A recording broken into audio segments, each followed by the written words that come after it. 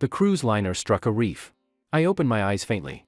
Before me was a dirty beach, dense coconut palms, and the boundless sea. It was a deserted island. Am I alive? Struggling to stand, I gasped heavily for breath. I wondered what had happened to the rest of my colleagues. We had been on a corporate trip. Our general director, Soo-yoon, had taken the entire staff on a cruise. No one expected the liner to run aground on a reef. I stood up and looked around. At the water's edge, where the waves washed the sand, lay a woman's figure. It was her. I rushed forward. Lying on the sand was Soo-yoon. Her face was pale and twisted with pain, her delicate brows furrowed, her long white legs slightly parted. She had clearly swallowed too much water. I bent down and began performing artificial respiration. I am Yi-fong, a simple low-level employee. In ordinary life, I wouldn't even dare to look at her. But now, on this island, I suddenly had a chance for such close contact. Gulp. I swallowed hard and pressed my lips against hers. Her lips were sweet, fragrant. The taste turned out unexpectedly pleasant. As I breathed air into her lungs, the most forbidden fantasies swarmed in my mind. Some time passed, and suddenly she opened her eyes. Instead of gratitude, I received a resounding slap. My cheek burned from the blow. She screamed, calling me a pervert. I tried to explain myself, but all I heard in return was her scorn. Moreover, she recalled the words of Wang Tao, my supervisor, who had always tried to drown me. That bastard constantly poured filth on me, painting me before Soo-yoon as vile and obscene. And worst of all, he had stolen away the girl I had dated for 3 years, buying her with sweet promises and money. Now, even here, on a deserted island, she looked at me through the prism of his words. To her, I was still a disgusting type. She picked up a stone and ordered me to stay away. I felt anger. I had saved her, and yet she not only failed to appreciate it but also insulted me. In the office, I would have kept silent for the sake of my salary. But here, on this island, where survival was uncertain, I had no intention of enduring humiliation. We settled in different spots beneath the palms, about 10 meters apart. A cold war arose between us. The sun blazed mercilessly. She was tormented by thirst, her strength dwindling after vomiting. I, however, sat calmly with eyes closed, as if resting. Half an hour later, she came up to me and asked for fresh water. I opened my eyes and, with a lazy smirk, reminded her that she herself had wanted to keep away from me. Irritated, she turned away again. Later I heard her cry out. But it was no beast. Soo-yoon was sitting on the sand, clutching her bruised hip. She had tried to climb a palm for coconuts and had fallen down. She turned to me again, now desperate. Help me get the coconuts. Do this, and later, when we're rescued, I'll give you a promotion and a raise. I sneered coldly. For me, who had grown up by the sea, climbing a palm was nothing. But her arrogant tone gnawed at me. Even here, on this island, she still acted like a director. I said, if you want coconuts, I'll lift you onto my shoulders. She blushed and grew angry. In a skirt, it was humiliating. But she had no choice. Taking off her shoes, she carefully stood on my shoulders. I lifted her light body with ease. A faint fragrance drifted from her, and heat spread through me. Soo-yoon was a rich woman, a pure and untouchable beauty, more stunning than many actresses. In ordinary life, I would never have been able to approach her. But now her legs stood upon my shoulders, her skirt barely covering her body, and I felt her warmth so close. My thoughts grew dirtier and dirtier. And I couldn't resist. I lifted my head. Guys, if you haven't seen the previous parts, you'll find the links in the description and the pinned comment. Now, let's get to the story. I can only try. Before, we used black fuel, so we could reach 6 knots. Now we're using charcoal, and I can't guarantee a speed of 6 knots, Chang Li-bin said, then pulled the rope 6 times in a row. The person on duty in the lower cabin immediately understood and started throwing charcoal into the 2 huge furnaces. The entire warship trembled, and thick smoke billowed out from the chimney. Yi-fong stood at the bow, watching the riverbanks quickly receding. On the rear deck, Shuangxue and Baya had also woken up and were happily eating breakfast. Shi Zhengliang was a bit biased. When serving them food, his hands were steady, but when it was Wang Zhihai's turn, his hands shook uncontrollably like he had a stroke. The speed of the warship finally reached its peak. Brother Feng, the warship is only going about 5 knots now, which is around 9 kilometers per hour, Chang Li-bin shook his head. Forget it. Let's make do. When we find a better fuel, we'll get the warship up to 10 knots an hour, Yi-fong comforted Chang Li-bin, then went to the lower cabin. As soon as he entered, he saw 2 shirtless boiler workers dumping boxes of charcoal into the furnace. Hey, are you guys really being this wasteful? Yi-fong was shocked. You have to know, a single box of charcoal costs him at least 500 points in labor, plus 3 days of time.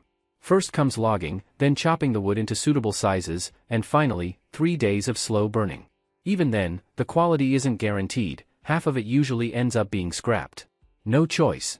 Only dumping box after box of charcoal can keep the warship running at full speed. The boiler workers wiped the sweat from their faces. How often do you dump a box of charcoal? Yifeng walked over to the furnace, looking painfully at the charcoal. 1 box every 2 minutes, or else how can such a big warship get power? How about this, change it to 1 box every 5 minutes. And don't dump whole boxes, just throw in 1 piece at a time. But then the warship will be as slow as a snail. Hey, forget the speed, save the charcoal. Yifeng looked over at the charcoal storage. More than 30 boxes were already empty. At this rate, if they went 200 kilometers, they'd burn through all the fuel. You have to understand, this fuel was the result of 7 days of work. Actually, half of it was from the gay people, and now those people definitely won't trade anymore. The 2 workers could only nod and started tossing the charcoal in piece by piece. Chang Libin was steering the ship when he suddenly felt the warship slow down, and only a little smoke was coming from the chimney. Why did it slow down so much? Yifeng walked up to the deck, looking at the shore with a grim face. Charcoal just doesn't last long and takes up too much space. Even if they filled the whole lower cabin with it, it might only be enough for 500 kilometers. Creek, the warship turned into one of the tributaries. Though this tributary wasn't as wide as the main river, it was still about 7 to 8 kilometers across, and the current in the middle was very strong. Hey brother Feng, there seems to be a small island in the middle of this stream. Chang Libin pointed to the center of the tributary. Yifeng looked carefully and indeed saw a very small island, less than a hectare in size, not even as big as one of the teams in Yifeng's village. Old Cheng, dock the warship there. Check the water depth around the island and see if the warship can stay afloat. Yifeng quickly said. Alright, I'll try. Chang Libin pulled the rope 6 more times. The boiler workers saw this and started dumping boxes of charcoal into the furnace again. At 9 kilometers an hour, they finally escaped the rapid river flow and docked near the island. But they were still more than 50 meters away. Any further and the warship would run aground. Brother Feng, why stop here? Chang Libin asked. Ha ha ha, old Cheng, staying on the ship for a long time, doesn't it feel a bit uncomfortable? Yifeng laughed. A little bit, but I'm totally fine with it, Chang Libin shrugged. Of course you can handle it, but others are a bit seasick. Look at this island, surrounded by water, higher in the south and lower in the north, full of trees. If we cut down all the trees and use the wood to build small houses, wouldn't it become a stable base? Yifeng asked with a smile. Oh wow, you're right. We can't drift forever. We need a place to settle.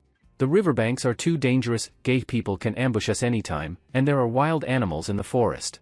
But here it's different. Let me see, it's about 4 kilometers from the north shore, and 5 to 6 kilometers from the south shore.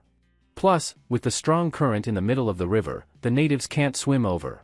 Chang Libin jumped up excitedly. Then what are we waiting for? Drop the anchor and secure the ship here. After breakfast, I'll take a commando team to the island to clear out any wildlife, just in case there are poisonous snakes or something. Yifeng then went to eat. While eating, he shared his idea with everyone. This is great. We finally have a base. Floating on the warship every day felt kind of off, even if it's steady. Chenin was the first to raise his hand in support. Then came Tuba and the other savages, who had always lived on land. Living on a warship takes time to get used to. Brother Feng, I'm a plant expert. That island is suitable for growing crops. Even though we don't have seeds, I can use my skills to breed wheat, corn, and rice through grafting. But it'll take some time. At that moment, an old man stood up, about 50 years old. Why didn't you say this earlier? You're still doing cleaning. Yifeng's eyes lit up as he patted the middle-aged man on the shoulder. Yes, stop hitting me, Brother Feng, it hurts, the man quickly said. What's your name? I'm Yuan Yishan. Yifeng nodded and raised Yuan Yishan's hand. Everyone listen up, from now on Yuan Yishan will focus on growing food, so he won't do any other work, including cleaning. I, Yifeng, have decided to give him a monthly subsidy of 6,000 points. Any objections? No objections, absolutely none. Everyone from the civilized society went crazy. Eating meat all the time just didn't feel right. If they could grow grains, they wouldn't have to live like cavemen anymore. However, Tuba and the others weren't happy. In their minds, meat was the real meal. After breakfast, Yifeng put on a thick bearskin coat and led 20 men onto 4 canoes. It's so cold, Brother Feng. The wind on this small island is so strong. I'm afraid we'll catch a cold if we build a camp here. Chenin tightened his clothes. It's fine. The island is higher in the south and lower in the north. If we build our camp near that small hill, we can avoid the wind and rain. Yifeng was also a bit cold. Finally, the 4 canoes landed on the small island one after another. Splash! Yifeng stepped barefoot onto the soft black soil. The whole island was almost entirely covered in mangrove trees. Quack, quack, quack. Just then, a few water ducks flew up from the forest, making warning sounds with their mouths. I thought all the birds had migrated already. Didn't expect there to still be some on this island. Aren't they afraid of the cold? Chenin looked confused. Yeah. Maybe there's some secret on this island. Let's split up and go through the island to clean it out. See if there are any poisonous snakes or fierce beasts or anything like that. After Yifeng finished speaking, he took the lead and slipped into a certain area. The trees here were very tough. Precisely because of that, they could withstand the strong winds in the center of the river. The ground was either covered in bird droppings or mud. It only took Yifeng 5 minutes to reach the center of the island. There, he saw a small spring bubbling and steaming with hot air. We hit the jackpot, Brother Feng. This is a hot spring. Ha ha ha. Chenin reached into the spring to test the temperature, then quickly soaked his whole body in it. The others were overjoyed. Splash, splash. In no time, the hot spring of less than 10 square meters was full of people. Yifeng tested the temperature. It was about 50 degrees Celsius. Definitely not suitable for summer bathing, but in winter, soaking in a 50-degree hot spring was the ultimate enjoyment. Of course, if some people couldn't handle that temperature, they could dig another pool below and let the spring water flow down to cool it further. Brother Feng, this hot spring is so full of energy. The water keeps bubbling out. No wonder those water ducks didn't migrate. Chenin scrubbed the mud off his body. The hot water softened the dirt, making it easy to scrub off. Yifeng had made up his mind, first occupy this small island, then build 2 pools here, one for women on top, and one for men below. That way, in the cold winter, everyone could soak in hot springs every day, and their immunity would definitely improve. Don't get too excited yet. Later I'll have Chushua test the water to see if there are any harmful substances. Some hot springs contain high levels of sulfur. If you soak too long in sulfur water, it could damage your skin. Yifeng was also scrubbing the dirt off his arm. Doesn't matter. Sulfur can even get rid of mites on the body. Brother Feng, this island will be our base in the future. You've got to name it, right? Zhang Zicheng lay flat in the hot spring, looking like a floating corpse when he didn't speak. Well, since there's a hot spring on the island, let's call it Hot Spring Island? Yifeng suggested. Done. Let's call it Hot Spring Island. Everyone cheerfully scrubbed themselves, but Yifeng felt somewhat uneasy. A short soak is enough. Let's get to work. There are still many parts of this island we haven't cleared. If a poisonous snake shows up, you're all done for. Yifeng said, then stood up from the hot spring. A gust of cold wind blew by, and he shrank back in. Chenin, Tuba, and Zhang Zicheng, stay behind. I need to discuss something with you. Wang Zhihai, take the others and sweep the entire island, Yifeng ordered. Why me? Wang Zhihai unhappily climbed out of the hot spring. After everyone left, Tuba looked at Yifeng. Brother Feng, what do you want to talk about?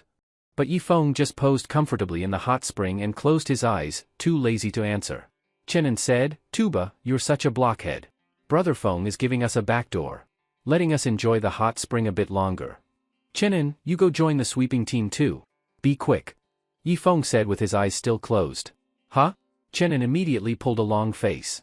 Some things are better left unspoken. Once you say them, it's hard to take them back.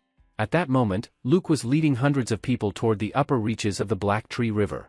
He had already gone downstream, but Yifeng's warship had disappeared. So he split his forces, one group headed toward the sea, while he led the other upstream. At this time, he finally saw Yifeng's giant warship on the edge of a tributary. Chief, the warship is too far away. Yifeng can't see us. A chief said. Start a big fire on the shore and draw the warship over. We need to eat. Luke said, then glanced at a tall dark figure behind him. The shadow was wrapped in thick animal skins, covering its entire head. His face was not visible. Brother Feng, feeling good? Chenin massaged Yifeng's back in the hot spring. Not bad. What did you do before? Yifeng lay on a clean rock, enjoying Chen En's massage. Actually, I was technician number 18. I used to work in a club, Chenin said. No wonder you're so skinny. Got drained, huh? There's still a little left, enough to make babies. At that moment, Susan's voice rang out from the warship. Ah Feng, come back. Yifeng was startled. He quickly dressed in the bearskin and rushed through the dense mangrove forest back to the warship. As soon as he got back, he saw a towering fire burning on the riverbank. What is this? The gay people setting a fire? Yifeng quickly figured it out. Let's go. These gay people can still be used. After speaking, Yifeng looked at the small island behind him. There was still a lot of work to do there. For example, cutting trees, building wooden houses, and paving the ground with stone, all of it required a lot of manpower. Although Yifeng had many people, even if everyone worked together, it would probably take a year to build the island into an ideal home. That's where the gay people came in. He believed they still had craftsmen. The warship roared and slowly moved toward the shore. 5 minutes later, Yifeng was only about 200 meters away from Luke. The two stood across the river, neither saying a word. Finally, the weaker Luke spoke first. Yifeng, the high priest has agreed to your request. 100 caddies of wood for 1 caddy of food. But, can we get the food first? Yesterday, more than 10 wailing children attacked humans and were secretly executed. Today, there might be more who lose control. They couldn't hold out any longer. You're not qualified to negotiate with me. Tell your high priest to come. Yifeng crossed his arms and spoke coldly. In a negotiation, you need to show strength. Since things fell apart last time with Luke, this time, Yifeng had to make some demands, or there would be more twists and turns. I'm a dignified chief, and I'm not qualified. Luke's eyes turned red with anger, wishing he could swallow Yifeng alive. A chief is nothing but a fart in my eyes. If you don't bring the high priest, then get lost. Our brother Feng won't deal with you. This time it was Chenin who spoke. Luke glared at Chenin through gritted teeth, but finally nodded slowly. Someone, go fetch the high priest, and bring her to the upper stream as fast as possible. Immediately, 4 natives headed downstream. Luckily, this place was only about 10 li, 5 kilometers, from the gay tribe, though they needed to detour around 2 tributaries, so it would take some time. Yifeng, is my sister doing okay now? Luke asked again. Yifeng shook his head and simply turned his back. He didn't want to waste words with Luke. This guy wasn't the top leader and couldn't make real decisions. You're not qualified to speak with our brother Feng. From now on, as the second in command, you'll talk with me, Chenin. Your wife and sister are doing well. They eat 3 meals a day and sleep in a warm room, Chenin replied loudly. Luke was furious at first, but after hearing Chenin finish, he relaxed a bit. As long as his sister was fine, that was enough. As for that slut Shuangxue, he would kill her sooner or later. Once spring came, his people would have full bellies. Then, they'd seize the warship in one swift strike. At the edge of Hot Spring Island, the trees suddenly shook, and a giant white python slithered out. Its tongue flicked in and out, and it quickly found the hot spring. It coiled its huge body into the spring, leaving only its nostrils above water to breathe. Its large size was due to the rainforest's abundant food. In winter, it didn't need to hibernate, it relied on the hot spring to keep its body active. Chenin was still negotiating with Luke, considering himself the second in command of the team. Luke, your sister is really pretty, so as her brother-in-law, I'm claiming the title. From now on, we're in-laws. Chenin used tricks from civilized society, leaving Luke totally confused. Laughter burst out from the deck. Although Luke didn't understand what brother-in-law meant, he could tell from Chen En's cheeky smile that it wasn't something good. Chenin, you weak little man, like a stray dog in the forest, don't you dare have bad thoughts about my sister. Or I, Luke, will be the first to deal with you. Hearing Luke's words, another burst of laughter came from the deck. Chenin wanted to joke with Luke, but ended up getting countered. Brother-in-law, what are you saying? I may be skinny, but that doesn't mean I'm weak. Don't worry. One day, your sister will live with me, and then we'll have a bunch of kids together, Chenin fired back. Behind him, Baya looked extremely awkward. She didn't like Chenin at all. Native women were even more realistic. If they wanted a man, they'd only choose the strongest one. Clearly, Yifeng was her best option. Time passed slowly. A few hours went by. Suddenly, the trees in the distance parted. 4 wailing children carried a sedan chair to the riverbank. Duo Yanhina stepped out, her pale jade-like feet landing on the dirty black soil. This contrast of white and black made Yifeng's eyes widen. Brother Feng, the hottest woman is here. Why not lure her onto the ship with food? Then she'll be yours, Chenin whispered. Shut up. Are you always thinking with your lower half? Yifeng scolded him, holding the railing with one hand. Finally, someone who can make decisions. High Priest, now we can trade. Yifeng shouted. Duo Yanhina signaled to Luke. The High Priest says she's willing to trade with you. Can you lend us 5 boatloads of food first? Luke relayed the message. Sorry, even the landlord's house doesn't have surplus grain. Show some results first. For now, we need 100 laborers on the warship to cut trees and build houses on Hot Spring Island. They'll be paid 20 jin of food per day. They eat 5 jin, and the remaining 15 can be sent back to your tribe. Yifeng said. He originally planned to pay only 10 jin, but considering the natives were still useful, especially for making charcoal in the future, he couldn't let them starve. Our high priest agrees. Yifeng, move the warship closer to the shore. I'll pick 100 people to board now, Luke shouted. Impossible to dock. At most, the warship will move another 100 meters forward. Then, your 100 laborers must swim over. We'll use ropes to pull them up and tie them up. They won't be allowed to move freely on the ship. Once ready, we'll exile them to Hot Spring Island. As long as they work well, they'll get their daily 20 jin of food.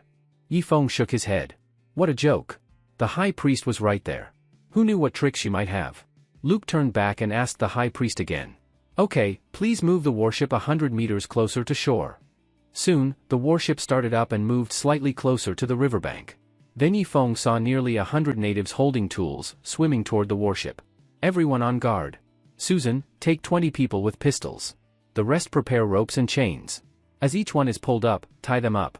Don't let them move freely on the ship. Yifeng ordered. Before long, 100 natives swam to the bottom of the warship. They treaded water, eagerly looking up at Yifeng on the warship. Lower the ropes. Yifeng gave this group of 100 a deep look. After confirming there were no high-ranking leaders among them, he ordered the ropes to be lowered. The first native had just climbed onto the deck when 20 guns were pointed at him. What are you doing? Tie him up. With Yifeng's command, the native was tied up at his hands and feet, left lying on the deck. At that moment, a 3-meter-tall fellow was hoisted up. He wore an iron mask, his eyes blood-red like a beast's. Yangli was at the back. At first glance of this strange man, her heart sank. After seeing more clearly, she couldn't help but step back several steps. Roar! The man actually let out a beast-like roar. Quick! Tie him with chains, Yifeng shouted in shock. 5 or 6 chains were thrown over. However, the strange man shook his shoulders from side to side, making hoarse noises from his mouth. Let me go! Yifeng could barely make out what he said, it was slurred. Duo Yen Hina had been watching the situation on the deck. Seeing this, she softly chanted a spell. The next moment, the 3-meter-tall man knelt on the ground and crouched obediently. I ask you all, is this a human? Yifeng pointed at the kneeling strange man on the deck. He is human.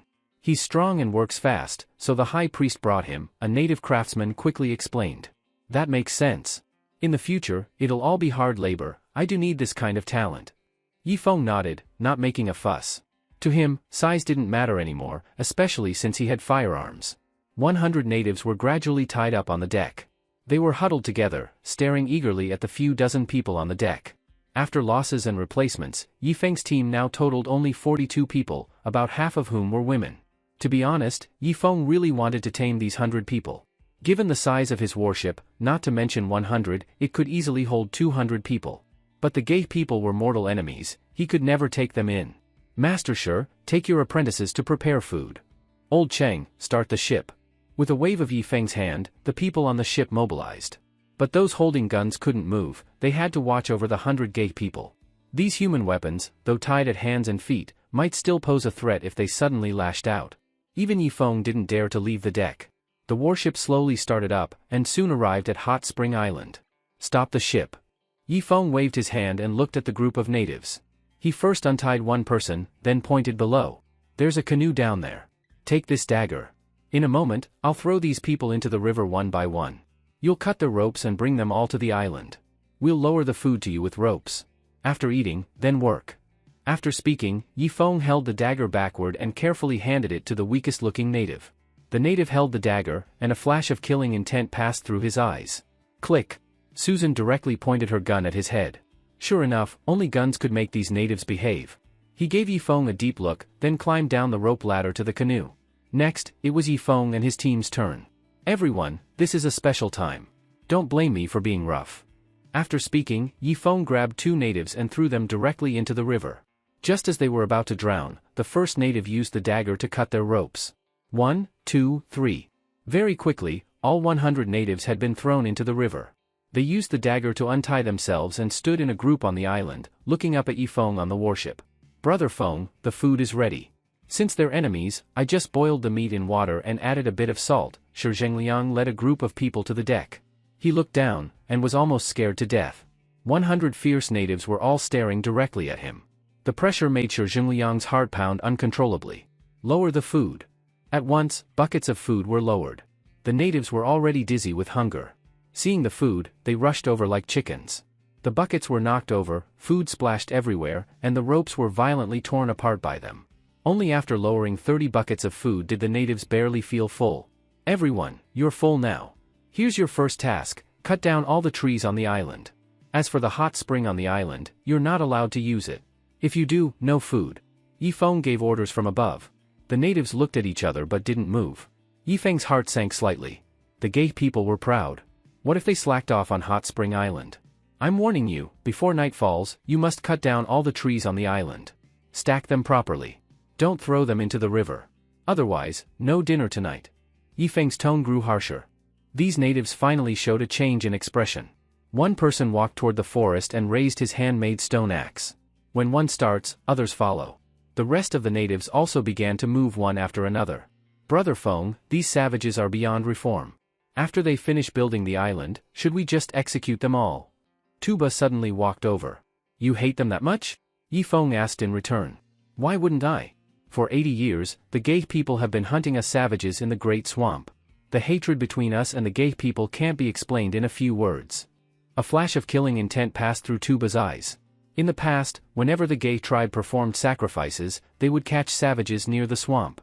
At least 80% of Tuba's people had died at the hands of the gay people, resulting in an average life expectancy of less than 25 years among savages.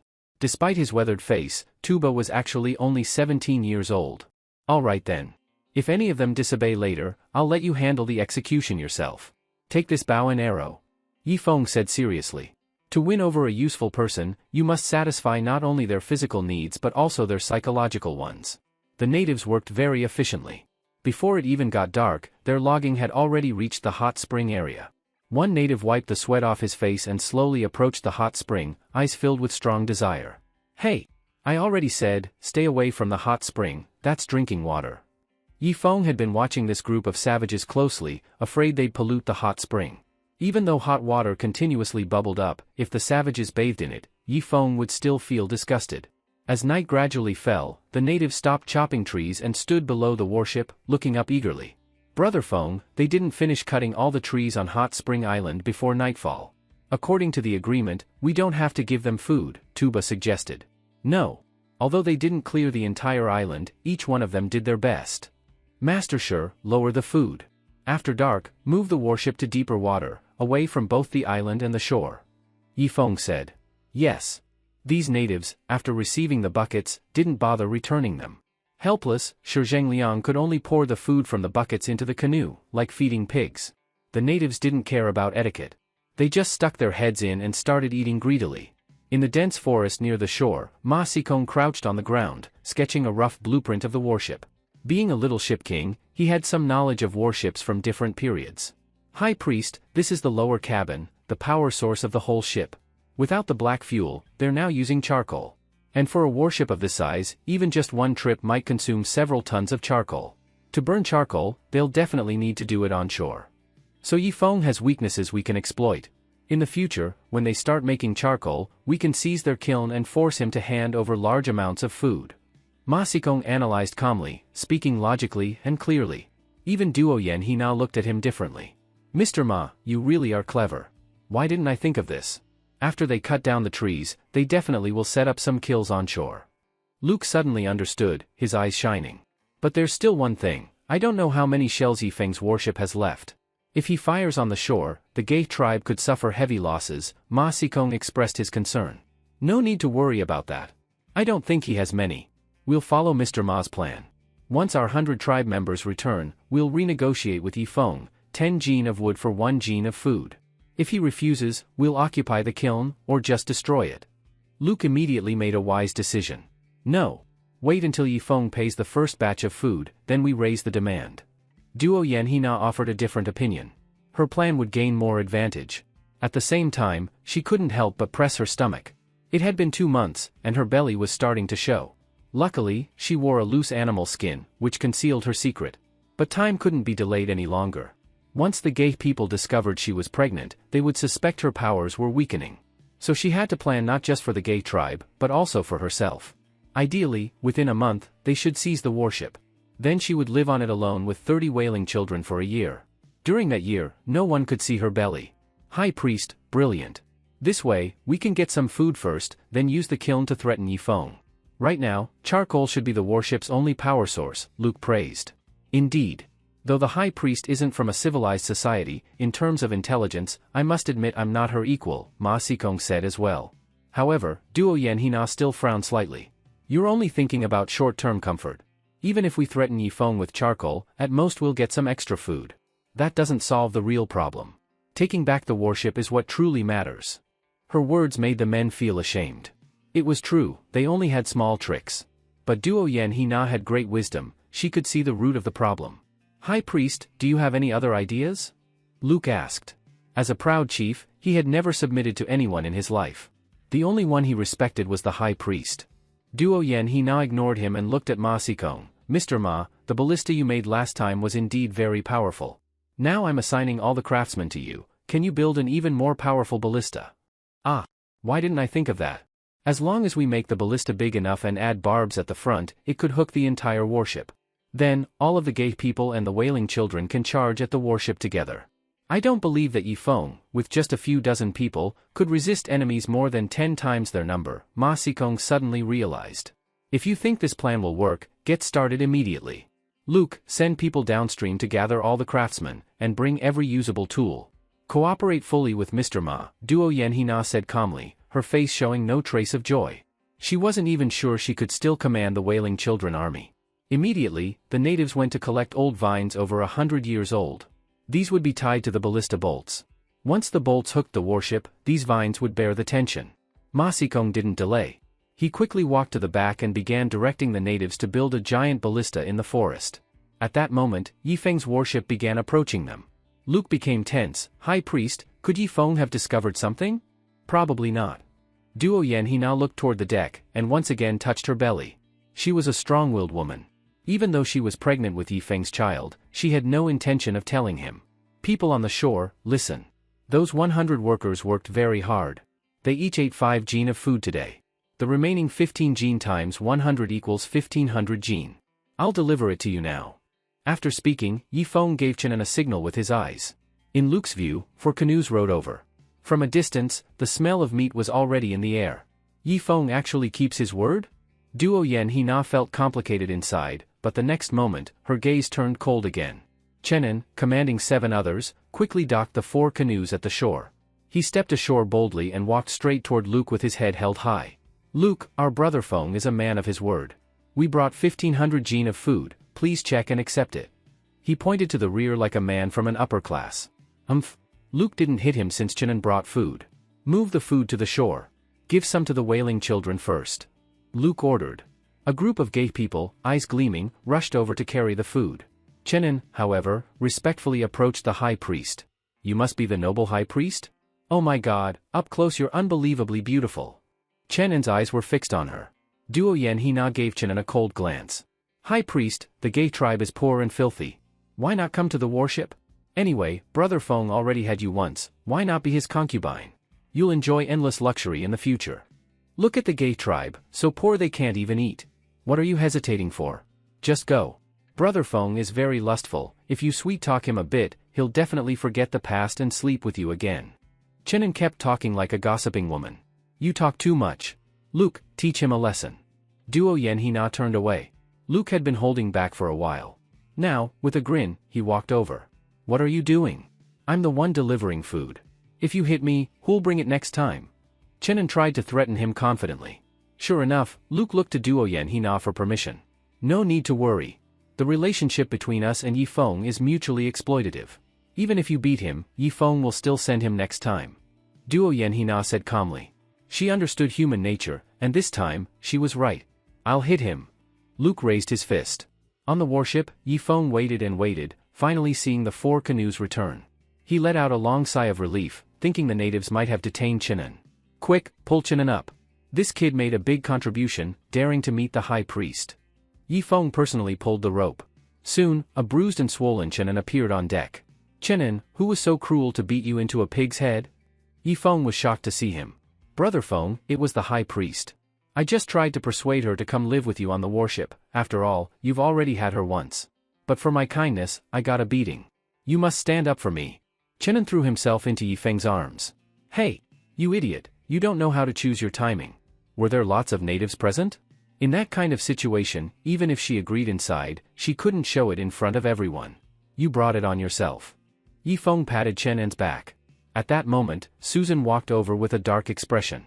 Chen En, did you consider me when you said those things? Ah, Sister Susan. Where did you come from? Chen En's face changed drastically. Then, another scream echoed from the deck. The first day passed quickly. At night, Yifeng first provided fire to the 100 people on the island, then drove the warship far away to prevent them from climbing aboard in the middle of the night. Even so, Yifeng and Susan still decided to take turns keeping watch. Normally, the natives couldn't do anything to them, but the high priest was on the shore. Yifeng wasn't afraid of others, only cautious of this high priest. Who knew what strange powers she might still have? Late at night on the deck, Yifeng and Susan patrolled side by side, occasionally casting vigilant glances toward the high priest's camp on the opposite shore. The natives had lit several large bonfires along the shore. Now that they had food, the tribe was in harmony. Ah Feng, is there something you're not telling me? Susan suddenly asked. Yifeng's expression changed drastically, and his eyes began to dart around. What did I not tell you? Still pretending? You think I don't know? The way she's been looking at you lately isn't right. Susan stared at Yifeng. That's normal. I'm the most handsome one on the ship. Everyone looks at me weird, Yifeng said with his head down. Still pretending? Suyun grew up with me. I can read her like a book. Susan grabbed Yifeng by the ear. Alright, fine, I'll confess. One time, I accidentally touched her hand. Yifeng explained cautiously. Nonsense. Did you already sleep with her? No, absolutely not. Fine. Don't let me find out. If I do, I'll castrate you. After saying this, Susan angrily walked to the stern. That night, Yifeng and Susan didn't talk again, all the way until the next day, when logistics officer Raimai came onto the deck. Ah Feng, now we're feeding 100 natives. Each gets 20 jin of food a day. They eat 5 jin, and 15 is sent to their tribe. That's 2 tons per day. The food on our warship will only last 2 to 3 more days. Raimai handed Yifeng a list, made from animal hide. What? If I had known, I would have only given them 10 jin a day. But now the promise is made, it's hard to go back on it. Yifeng looked troubled. How about this? While the weather's still not too cold, we go to the sea and see if we can catch some big fish. As for food in the rainforest, I think it's nearly gone, Raimai said. Yifeng was shocked. The colder it got, the less food there would be. He had to gather more now, or they wouldn't be able to keep feeding 100 workers. The result? They'd have to build the home on the island themselves. To fully develop Hot Spring Island, logging was just the early stage. The midterm involved paving the island with flat stones, and building a drainage system to prevent it from smelling bad. Then they'd construct wooden houses and build a 10-meter-tall watchtower. Not only that, there weren't enough stones on the island. They'd need the Gay people to transport them from the mainland, which would also cost food. The Gay people wouldn't help for free. After breakfast, call everyone with a flower on their shoulder to a meeting. Yifeng spoke with a headache. He didn't know much about construction, so he needed to see if anyone in the group had experience building houses, how to turn the island into a home. An hour later, the dining hall was filled with people from civilized society. As for the savages, only Tuba was there. How do you all want to build Hot Spring Island? I mean, does anyone here know about feng shui or have a degree in civil engineering? Yifeng asked. Chang Libin raised his hand. Brother Feng, I'm not a civil engineer, but I think building a house and building a ship are similar. To turn the island into a modern village will take a long time. First, the trees on the island haven't all been cut. Even if they are, we'll need to flatten the ground and compact it into a rammed earth layer. Then lay stone slabs or wooden boards on top. Just that step alone will take about a month, since we also need to transport stone from the mainland. These stones will need to be processed by the natives, which means we'll need to support at least 50 more workers, not to mention building the wooden houses later. I suggest we use a stone-wood hybrid structure, so the houses won't blow away easily in strong winds, but that will take even longer. In short, to build Hot Spring Island into an ideal home will take at least 1 year, and the help of at least 200 native laborers. Chang Libin concluded. Yifeng furrowed his brow deeply. He thought it would take 2 months to build the island, but it turns out it would take a year. Doesn't that mean they'd have to feed 200 natives for over a year? 365 days, 200 people, that's 4 tons of food per day. That's 1,500 tons per year? Brother Feng, I noticed the climate here is unusual, warm in the north and cold in the south. We can't catch many fish near the sea. Why don't we sail the warship north of the Great Swamp? A lot of animals have migrated there anyway, Tuba suddenly said. You're right. We really should try going north of the swamp. The climate there is good for animals, Susan, the second-in-command, agreed. What else could Yifeng say? All right. Chenin, take a canoe and explain to the high priest. Tell her we're taking the warship upstream to hunt. As for the natives on the island, prepare 3 days' worth of food. We'll come back from the swamp in 3 days. Yifeng made the decision immediately. Chenin, with 2 others, got on a canoe. Yifeng stood at the edge of the deck and looked at the 100 workers on the island. They had food and drink lately and were working hard. But for such a large project, it was still just a drop in the bucket. Listen up down there. We're going upstream to hunt food for you. So Master Sure will prepare 3 days' worth of food. During these 3 days, cut down all the trees, clean off the branches, and use stones to compact the soil. Yifeng figured that was enough work for them in 3 days. Among the 100 natives, there was a small leader named Ar Lai Ri. What if you don't come back in 3 days? We'll be trapped here. Ar Lai Ri looked up at the tall warship. Don't worry. We'll definitely return in 3 days, Yifeng promised. No. North of the swamp, there are even stronger creatures. If you're wiped out, how will we return to land? The water current here is so fast. Ar Lai Ri looked full of distrust. Me? Don't worry. Our warship has cannons and guns. What creature could destroy my warship? No. I still don't trust you. Take us back to land first, then go hunting. TMD, I gave you face. Just stay here honestly and work seriously. Otherwise, I'll throw all of you here right now. Yifeng was angry. Being too easygoing is also a weakness. Sure enough, faced with Yifeng's tough stance, Ar Lai Ri said nothing and could only go back to work with a dark face. After a while, Chenin also returned by canoe. Brother Feng, Luke said since we're leaving for 3 days, we have to provide them with 15 jin of food per person for those 3 days. I calculated it, it's about 4.5 tons, Chenin said. Alright, that's reasonable. Miko, how much food do we have in total right now? Yifeng asked. Less than 2 tons, Raimai replied. Then send all of it over.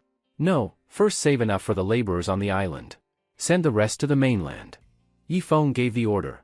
The following negotiations were full of twists and turns, but in the end, the natives reluctantly accepted the terms. Otherwise, Yifeng wouldn't be able to go upstream to hunt, and they would go hungry anyway. By noon, the massive warship finally started up and sailed upstream. The charcoal stored in the lower cabin was enough for the ship to travel more than 400 kilometers, more than enough for a round trip, as long as no accidents happened. Thick smoke poured from the 2 chimneys, and the warship was running at full power, 9 kilometers per hour. In less than 7 hours, they should reach the north of the Great Swamp. Brother Feng, are you cold? I made this fur coat for you. In the tribe, only the chief could wear one. At that moment, Yifeng felt warmth on his back. A striking fur coat was draped over his shoulders. It was Shuangxue. She had started calling Yifeng brother. It's pretty flashy. Yifeng walked back and forth on the deck wearing the coat. Native women were indeed more talented in hand sewing than people from civilized society, because in civilized society, sewing machines had replaced handmade work. Brother Feng, as a leader, can you only have one woman? Shuangxue suddenly asked. What's the matter? Don't tell me you. Yifeng looked around cautiously. Luckily, Susan had been on night watch and was now asleep. That's right. We women just want to bear children for the strongest man. If Brother Feng is interested, you can find me anytime. I've heard in civilized society, one man can only have one woman. But I'll be discreet, I won't let your main wife know. As she spoke, Shuangxue tugged the fur coat down a little. Yifeng's pants immediately started looking awkward. He was a young man full of vigor, and Shuangxue was too tempting. Her figure and aura matched every man's nighttime fantasy, and she even had a natural fragrance. Let's wait a while. Right now, I need to focus on building the island. Yifeng said with difficulty.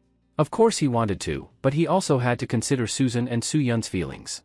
Brother Feng, I think we can repair the fishing nets on the warship. That way, we can catch some bottom-dwelling fish. In winter, many fish sleep at the bottom, and some of them are really big. Tuba walked over dragging a net. You know this environment better. I'll leave it to you, Yifeng patted Tuba on the shoulder. Thanks to the warship, we can now catch deep-water fish. In the past, even if we knew there were fish down there, we couldn't do anything, Tuba said. Lately, he'd been hanging out with Chenin and had picked up some idioms from civilized society. Alright, I'm counting on you. Yifeng gave Tuba a nod of affirmation. The warship sailed from noon until nightfall. Yifeng noticed the surrounding temperature, it was about 2 degrees warmer than downstream. Don't underestimate a 2-degree difference. Often, even a small change can help countless animals find food. Coo coo. Bird calls rang out from the shore, along with some sounds of animals hunting. They were already close to the north. Up ahead was the vast open plain of the Great Swamp. It stretched for over 100 kilometers with no people, not even birds liked to stay there. Finally, the last trace of sunlight disappeared beyond the horizon, and the sky darkened. In the east, a cold crescent moon hung in the sky. Brother Feng, that's the Great Swamp, it's a place we savages can never cross. Otherwise, we'd have migrated north long ago to escape the Gachi people. Tuba pointed toward the vast open plain, a flash of fear in his eyes. Your people, no one has ever crossed the Great Swamp? Yifeng asked. Unless we become birds. But even birds can't fly 100 kilometers non-stop. That place is a forbidden zone for living things. Only beast tamers seem able to cross it, Tuba said. All right. Yifeng stood at the edge of the deck, appreciating the silent beauty of the swamp. This was a place suffering from serious soil erosion. The warship sailed close to the swamp's edge toward the north. Now and then, they saw a moose swimming in the river. The moose were smart. They'd rather swim through the river to go north than cross the Great Swamp. Animals are great swimmers, their endurance and willpower far surpass humans. Splash. No. Yifeng wanted to stop it, but it was too late. Tuba had already shot the moose with an arrow. Brother Feng, this deer must be at least a few hundred jin of meat. Why not kill it? Tuba said as he dropped a hook and caught the moose's body. Sigh, forget it. Yifeng sighed. He felt that moose had already swum more than 10 kilometers and was about to make it across the swamp. He couldn't help but feel a little bad. The warship continued sailing in the dark, heading upstream. The temperature kept rising. Along the way, they saw many animals swimming north. There were deer, buffalo, tigers, otters, and lots of snakes. Brother Feng, while they're tired from swimming, why not shoot them now? Tuba suggested. No, let's wait until they're on shore. Yifeng shook his head. Once a team becomes powerful, people's minds start to change. For example, when a human becomes powerful enough to wipe out an entire planet's creatures, he naturally starts to feel compassion, a kind of social responsibility. In reality, some celebrities and tycoons do the same. They have everything they need, and they've gotten tired of beautiful women. So they start taking on social responsibility, hoping to earn respect and admiration. Yifeng was indeed still lacking food. But these animals were already exhausted. If he killed them now, he'd feel uneasy. At least let them reach the north side of the Great Swamp first. After all, for Yifeng's team, killing them was as easy as crushing an ant. At this time, he would try his best to pursue fairness. Brother Feng, I can feel that there are many fish in this water area. Can we cast the net now? Tuba asked excitedly. Yes, try not to harm the land creatures. Yifeng nodded. In the end, the warship stopped beside the Great Swamp. Tuba and a few others worked together and threw a huge net into the river. The floats formed a giant circle under the warship. Drive the ship. The warship dragged the huge fishing net, continuing northward. At the same time, the speed slowly dropped, proving that there were already many fish in the net. Just as they were about to reach the center of the Great Swamp, the whole warship suddenly shook. Everyone stood at the stern. They saw white waves surging in the net, as if something huge had been caught. Now! After Tuba finished speaking, everyone mobilized. They pulled the fishing net by hand, slowly dragging the several-ton catch up onto the deck. Inside were densely packed fish. There were carp, crucian carp, eels, swamp eels, salmon, and each one was large and very fatty. Holy crap, Brother Feng, look at this thing. Chenin held a huge lobster over his head. Yifeng looked and saw it was at least 10 jin in weight. Brother Yi, look at this fish, it's bigger than me. Ding Tuanchuan was dragging a red fish tail. Yifeng walked over and saw it was a super large carp, about twice as big as Ding Tuanchuan. Don't play at the edge of the deck anymore, otherwise if you fall in, a carp this size could swallow you in one bite. Yifeng patted Ding Tuanchuan's little head. Oh! At this moment, Tuba screamed, holding up a brightly colored shrimp. Brother Feng, what kind of shrimp is this? I've never seen it before. Just now, its two little fists hit my fingernails black. After speaking, he threw a mantis shrimp in front of Yifeng. This thing has very strong fists. Well, give it to Master Sure to handle. In the future, if we encounter shelled food, let it use its fists to smash open the shells, like a kitchen helper. Yifeng said with a smile. This single net haul was very rich. Yifeng roughly estimated that there were at least 2 tons of fish, and of course some crabs muddled in the water among them. After removing skin and shells, the food that could actually be eaten was about 1 ton. If this net haul were in civilized society, it would be worth at least tens of thousands of yuan. Chang Libin looked at the mountain of fresh river food on the deck. Stop talking nonsense. Sort these river foods, remove the internal organs, preserve with salt, and continue to cast the net. Maybe before we even reach the north of the Great Swamp, we can catch enough food. Yifeng laughed. It was a harvest night. Everyone was busy until dawn and cast nets 3 times in total. Each net haul had nearly 2 tons of fish. But in the last net, a highly venomous silver ring snake appeared in the net and almost bit someone to death. Everyone must be tired. Go back and rest. Let those who weren't on watch last night come sort the fish and then go remove the internal organs to cure them. Yifeng waved his hand. At that moment, Ding Tuanchuan suddenly walked out wearing a set of fish scale armor, holding a spear, just like a female war goddess. What are you doing? Yifeng covered his nose, because Ding Tuanchuan had a strong fishy smell. Brother Yi, I already skinned that big carp. Its scales are very hard, so I made armor out of them. Ding Tuanchuan said. Yifeng looked and saw the fish scale armor was indeed made from fish scales. When knocked with a hand, it was hard and could at least block the poison needles of a wailing child. Not a bad idea, but the fishy smell is too strong. Take it off first, let it dry in the sun, then wear it. Yifeng said. Oh. Ding Tuanchuan ran to the kitchen. The others went to sleep, but Yifeng still could not sleep. As the top leader, his burden was heavy. So he walked with his hands behind his back to the kitchen. Shi Zhengliang was with a group of women removing the fish internal organs. Master Shi, you've worked hard. Weren't there 6 tons? Why is the kitchen only handling so little? Yifeng kindly inquired. Oh, the fish are too smelly and too many. I've just stacked them on the 3rd level. Shi Zhengliang said without lifting his head. What? The 3rd level hasn't been cleaned yet. The ground is full of wailing children's feces and some animal corpses. How do you expect us to eat later? Yifeng was furious, and his stomach churned. Don't worry. The fish piled on the floor are for the gay people. The food we eat is all hung up and won't get dirty. Shi Zhengliang said calmly. That's fine. But what you're doing is somewhat immoral. In the future, when conditions allow, everyone's food should be the same. Only then did Yifeng relax.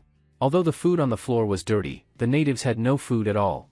Even if the food was smeared with feces, they would still fight over it. Everything was developing in a good direction. It wasn't until noon that Yifeng finally went to his sleeping room to sleep. He opened the door. Susan was still sleeping in bed. She liked to sleep naked, showing her smooth white back.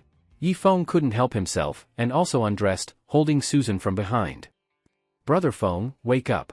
We've finally reached the north of the Great Swamp. Chenin howled outside the door. Yifeng slowly opened his eyes. The quilt had been kicked aside, and sweat covered his body. Susan was also lying beside him, showing her graceful figure. He looked out the window and instantly widened his eyes. A red sun hung high in the sky, showering the land with countless golden rays. At the same time, the temperature had actually returned to about 15 or 16 degrees, much higher than the south side of the Great Swamp. No wonder I suddenly got aroused earlier. Turns out the temperature rose, giving male animals the impulse to reproduce. Yifeng murmured, then pushed Susan. Susan, wake up, we've reached the north of the Great Swamp. After a long time, Susan opened her eyes in a daze. She had been sleeping soundly, but Yifeng suddenly came in, making her enjoy once in her dream. After dressing, the first leader and second leader went up to the deck. They saw Tuba and the others now wearing thin clothes, pointing out the landscape from the deck. Look, that's a herd of elephants. In that grass thicket should be lions. Chenin excitedly kept shouting. Yifeng quickly walked to the ship rail and looked toward both riverbanks. This upper main river channel was at most 10 kilometers wide, not as wide as a lower tributary further downstream. Yifeng could clearly see the tall plants on the opposite bank, and some vague animal shapes. At the same time, on this bank, the terrain and landforms had also changed. The whole land became a vast plain. It could be called a great grassland, but it also contained forests, equivalent to a mixture of forest and grassland. Some large herbivorous animals were grazing here in groups. Every few bites, they would lift their heads alertly. Brothers, what are you still waiting for? Yifeng turned his head and smiled. The rope ladder was lowered.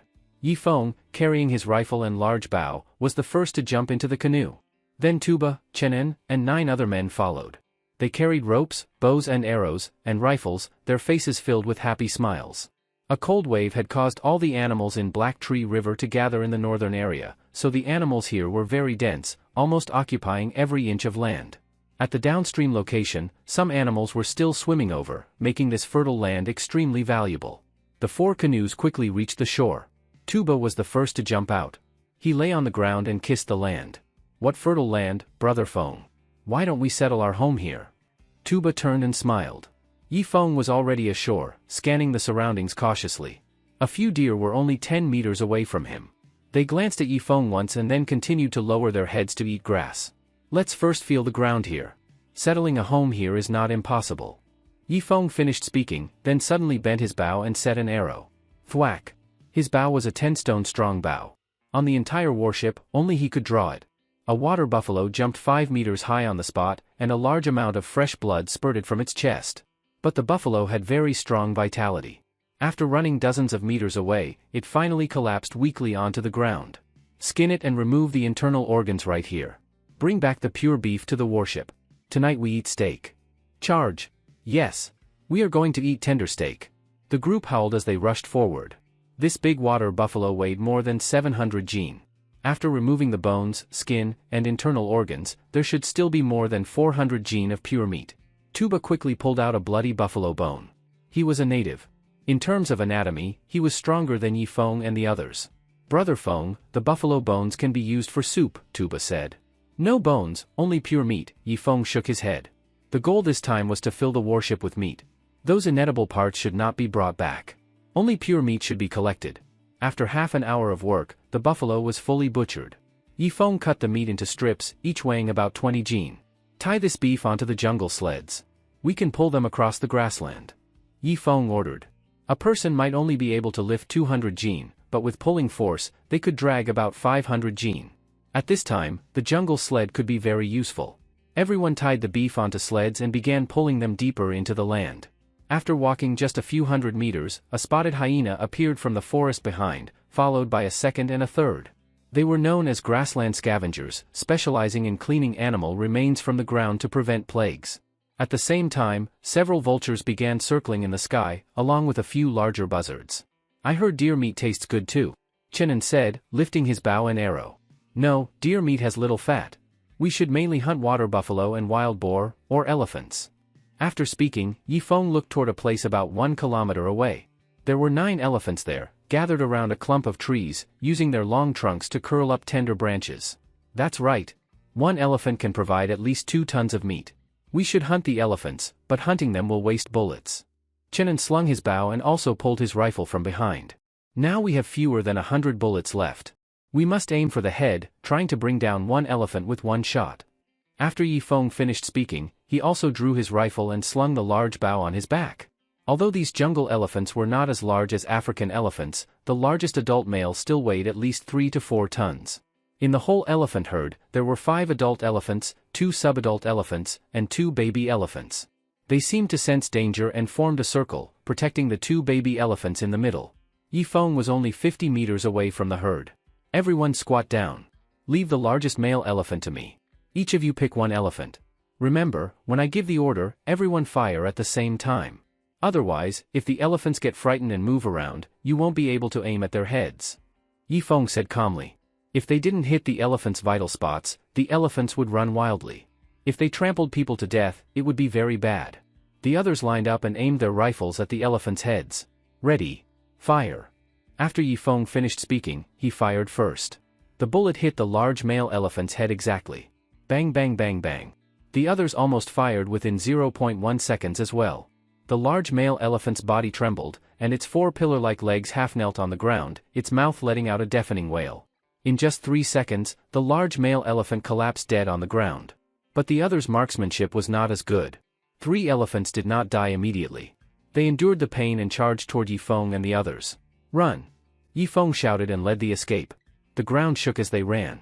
One native was so scared he froze in place. Widenuo! Tuba turned and shouted, but it was already too late. Widenuo was knocked over by a thick elephant leg. Then the huge elephant body fell with a roar, crushing Widenuo to death underneath. After running a bit further, the remaining injured elephants also collapsed one after another, like mountains collapsing. It was a frightening scene. Yifeng breathed heavily, grieving as he looked at the crushed native. He had thought hunting wild animals would be easy. He did not expect that even such a simple task would have someone die. Brothers! Tuba rushed over, trying to move the elephant corpse, but the elephant was too heavy. Tuba, condole. Quickly dissect all the elephants and carry the meat to the warship. Yifeng shouted to the remaining 10. Everyone collected themselves and began cutting the elephants. Luckily Yifeng had brought many fire axes and various military knives from the underground base. These iron tools were of very good quality, and dissecting the elephants was not a problem. If they had used ordinary civilian knives, the blades would have dulled quickly. Even so, their progress was still slow. It took 2 hours before they finished cutting up the first elephant, piling chunks of elephant meat onto the jungle sled. I and Chenin will stay here guarding the carcass. The 8 of you stack the elephant meat onto the canoes, then have the people on the warship pull the canoes back to the warship. Yifeng gave the order. Tuba nodded. The 8 pulled up the jungle sled at the same time. This was a long process. It took 5 trips before Tuba and the others were able to carry all of the first elephant's meat. Yifeng and Chenin were not idle either. While they were carrying elephant meat, they also dissected the second elephant. In total, there were 7 elephants, which could be butchered into about 13 to 14 tons of elephant meat, enough for 100 laborers to eat for about a week. But if they were also going to hire more workers, this amount of meat would be a bit insufficient. When the meat of the second elephant was brought back to the warship, it was already dark. Don't rest, light the torches so the vultures around don't eat up the elephant meat. After saying that, Yifeng stuck a torch beside the meat pile and rushed over again with the fire axe. After a short while of butchering, Susan arrived with 10 people to help. A large number of green lanterns had gathered around. They were groups of lions, hyenas, wild dogs, and some unknown creatures. The reason they hadn't come to snatch the meat was mainly because there was abundant food here, and they could easily catch prey. Secondly, they feared Yifeng and his group's strength. Animals are more perceptive than humans. They know what they can provoke and what they cannot. But if they get too hungry, they won't care anymore. Even if Yifeng has a gun, they will still come to snatch the meat, possibly even attack people. They worked until 9 p.m., and only after it got completely dark were all the elephants transported back. What was left on the spot were 7 elephant corpses and huge tusks. 2 baby elephants kept wandering near the corpses, unwilling to leave their family. Obviously, elephants have emotions too. Without the protection of adult elephants, these 2 young ones likely wouldn't survive for long. Yifeng hesitated for a while and finally raised his rifle. Bang! Bang! After the gunshots, this elephant family was wiped out. Dissect the baby elephants too. We're working through the night. Yifeng put down the rifle. People from civilized society had some pity in their eyes, but Tuba and the other savages were overjoyed and quickly went to dismember the baby elephants. When weapons are not equal, people will feel pity. We'll split into 2 groups. Chenin, Tuba, you take 5 people with me to hunt bigger animals. Susan, you take the rest in the other direction. Try to hunt larger animals like buffalo, elephants, or rhinos, but don't hunt deer. Deer meat has almost no fat. After saying that, Yifeng led several people toward the edge of the Great Swamp. He had only heard about the Great Swamp before but had never seen its might with his own eyes. Brother Feng, don't go any further. Tuba blocked Yifeng's path, picked up a stone, and threw it hard ahead. Splash! About 10 meters ahead, the mud splashed high. At first, the stone was still visible, but as time passed, it was quickly swallowed by the swamp. Brother Feng, that's the Great Swamp. If a person sinks up to their waist, the strong suction would require at least 3 people to pull them out, Tuba said seriously. Although he used to live south of the swamp, some of his tribesmen were swallowed by it. That desperate feeling of suffocation was more terrifying than being killed outright. Yifeng nodded and turned back. That night, in the semi-grassland, semi-rainforest area, there was no moon, but the sky was full of stars, casting a hazy blue glow over the land. Yifeng could faintly make out the outline of the northern side. The herbivores had all gathered in the middle of the grassland, their butts close together and heads facing outwards to guard against predators that might rush out from the forest. Suddenly, a commotion came from the riverside. Several long-legged gazelles ran toward Yifeng. Then a few moose also fled in this direction. Their running triggered the rest of the herbivores. On the tree branches, alarm birds screeched sharply and flapped their wings, fleeing deeper into the grassland. Tigers? Chenin asked. Probably not. Tigers are powerful, but we already encountered 2 earlier. They wouldn't cause this kind of panic. Raise your rifles, safety off. After speaking, Yifeng slung his giant bow on his back and took out his rifle. A while later, Yifeng suddenly squinted. A deep roar came from the distance. 7 or 8 lions were fleeing toward the swamp, letting out terrified howls. Not good, it must be a mutant beast. Yifeng immediately hit the ground. Unfortunately, it was too late. The massive commotion among the animals quickly turned into a stampede. Even though they didn't know exactly what happened, as long as one animal took the lead, the others followed. In an instant, the entire ground shook with thunderous rumbling. Not good. Susan, quick, take the people back to the warship. Hurry or we'll be trampled into paste. Yifeng shouted toward the distant torches. He saw the torches move, they were fleeing toward the warship. But after running less than 100 meters, the torches turned back, and a few even fell to the ground. What's going on? Yifeng shouted. Something huge came out of the water. Bigger than an elephant. Susan just finished speaking when a massive roar came from afar. Roar, roar, roar. The roar seemed to form a shockwave. Yifeng's eardrums buzzed. Even someone as strong as him was affected like this, let alone Chenen and the others. They all clutched their ears, faces twisted in pain, as if their heads would explode any second. Damn it! Yifeng charged toward the animals. After just a few steps, 5 or 6 buffaloes ran straight at him. Bang! With one shot, the leading bull dropped. But Yifeng was still hit by another bull and thrown into the air, landing hard on the ground. Then, 5 or 6 hooves trampled over Yifeng. Fortunately, the blood scales appeared and saved his life. Rumble. More animals ran toward the swamp, quickly causing a chain reaction. Yifeng quickly stood up and aimed his rifle at the sky. Bang, bang, bang. Heavy gunshots rang out. As expected, the leading beasts turned and ran in other directions after hearing the shots. Roar. A massive roar echoed. Yifeng looked up. He saw 2 dung-yellow vertical pupils about 5 or 6 meters high. A gigantic creature swayed its head and tail into view. It was a giant crocodile. Its fish-like skin looked like rock, and 5 or 6 bone spines protruded from its back. Godzilla. Yifeng's face changed dramatically, and he turned to run. No need to guess, this crocodile must have grown huge from eating countless white fruits. He only got a brief look earlier, but the creature was at least 8 or 9 meters long, heavier than an elephant. With its massive body and relative speed, ordinary animals wouldn't even count as food in its eyes.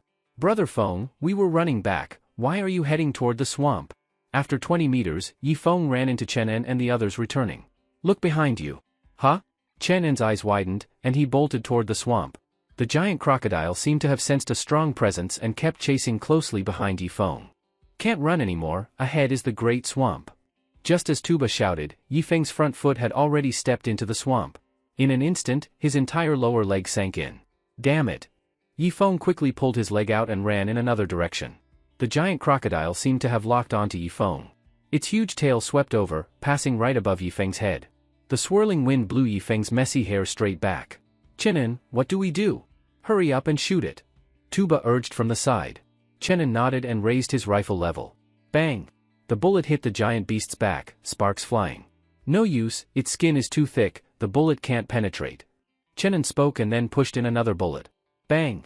This shot hit the crocodile's hind leg and finally had some effect. It suddenly turned around, its blood-spewing mouth large enough to swallow a small car. Dodge! Chenen's face changed, and he led the way in running. Don't be afraid, let's fight it. Buy Brother Feng some time to escape. But Tuba grabbed a spear, ready to die together with the crocodile. Idiot, don't go die.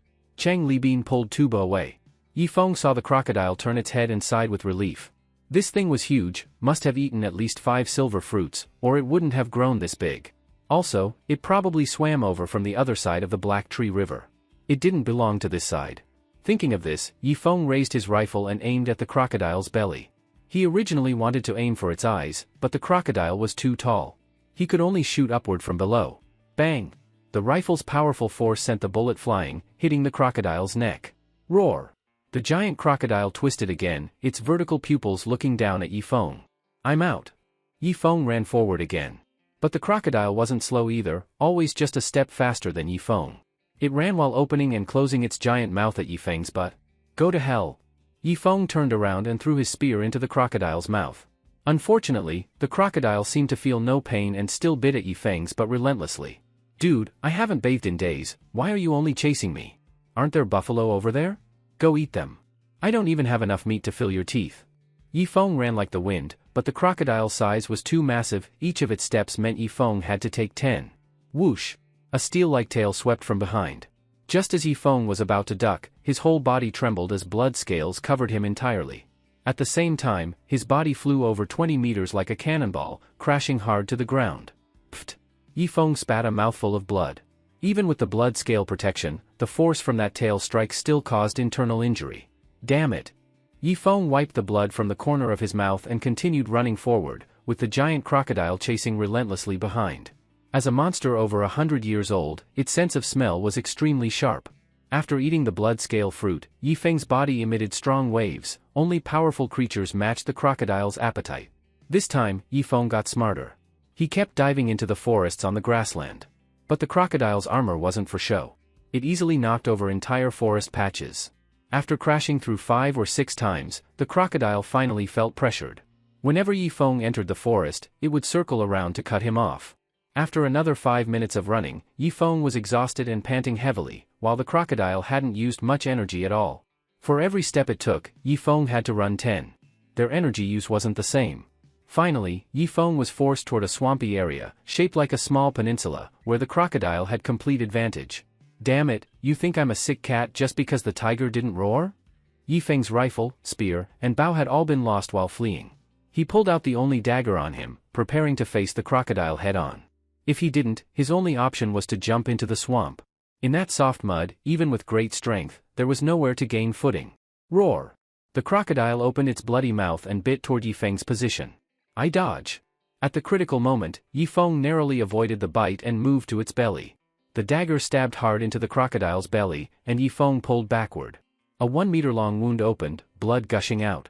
But as soon as the blood touched Yi Feng's skin, it was instantly absorbed clean. Without a word, he shoved his hand into the wound. Given the crocodile's massive size, that wound was like a 1-centimeter cut on a human, barely damaging it. But Yi Feng's blood-sucking technique was unbearable for it. The crocodile thrashed its huge body, trying to shake Yi Feng off. But it was useless. Yi Feng had both hands deep in the wound, gripping its flesh tightly. Roar! After 5 minutes of enduring, the crocodile finally let out an unwilling roar and turned to flee toward the river. But Yi Feng still clung to its belly, refusing to let go. It ran over 200 meters, then suddenly rolled madly on the ground, smashing Yi Feng's whole body into the wound. The struggle continued for another 3 minutes before the crocodile finally rolled over with its white belly facing up. A while later, Yi Feng, covered in blood, crawled out of the wound, looking like he had been dyed in blood. He did have a blood-sucking technique, but the crocodile's blood was too much. After sucking out only half, he couldn't absorb any more, leaving blood all over his body. So tired. Yi Feng sat on the crocodile's belly, panting heavily. At the same time, the blood scales on his body had thickened even more, faintly glowing with a golden light. Brother Feng. At that moment, a dozen torches came running toward Yi Feng. Tuba led the charge and was the first to reach him. Brother Feng, you're not dead, are you? Tuba looked nervously at the bloody man. After a moment, the bloody man opened his eyes. Can't you say something with a bit more depth? Of course I'm not dead. That giant croc, I killed it. Get the tools ready, cut up its meat and bring it to the warship. Yi Feng weakly jumped off the crocodile's corpse. Even lying down, it was still 5 meters tall, weighing at least 6 tons. After skinning and deboning, it was estimated to have about 4 tons of pure meat. Brother Feng, judging by the size of this crocodile, it should count as a mutant beast. Do you understand? Tuba looked at the giant crocodile in shock. Susan and others also came over, touching its tough armor. Of course it's a mutant beast. Hurry up and dissect it. Yi Feng said, sitting on the grass. No, Brother Feng, if it's a mutant beast, maybe it has a crystal core inside. Should we look for it? Tuba's words immediately piqued Yi Feng's interest. He personally picked up the dagger and cut into the giant crocodile's belly, quickly slicing open a 2-meter-long opening. In fantasy novels, monster inner cores are usually located in the belly, so Yi Feng instinctively cut there first. However, after searching for a while, there was nothing inside, just 2 kidneys the size of human heads. Chenin, your body is a bit weak. Take these 2 kidneys back and have Master Shi roast them for you. After saying that, Yi Feng threw the 2 giant kidneys to Chenin. Better not. I wouldn't have any outlet after eating this kind of stuff. You keep them. Chenin shook his head and set the kidneys aside. Everyone, start searching together. Look for any hard, grain-like objects. Don't break them, bring them to me for study. Yi Feng gave the order. Tuba nodded and led over a dozen people to climb onto the crocodile's body and begin the complicated dissection. Ouch! At that moment, a savage let out a shrill scream, jumping over 2 meters into the air. What happened? Yi Feng quickly walked over. My leg, something bit my leg. Just as the savage spoke, his whole body began twitching on the grass, and his face visibly darkened at a rapid rate. Yi Feng was shocked. Everyone spread out. There must be a venomous snake on the ground. Everyone panicked and immediately thrust their torches toward the ground. Yi Feng, sharp-eyed, noticed a small black shadow slithering toward the great swamp and disappearing from view. Brother! Tuba shook the savage's body. But the savage's body was already stiffening, and his skin quickly turned pitch black like ink. Let go of the corpse. Yifeng kicked Tuba aside. Looking again at the corpse, a rotting smell was already emanating from it. Normally, a freshly dead body wouldn't rot this quickly. Even a black mamba isn't that venomous, right? Tuba, do you know what kind of snake that was? Yifeng turned and looked at the stunned Tuba. Maybe it was the legendary, rotting immortal, snake. I've only heard of it. That thing hasn't appeared in the Black Tree River region for hundreds of years. Tuba forced himself to calm his grief, wiping the tears from the corners of his eyes. Yifeng had never heard of this kind of snake. It must be a species unique to the Black Tree River region, but it lived north of the Great Swamp. Looking again at the savage's corpse, it was already grotesquely blackened, like it had been dead for 7 or 8 days. Hurry, drag all the crocodile meat away. Everyone cut it up together, we can't stay here long. Yifeng immediately made the call. He was the first to jump onto the giant crocodile's head and started hollowing it out from the eye area. Brother Feng, this looks kind of like a crystal core. At that moment, Chinon pulled out a black object from the crocodile's tail, about the size of a ping-pong ball. Yifeng quickly took it and pinched it with his fingers. It was extremely hard but gave off a pleasant fragrance, with no trace of blood smell. I'll keep it for now. Let Chushua study it later and see if it can be eaten raw. After saying that, Yifeng put the crystal core into his backpack. The giant crocodile's body was enormous. Yifeng and the others worked until midnight to finish butchering it. Let's go. Yifeng dragged a jungle sled by himself, loaded with over 1,000 jin of crocodile meat. The others worked in groups of 4 to barely move the other sleds. Altogether, there were over 3 tons of pure meat, but Yifeng had no intention of continuing to hunt on shore. As they approached the warship, gunshots suddenly rang out. Not good, something swam onto the warship. It was Rico screaming. Bang! Bang! Bang! Bang! Then came a barrage of gunfire. Yifeng was shocked, quickly dropped the sled, and ran toward the warship like an arrow. As soon as he jumped into a canoe, his eyes widened.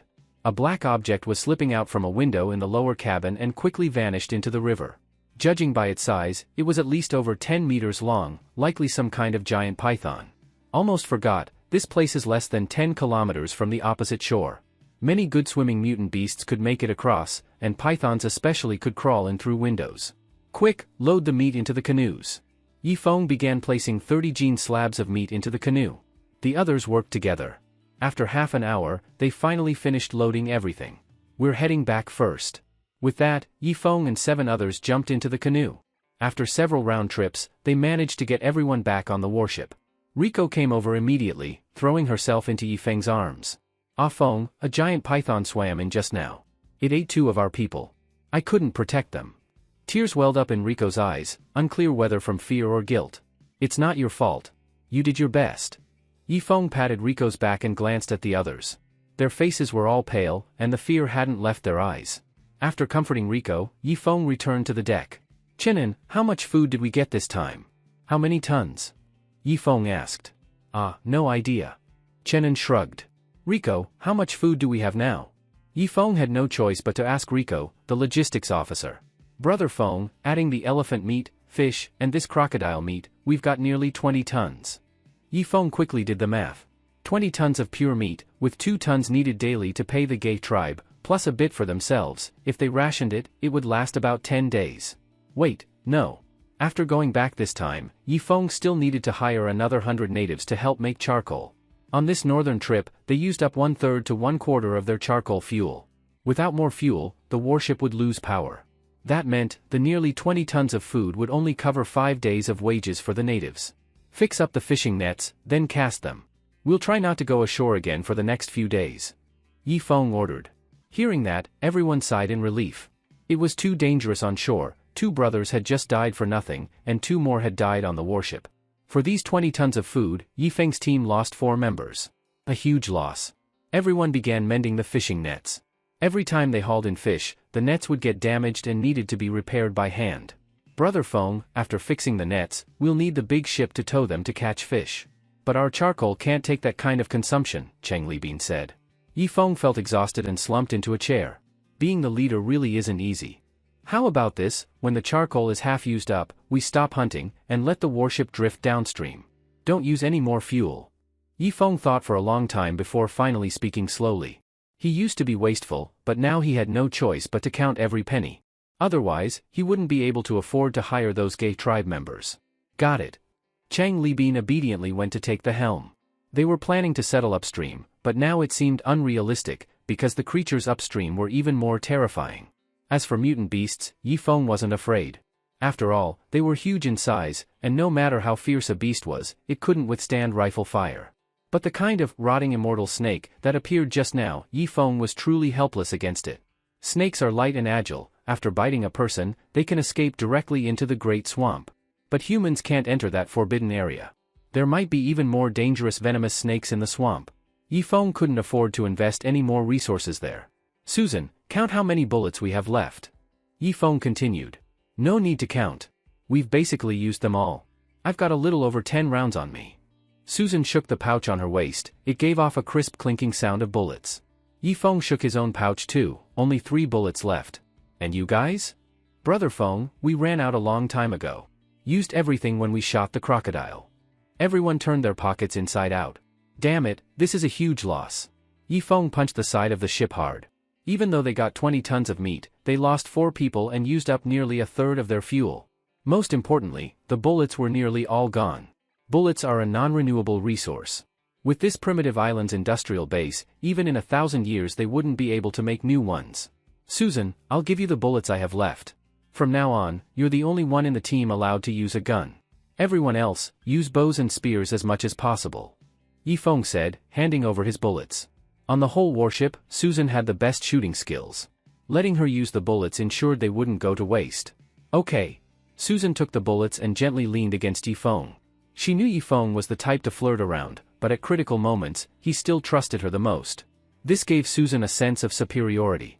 Like how old-time masters would marry multiple concubines, but no matter how many they had, there was always only one main wife. Brother Feng, how about we build 4 ballistae around the warship?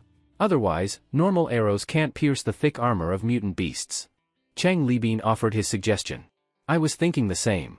Once we get downstream, we'll immediately start building ballistae, ones that can rotate 360 degrees. They have to be flexible. Yi Feng nodded. Without wasting bullets, only ballistae could threaten the mutant beasts. Ah, if only we had taken more weapons from the underground base. Chenin said regretfully. What's the point of saying that now? Go patrol. Don't let any more beasts climb onto the ship. Oh, and seal all the windows near the water, just leave a 10-centimeter gap. Yi Feng suddenly remembered something. He had seen that giant python just now, about half a meter thick. If the lower cabin windows were only 10 centimeters wide, it wouldn't be able to squeeze through. Unless it could climb straight onto the deck, but that chance was very low. The deck was over 10 meters above the water. Even a 30-meter python couldn't climb it instantly. The warship kept moving up and down the river, scooping up some fish into the nets. By the next morning, Yi Feng's group hauled in 3 more netfuls of fish. Roughly estimated, it was about 5 tons. After removing shells and skin, around 3 tons remained. Yi Feng looked up at the eastern sun, then quickly walked down to the lower cabin. A large section of the charcoal area was now empty, but the 2 boiler workers were still dumping boxes of charcoal into the furnace. Stop it, stop it. Just toss them in one by one. Yi Feng said, heart aching. But if we put them in one by one, the heat won't be enough to power the ship. The 2 looked at each other, exhausted and pale-faced. What? Fine. Since we set out, how much charcoal have we burned? Almost half. Out of all the charcoal, we've already used 5/10. They counted the empty crates and gave a precise answer. Okay. Yi Feng went back to the captain's cabin. Old Chang, full right rudder. Turn the ship around, we're going home. Yi Feng said. Brother Feng, we don't even have 25 tons of food. We're going back already? Chang Libin asked, unwilling. It felt like a waste to leave after finally reaching the upstream. What else can we do? We've used up half the charcoal. On the way down, we'll try not to burn any more fuel. Even when we get to Hot Spring Island, we still have to save enough to let the ship travel 30 kilometers. If the ship loses mobility, the gay people might become a threat. Yi Feng explained weakly. All right then. Chang Libin had no choice and turned the rudder hard to the right. After that, nothing much happened. Yi Feng went to sleep. He hadn't rested in a day and night and desperately needed sleep. Tuba and the others couldn't rest yet. While the ship drifted downstream, they dropped the nets again. Even though they didn't catch much, a little was better than nothing. No one knew how long Yi Feng slept. He suddenly shivered and quickly pulled the blanket over himself. After reaching the lower stream, the temperature dropped below zero again, and their warship arrived back at Hot Spring Island. They had planned to hunt upstream for 3 days, but now they returned in less than 2, because of the fuel problem. If it were the old black fuel, they could have stayed upstream for a month. But it was too late to regret. The black fuel was a non-renewable resource, and now they had to make do with charcoal. On the deck, Yifeng looked down at the entire Hot Spring Island. The next moment, his nose nearly bent from anger. By his calculations, the native workers should have finished cutting down all the trees on the island by the first day. But now, 2 days had passed, and they were still cutting wood, clearly slacking off while he was gone. Al-Lyri, get your ass out here! Yifeng shouted from the deck. Al-Lyri came forward from the crowd, meeting Yifeng's glare without fear. What? I thought you'd be compacting the soil by now. But 2 days passed and you're still cutting trees. Do you really think I'm an idiot? Yifeng questioned loudly. It's not like that. While you were gone, we all suddenly caught colds. So I made the decision to let them rest for 2 days. Strangely, as soon as you came back, we all got better. Al-Lyri ground Yifeng's intelligence into the dirt. What a coincidence, huh? As soon as I leave, you all get sick.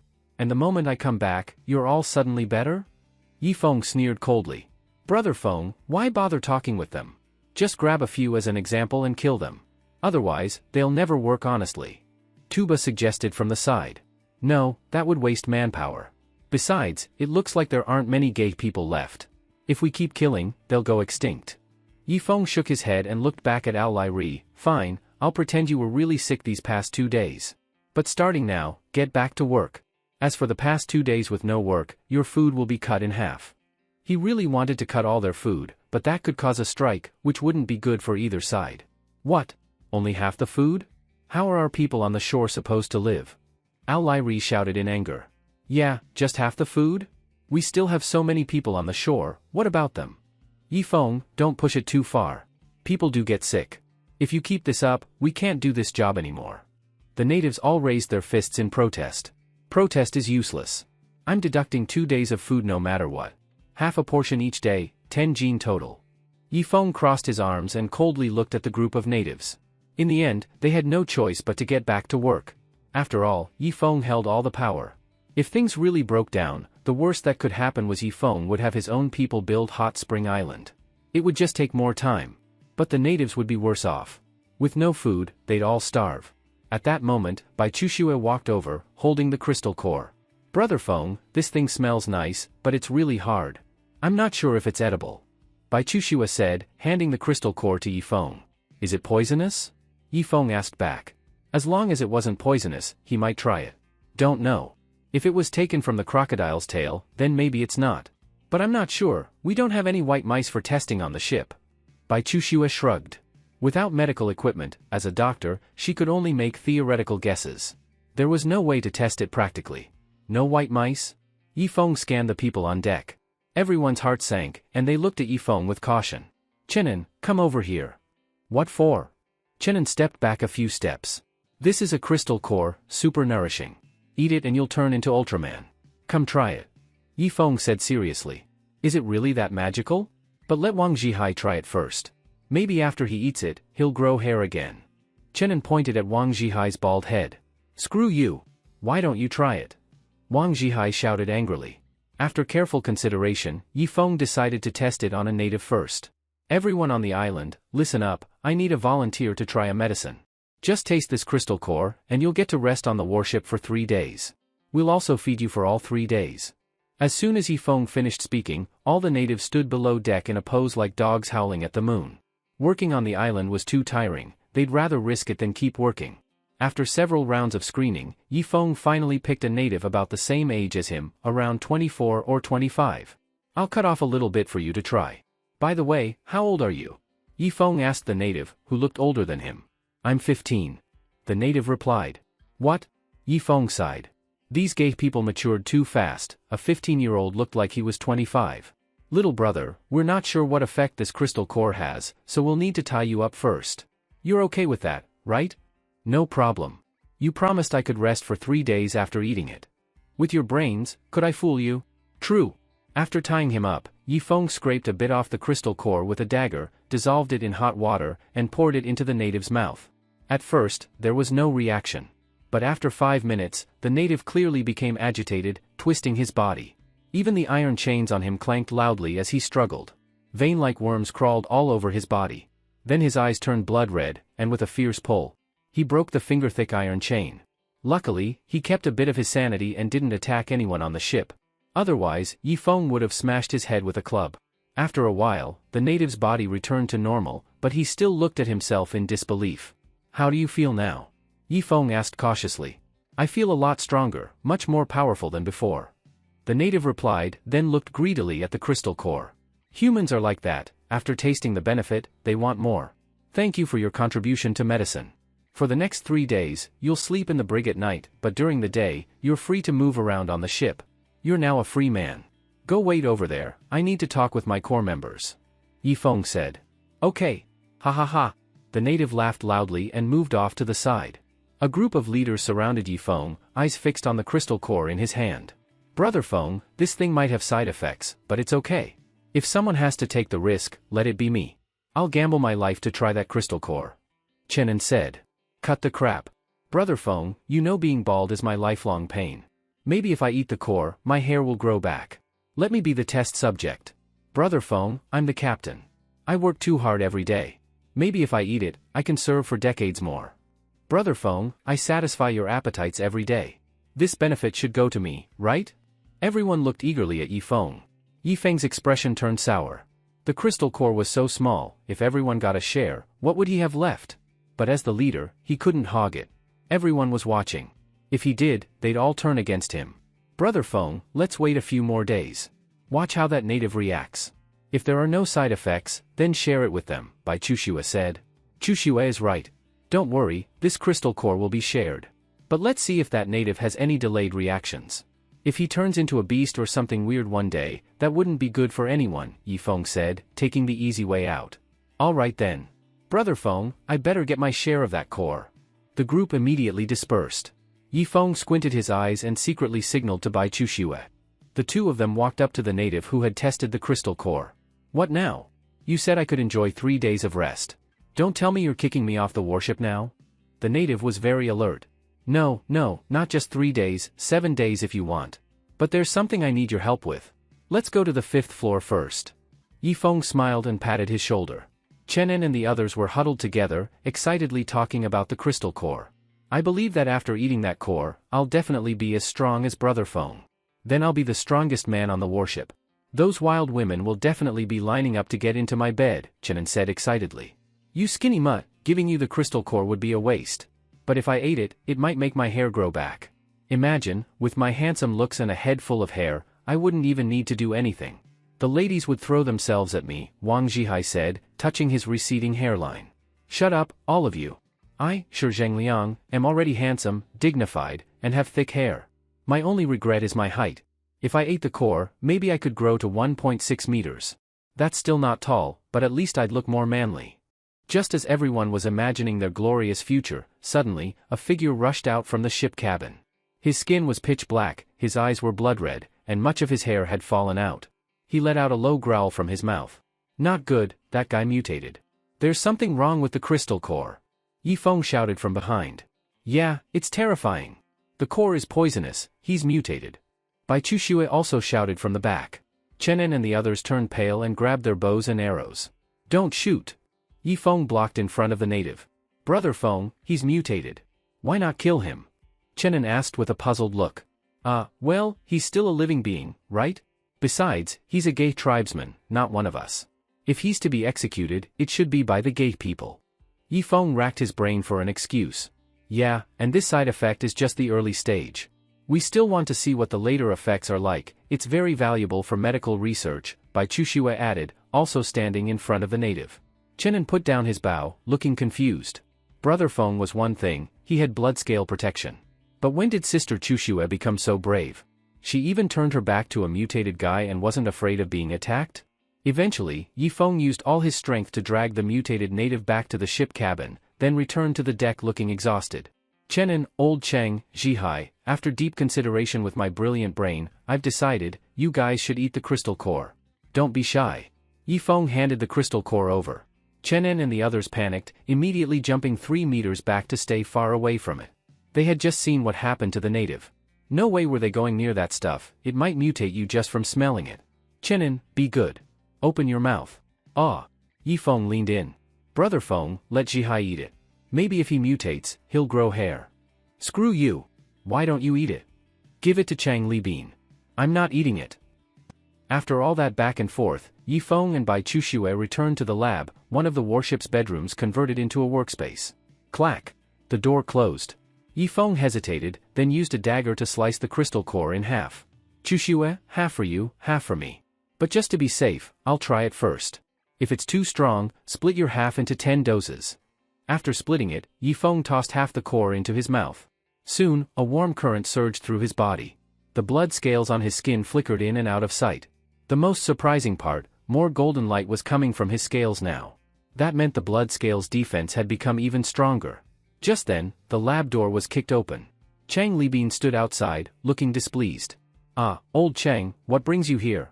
Yifeng's face turned red, and he quickly covered the crystal core on the table. Brother Feng, that act you put on with the native might have fooled Chenin, but did you think it would fool me? With that, Chang Libin closed the lab door behind him. Yifeng and Bai Chuxue exchanged a glance. They had no choice but to painfully split the remaining half of the core in two and handed a piece to Chang Libin. An hour later, the three of them quietly slipped out of the lab. Brother Feng, does my face look normal? Chang Libin asked. Not really. You look like you're bursting with energy, like you just drank a pot of super tonic. The three chatted for a while, then split up to avoid being discovered by Chenin and the others. Yifeng went to the kitchen. Shi Zhengliang was making food for their own team. For their people, Shi personally cooked, beautifully prepared dishes with great color, aroma, and flavor. But for the natives, it was different. Boil some water, sprinkle some salt, and dump it in a bucket, done. Brother Feng, you look pretty good today. Came to inspect the kitchen? Shi joked, pouring fruit wine into the pan. The combination of meat and wine smells made Yifeng drool. Forget inspection. I'm taking this braised carp and this bamboo cooked meat. They're done anyway, and I'm hungry. Sure, you're the boss, take whatever you want. Shi grinned. Being able to win over the boss's stomach was a skill in itself. Yifeng quietly carried the two dishes to the native's holding cell. Brother, our head chef made this just for you. Thanks for helping with the act earlier. But after you eat this, keep your mouth shut, or there won't be a next time. He set the food down and slipped away. After doing his dirty deed, Yifeng returned to the deck. He saw Chenin and the others still nervously talking about the crystal core. Good thing I didn't try it, or I'd be doomed. Yeah. I might have turned into a monster. Chang Libin chimed in too. Yeah, you guys were really smart. I'm lucky to be around you too. Old Chang, looking good. Did you score with a younger girl again last night? Ha ha ha, yeah. Yifeng stifled a laugh and walked over to them. Chenin, Jihai, just now, Chuxue needed someone to test the medicine. I couldn't let my own brothers take the risk, so I did it myself. Who else but the team leader should step into danger? Yifeng said seriously. Huh? The guys jumped back, looking at Yifeng nervously, scared he'd mutated. Brother Feng, aren't you afraid of turning into a monster? Chenin asked worriedly. Sigh. What can I do? If it's fate, I can't avoid it, if it's trouble, I can't escape it. I just hope my body can handle the poison. Don't worry, even if I turn into a monster, I accept it. After speaking, Yifeng clasped his hands behind his back and resolutely returned to the cabin. After all, that native still had to stay on the warship for a few more days. He could hide the truth for a while, but not for 7 days. So it was better to tell them now that the crystal core was gone, in case in a few days, when they saw the native had no side effects, they would start thinking about the thing again. Brother Feng is truly great. Yeah. With a leader like this, how can our team not be strong? Chang Libin, however, curled his lips, heh. To the north of the great swamp, two figures walked out from the mountains.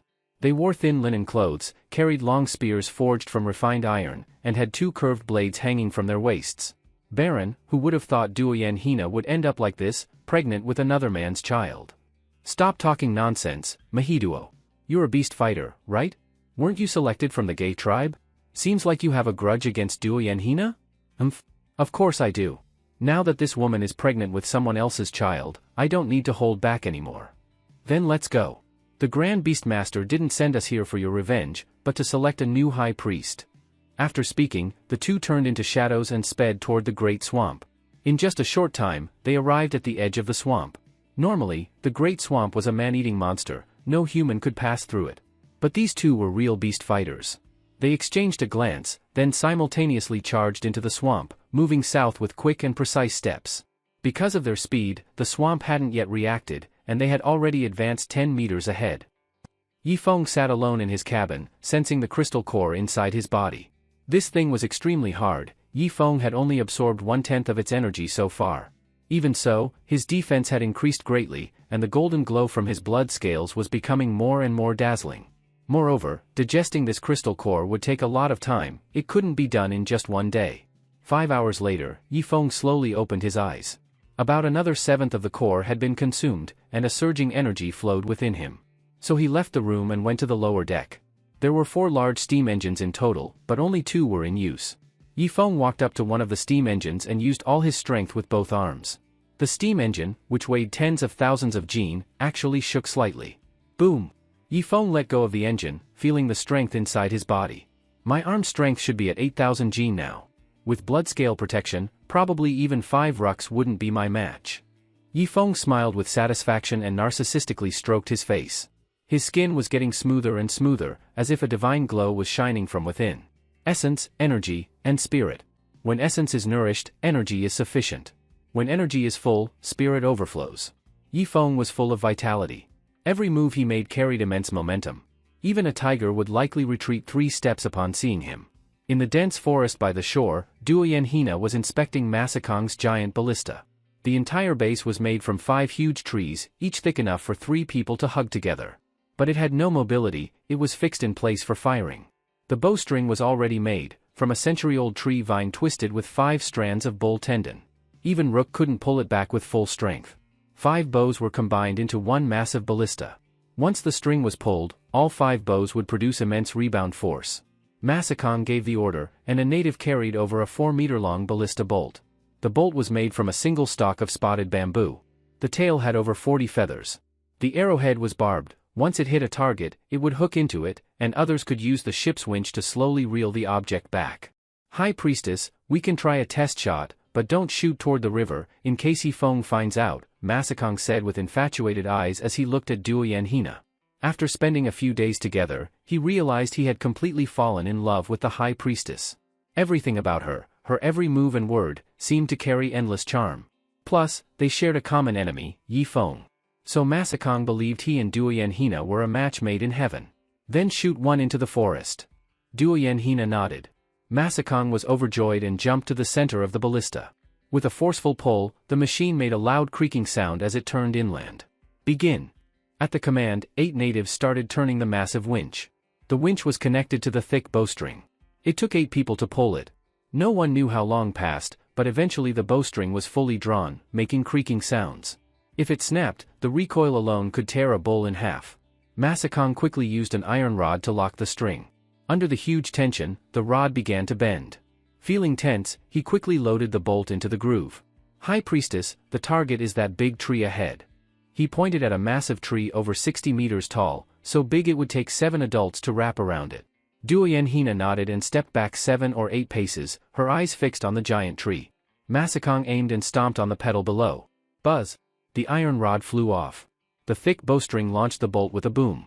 It was as if the air had been torn apart. The next moment, the bolt struck the tree, creating a sonic boom. After the smoke cleared, everyone slowly approached. A large hole had been blown in the middle of the tree, and there was still fire burning.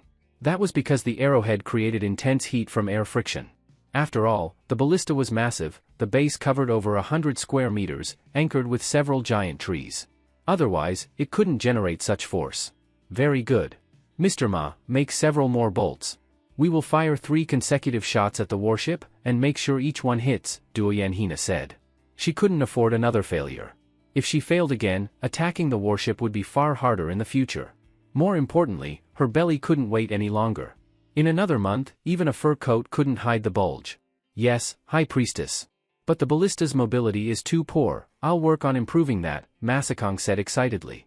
This was the first time the High Priestess had praised him, and it gave him an unprecedented sense of satisfaction. Of course, many had praised him before, but to someone as proud as Masakong, praise from others was worthless. The High Priestess's praise was different, it gave him powerful motivation. He believed that once they killed that bastard Yifeng, the High Priestess might even offer herself to him. No need to improve it.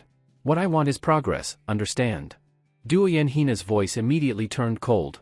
Masakong was stunned. Just now everything was fine, so why did her expression suddenly change? The woman Masakong likes is really different from others. On the warship, Yifeng leaned on the railing and looked into the distance. Since making a deal with the gay tribe, those bastards have been hiding in the dense forest. Nobody knows what they are up to. However, he feared that the high priestess was on the shore, so he did not dare to personally scout. Brother Feng, should it be me or you going to negotiate today? Chenin asked. Of course you go. You've already talked with them twice, so you're familiar. Tell them we want to hire another 100 workers to specifically make charcoal. Actually, forget hiring workers. Tell them we want good charcoal. As long as the charcoal is qualified, we're willing to exchange 5 gene of charcoal for 1 gene of food. Yifeng explained to Chenin. If they hired workers, those people would goof off easily. It was simpler to directly let the gay tribe exchange charcoal for food. But will the natives know how to make charcoal? Unless I stay in their camp 24 hours a day, their rate of good products won't even reach 1/10. Chenin raised his hands. You go and explain clearly to them first and see how much good charcoal they can make. If it really doesn't work, I'll send a technical director to the shore to station there long-term and teach them how to make charcoal. Yifeng sighed. All right, Brother Feng, I'm off then. Chenin climbed down the rope ladder into a dugout canoe and, with 2 subordinates, began rowing. Ngu, every time Brother Feng sends you on dangerous missions, huh? I feel like he treats you like a punching bag. At that moment, one of the civilized society people spoke. He was very unhappy with this mission and couldn't help complaining. Huh? Chenin turned around and coldly looked at him. Wu Tao, say that again. Isn't what I said true? Brother Feng is clearly treating you like a punching bag. Slap. A slap landed on Wu Tao's face. Don't think that because I joke around with Brother Feng I'm separable from him. Our bond isn't something you can break. Now, get off the boat and swim. Don't stay on the ship. Chenin pointed at the water. In the end, Wu Tao was driven into the water and had no choice but to hold onto the dugout canoe in the cold river. They finally reached the shore. Chenin stood with his hands on his hips, looking at the natives on the bank. The natives were also glaring at Chenin with gritted teeth. Both sides disliked each other and wished to fight right then. But there was no choice. Yifeng needed workers, and the natives also needed food. Tell your high priestess to come out and see me. Hurry up. Chenin said proudly. This time he brought a large order and believed the high priestess would treat him politely. What do you think you are? You dare to ask the high priestess to come see you? Rook walked out of the forest, his blood-red eyes staring at Chenin. What are you looking at? This captain, came with a large order. Now let your people cut wood and make charcoal. 5 gene of charcoal can be exchanged for 1 gene of food. Don't say I don't help you. This time you get a big benefit. Chenin finished speaking and sat on a rock. 5 gene of charcoal for 1 gene of food? Rook's heart was shocked. This was a huge benefit. Because now the Black Tree River area didn't have much food, but there were trees everywhere. All right, I know. You go back then. Rook didn't want to see Chen's self-satisfied face. I'm going back. Do you barbarians know how to make charcoal? Call out the people in your tribe with IQ over 50. I want to personally teach them to make charcoal so they don't make all waste products. Waste products can't be exchanged for food. Chenin stood up. What? Rook, already gave you a huge face by talking this much, and you still dare. Rook was furious. If you dare hit me, then this order will be void and you'll starve to death. Chenin leaned his head forward. He was sure Rook wouldn't make a move. All right, I'm scared of you. Now tell me how to make charcoal. That's more like it. First, select good wood, not wood eaten by insects. Then cut the wood into pieces of suitable size. Build a pit here with yellow clay. Remember, it has to be tightly sealed yellow clay. Only then can the charcoal be successfully slow-cooked. Chenin began to teach Rook step by step. Yifeng was observing the shore with binoculars. Seeing that Chenin and Rook had no conflict, he finally felt at ease. Master Sure, send people to sort the meat and separate the bad meat. When the gay tribe finishes making charcoal, we'll use the low-grade meat to trade with them, Yifeng said. Don't worry, Brother Feng. I'll add some extra seasoning to the meat for them, Shi Zhengliang laughed wickedly. No, that's too disgusting. Just give them the bad meat. We keep the good meat for ourselves. Right. I should go to the lab and see how Chushue's medicine research is progressing. After saying that, Yifeng went to the lab by himself. As soon as he entered, Yifeng's eyes widened. Bai Chushue had actually taken off her top and was applying some powder to a part of her body. Seeing Yifeng come in, Bai Chushue was first startled and quickly pulled her clothes down. But after just 2 seconds, a hint of flirtation flashed in her eyes, and she lifted her top again, letting Yifeng see clearly. Since the last time, Yifeng had not been together with her. Bai Chuxue had been looking for opportunities, but Yifeng had too many women around him. Especially Susan. After all, she was Yifeng's main partner, so Bai Chuxue couldn't say much. Ah Feng, lock the door, Bai Chuxue said, swaying as she walked toward Yifeng, the animal skin slowly sliding off the floor. Yifeng swallowed and, unexpectedly, locked the door without thinking. Their two bodies collided fiercely, then they clung neck to neck entwined. After a long while, the two barely separated. Chuxue, I feel like your strength is much greater than before, and your skin is more firm. Yifeng stroked Bai Chuxue's smooth face. Yes. Ever since eating that crystal core, I feel like my body has undergone massive changes. And inside, it's especially hot. If you don't believe me, touch it. After speaking, Bai Chuxue grabbed Yifeng's hand and put it inside her clothing. Not bad, definitely very hot and very smooth. Yifeng's hand moved on its own. Ah Feng, that crystal core should also contain some stimulating ingredients. You don't know, last night I couldn't sleep because I was so hot. My mind was full of images of you. Bai Chuxue looked at Yifeng with big, watery eyes. I felt it too. Last night was really uncomfortable. Yifeng nodded. Last night, he had exhausted Susan until midnight. In the end, Susan couldn't take it anymore and fled, going to the women's dorm to sleep. There's no one here. They're all on the deck, why not? After saying that, Bai Chuxue's eyes were already filled with desire. But there's no bed in the lab. Yifeng nodded, looking at the few tables and an iron chair in the lab. The chair had a black animal hide on it. I can kneel on the chair. After saying that, Bai Chuxue directly knelt on the chair. What happened next is not something to describe to outsiders. Yifeng experienced a feeling he had never felt before. It seemed that because Bai Chuxue had eaten the crystal core, the two of them both reached an almost perfect experience. The two of them had just finished when suddenly the lab door was kicked open. Susan rushed in first, followed by Suyun, Li Meizi, and a large group of people. Shit! The two quickly scrambled to put their clothes on. Yifeng, you two, as leaders of the team, actually did this filthy thing in the lab in broad daylight. So tell me, what are we going to do next? Susan loudly questioned. Last night she had felt Yifeng's energy being wasted with nowhere to vent. Sure enough, once it was daytime she caught them in the act. Let me explain. I was just researching some medicine with Chuxue. We already succeeded in our research, which is a contribution to medicine. Still making excuses? Come here. Susan grabbed Yifeng's ear and dragged him to the dining hall's meeting room. Seated nearby were Wang Zhihai, Zhang Zicheng, Tuba, and others. They were whispering to each other and covering their mouths while giggling. Bai Chuxue's face was bright red. She used a piece of animal hide as a mask to cover her embarrassment. Yifeng sat obediently in front, wearing an innocent expression. Then, the public trial began. Yifeng, Bai Chuxue, one is the ship's doctor, one is the boss of the ship, yet in broad daylight in a public place you committed inappropriate acts. So from now on, everyone will vote to re-elect the team leader.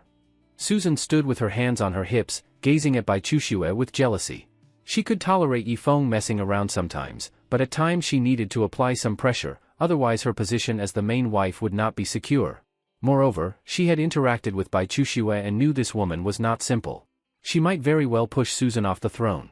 Susan Jia, I think men having that kind of need is normal, so I still vote for Brother Feng. Wang Zhihai was very smart.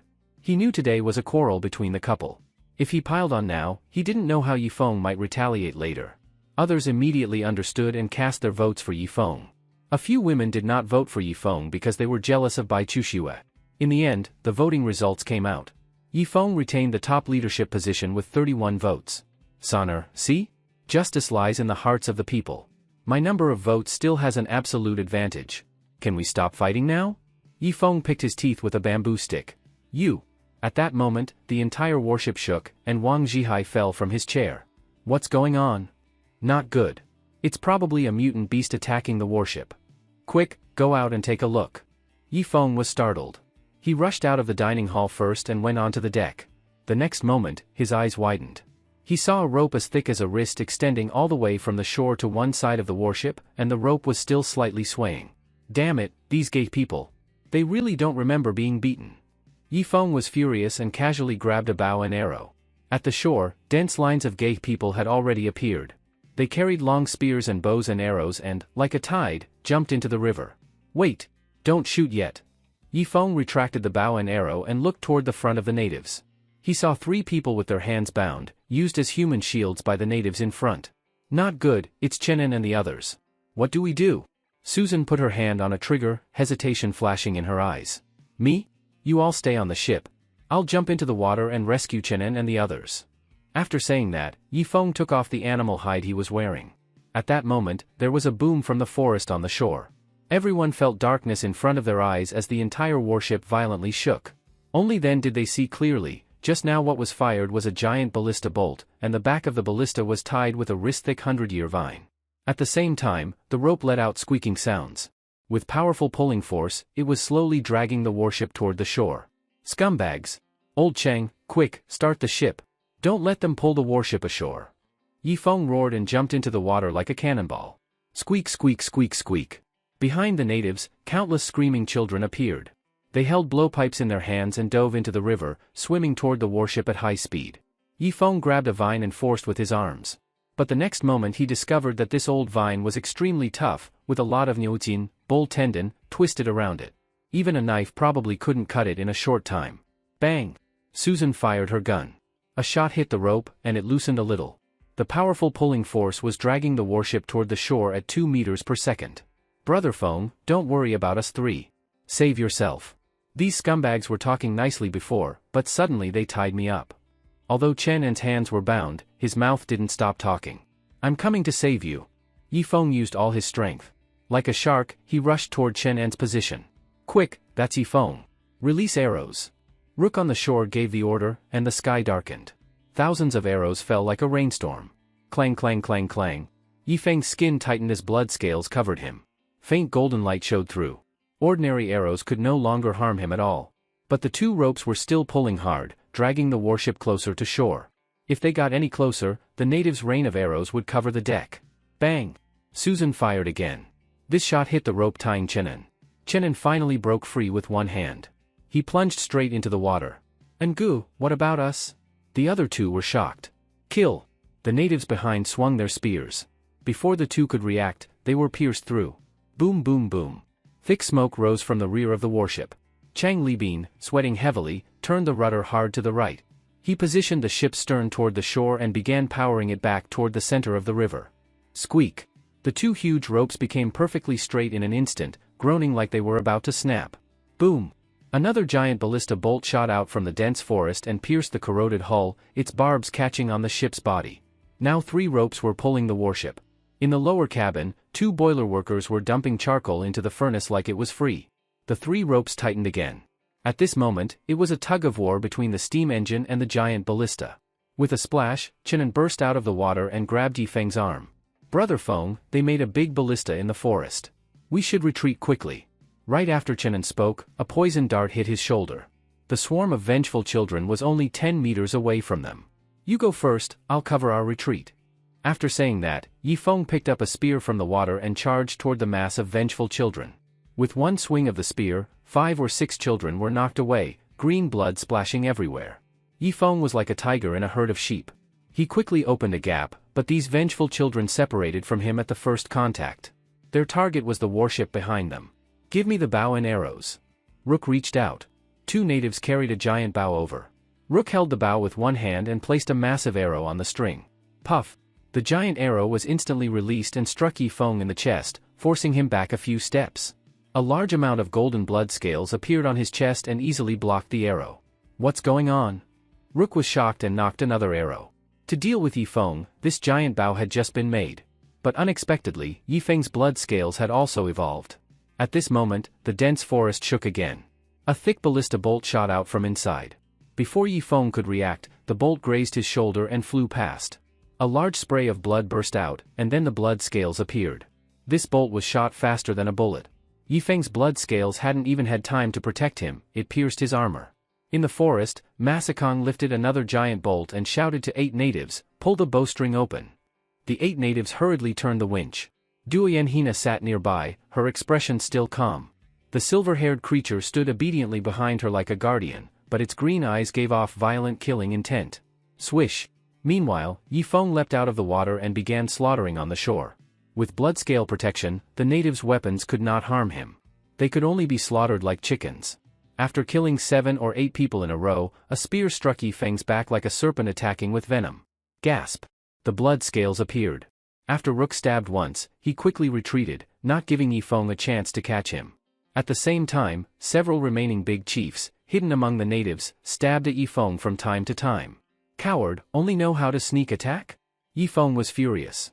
He rushed forward 5 or 6 meters, killing 10 natives on the spot. But these big chiefs' movements were strange. Yifeng's speed was limited even with blood scales, so he could not catch them quickly. Not only natives, but some vengeful children also charged out and inflicted small injuries on Yifeng. Whenever the blood scales appeared too often, Yifeng's stamina was drained. He looked back and saw the other natives and vengeful children climbing onto the warship. Some reached the lower cabin windows and used daggers to break the wooden frames and iron bars. At the same time, the warship was being pulled toward the shore by 3 thick ropes. Now it was less than 100 meters from land. If it got any closer, the propellers would become tangled in waterweed. We can't let this drag on. Yifeng made a feint and with a splash jumped into the river. Stop him. He wants to cut the rope. Rook gave the order. The 2 big chiefs in front of him exchanged glances and also jumped into the river. If the rope was cut, the warship could break free and head back to the center of the river. Regaining the ship would then become endlessly difficult for them. Plop, plop, plop. On the deck, Tuba and the others were continuously firing arrows. Susan was busy too. She shot arrows sometimes and raised her rifle at others. The bullets were mainly used against the troublesome big chiefs. For ordinary natives and vengeful children, she only had a bow to shoot them with. At that moment, clouds drifted in the sky, and a light drizzle began. Some dormant creatures were also awakened by the smell of blood. They surfaced from beneath the water and dragged some natives under. Shouts of battle, screams, and the whooshing sounds of arrows filled the air. Blood surged from the riverbed in waves, turning the entire river red. At this moment, the river was boiling. Yifeng, don't linger, return to the warship. Susan shouted toward Yifeng in the water while shooting arrows. Her arm had already been hit with an arrow, and she had poison darts in her chest and shoulder. When vengeful children reached under the warship, they could continuously blow poison darts upward. This was hard to guard against, and many had already been hit. You all hang on. I'll return soon. After saying that, Yifeng stepped on a floating corpse and leapt into the air. His whole body did a backwards flip in midair, and he swung the dagger in his hand fiercely. One of the ropes was cut halfway, but the other half was still connected between the shore and the warship, and continued generating pulling force. Again. After falling back into the water, Yifeng used his momentum again and flew back into the air. But at that moment, an arrow came flying from afar and hit Yifeng's dagger, knocking it out of his hand. Rook had learned his lesson. He knew he couldn't penetrate Yifeng's defenses, so he deliberately shot at Yifeng's dagger instead. Without the dagger, Yifeng had nothing to cut the rope with. At the same time, 2 big chiefs swam to Yifeng's position. Yifeng, your warship can't be saved. One of them said, and thrust a spear toward Yifeng. Screw you. Yifeng grabbed the spear tip with his backhand and pulled hard. But that big chief was cunning. Realizing he couldn't pull against Yifeng, he decisively dropped the spear and drew a dagger. Clang! In a few quick sounds, Yifeng's spear struck through that big chief's mouth and out the back of his head. The other big chief saw this and his face changed. He couldn't help but stealthily retreat. Yifeng was both angry and urgent. He threw the spear by hand. The spear hit the big chief's chest. The big chief struggled and fled toward the shore. At his level, even with a chest wound, it would take a long time before he died. Seeing this, the other leader-level natives retreated more than 10 meters, keeping their distance from Yifeng. The gay people were indeed fearless of death, but facing a killing god like Yifeng, who was impervious to weapons, even the bravest hearts were shaken. Yifeng had no time to confront them further. With a swift dive he went underwater and felt around. After a while, he found a dagger. You useless lot. Stop Yifeng. He's going to cut the rope. Rook said, and shot another arrow, but it was blocked by Yifeng's back. Kill. The natives gathered their strength and rushed toward Yifeng at the same time. Yifeng pulled his body back, and in the next moment the short sword left his hand and flew out, slashing hard at the rope. The thick rope was left with only 2 strands of ox tendon holding it. Because the warship was pulling against the shore, these 2 strands only held for 3 seconds, and the entire rope snapped. A powerful rebound force bounced back toward the shore and the warship. Several natives could not react in time and were directly torn into pieces by the rebound force of several thousand jin, blood splashing everywhere. Ah! Luke also screamed miserably. He looked at his right arm in shock. Just now, when the rope rebounded, the force of several thousand jin cut off his entire right arm together with his shoulder, and the moving flesh inside could faintly be seen. Chief! Oh no, the chief! Several leaders rushed over and helped Luke up. Luke felt dizzy. He forced himself free from the leaders and pointed at Yifeng with his remaining left hand. Kill him. Don't let him cut the remaining 2 ropes. After saying this, Luke's face turned pale and he sat down hard on the shore. After their chief was badly injured, the natives' morale dropped sharply.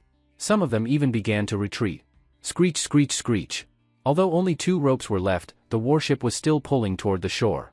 Large splashes appeared near the propeller, showing that it was tangled with some plants. Once a large amount of aquatic plants wrapped around the propeller, the entire warship would stop. Break. Yifeng threw the short sword again. Puff. The second rope was cut a little because Yifeng did not throw accurately. Damn it, an ordinary short sword won't work. I need a better blade to cut the rope. Yifeng lowered his head and searched around in the water for a sharp weapon. Boom! At this moment, the shore shook again. Before Yifeng could react, his body was blasted into the air. After flying more than 20 meters, he crashed into the water with a loud splash. Ah Feng! Brother Feng! Brother Yi! Various screams came from the warship. Yifeng felt his abdomen completely numb.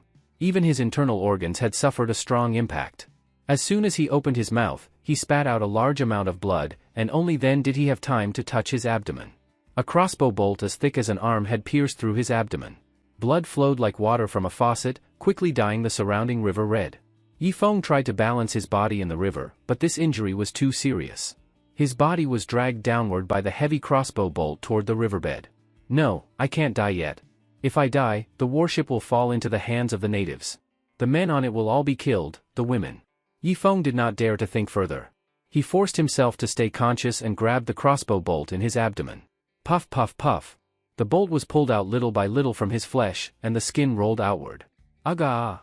A series of bubbles rose from the water. When Yifeng was about to pull out the entire bolt, his back suddenly tightened. This bolt actually had barbs.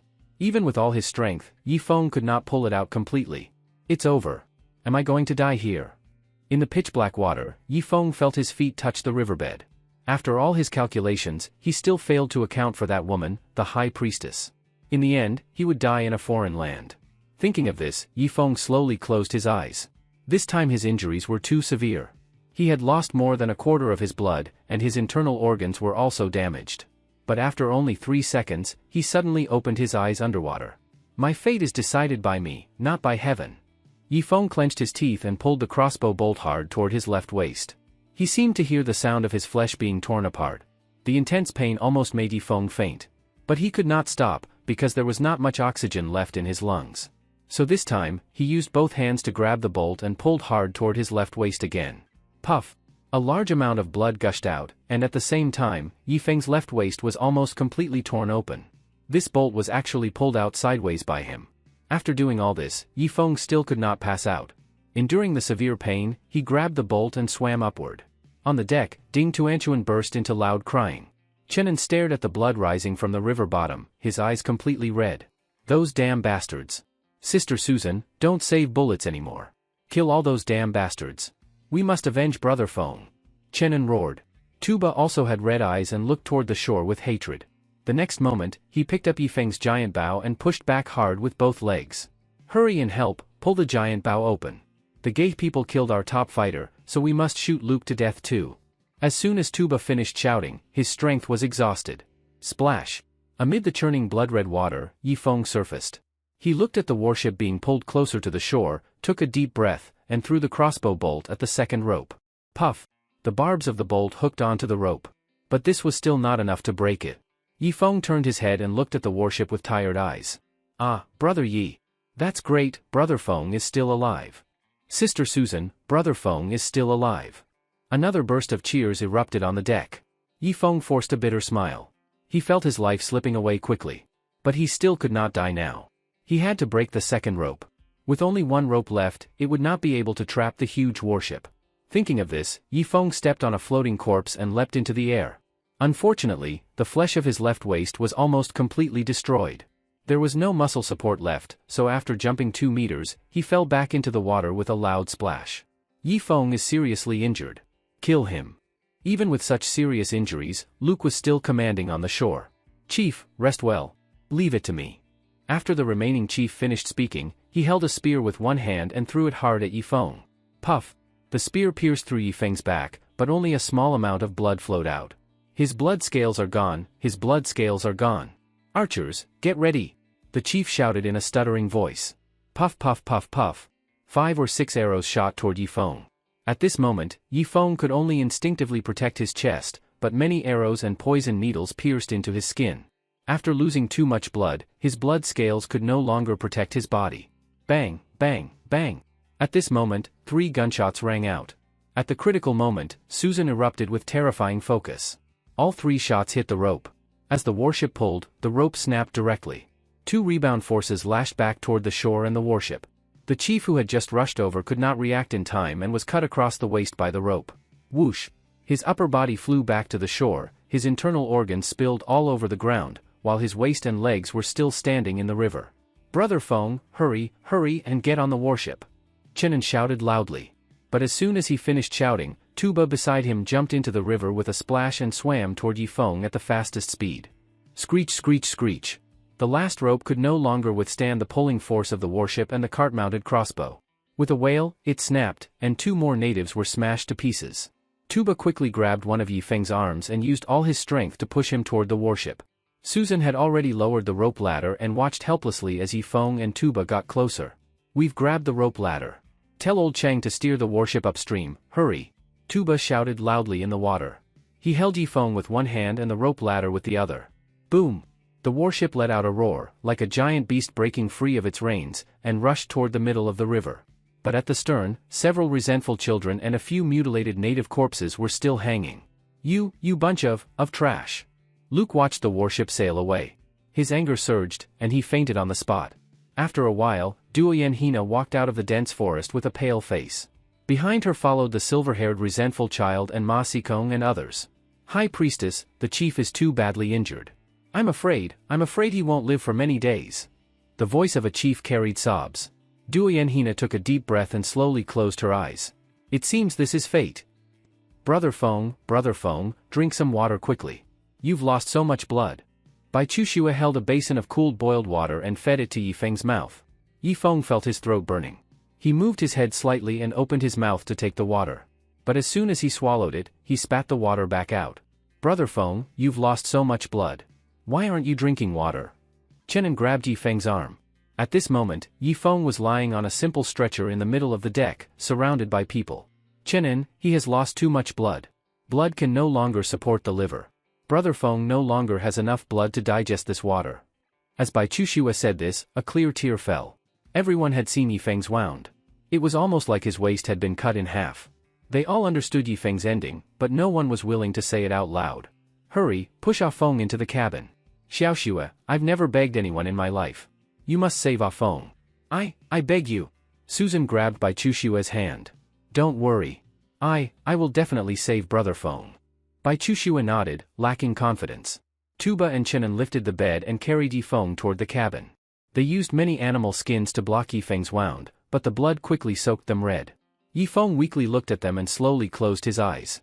On the entire warship, except for Chang Libin and 2 boiler workers, everyone was gathered around Yi Feng, using basins of hot water to clean his wounds.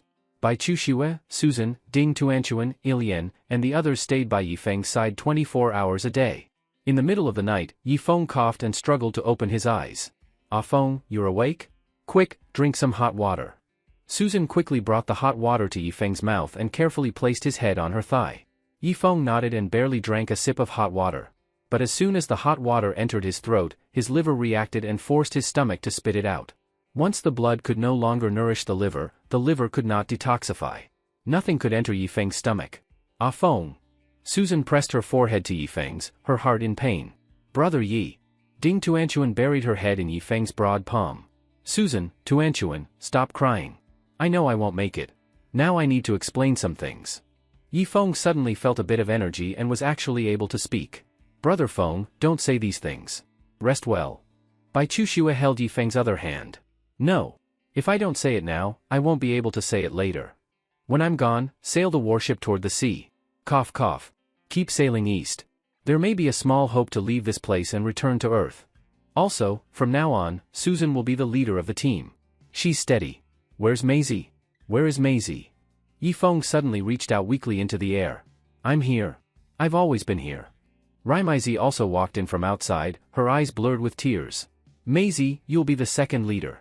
You're as steady as Susan. Lead them to leave this place alive. Even with a warship, you can't fight the High Priestess. She's too cunning. And to Anchuan, when I'm gone, you must listen to Susan and the others, and don't be so naughty. Yifeng coughed as he explained his last wishes. Ding Tuanchuan heard none of it. Big tears fell into Yifeng's palm. The women all cried aloud. At the cabin door, Tuba's eyes were red, and he bit his lips tightly. Chenin squatted at the door, grabbing his hair with both hands. They all realized that the most important person in the team was about to fall. 10 minutes later, Yifeng finally finished explaining everything. The light in his eyes slowly dimmed, and his face turned dark gray. Brother Feng? Ah Feng. Brother Yi. They shook Yifeng's body. Chushue, can Yifeng no longer eat anything? Maisie looked at Bai Chushue. Yes. If he could eat something, there might still be a chance to save him. But now, everything is too late. Bai Chushue wiped her tears. I understand. It should be that the blood can no longer nourish the liver, and the liver can no longer detoxify. Then he can only eat the purest thing. After speaking, Maisie looked at Susan again. Sister Susan, please take everyone out of the room and lock the door. I might have a way to save Yifeng. Ah? The women stopped crying at the same time and looked at Maisie with 3 parts surprise and 7 parts doubt. All right, Maisie. You've always been steady and not someone who speaks carelessly. Let's go out first. After speaking, Susan pulled Ding Tuanchuan up. In just a short while, the door was closed. Maisie looked at Yifeng, firmly untied the animal skins, and leaned over. Milk is the purest food in the world. A baby's liver does not yet have the ability to detoxify, so it usually can only drink milk. Maybe this method could save Yifeng's life. He didn't spit it out? Maisie was overjoyed and continued to squeeze harder. Although Susan said Maisie was steady, at Yifeng's last moment, how could she leave? So she kept listening outside the door. After an unknown amount of time, Maisie felt that her supply was empty. Only then did she gently place Yifeng's head on the pillow and cover him with the blanket. She opened the door and saw Susan and the others. You must have already heard. From now on, sure, help me boil more crucian carp soup, because this kind of soup can help produce milk, Maisie said. Oh, okay, I'll go boil it right away. Shi Zhengliang was overjoyed and hurried to the kitchen. As long as he could save Brother Feng, he could boil soup non-stop for 24 hours to replenish Maisie's energy. During this period, Yifeng had been in a coma. He felt that the crystal pellet inside his body was rapidly repairing the wound at his waist. This made the wound extremely itchy, but he had no way to reach out and scratch it. Not only that, in these days he also felt that many fishy things flowed into his mouth and were then quickly absorbed by his stomach. Hot Spring Island was filled with wailing at this moment. 100 natives were trapped here. In the first 3 days, they ate up everything edible on the island. A few people took the risk of trying to swim back to the shore, but were immediately swallowed by the rapid current. The chief and the great chiefs didn't care about our lives and rashly went to war with Yifeng. Now all of us are going to starve to death. Arlie Ree walked back and forth on the island, hungry and sallow. Chief, don't worry. I still have some food here. Take it to fill your stomach first. After speaking, a native handed over a piece of skin. Even the rats on the island have been eaten. Where did you get this skin? Well, Chief, I'm old and have indigestion. This skin was pulled out by me and hasn't been fully digested yet. Get lost. Arlie Ree slapped the native's hand away and looked toward the opposite shore 4 kilometers away. It was not that Luke did not come to save them, but that Luke was already seriously injured and unconscious. He was lying flat on the ground, undergoing Duoyen Hina's transformation. A green worm crawled out from her finger and quickly entered Luke's mouth. The chiefs nearby watched with burning anger, but there was nothing they could do. Don't look at me like that. Luke's injuries can no longer be cured. At this point, the only option is to transform him into a resentful king. With his physical condition, there is a 30% chance he will become one. After saying this, Duoyen Hina began chanting again. The High Priestess is right. We must support her decision. Ma Xikong was the first to support Duoyen Hina. He had already thought it through. Now Duoyen Hina no longer had any female priests by her side.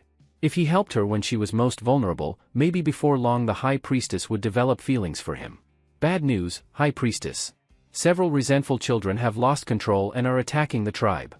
High Priestess, even if we save our meat, it will only be enough for today. Tomorrow, we will have no food. High Priestess, there are still 100 of our people on Hot Spring Island.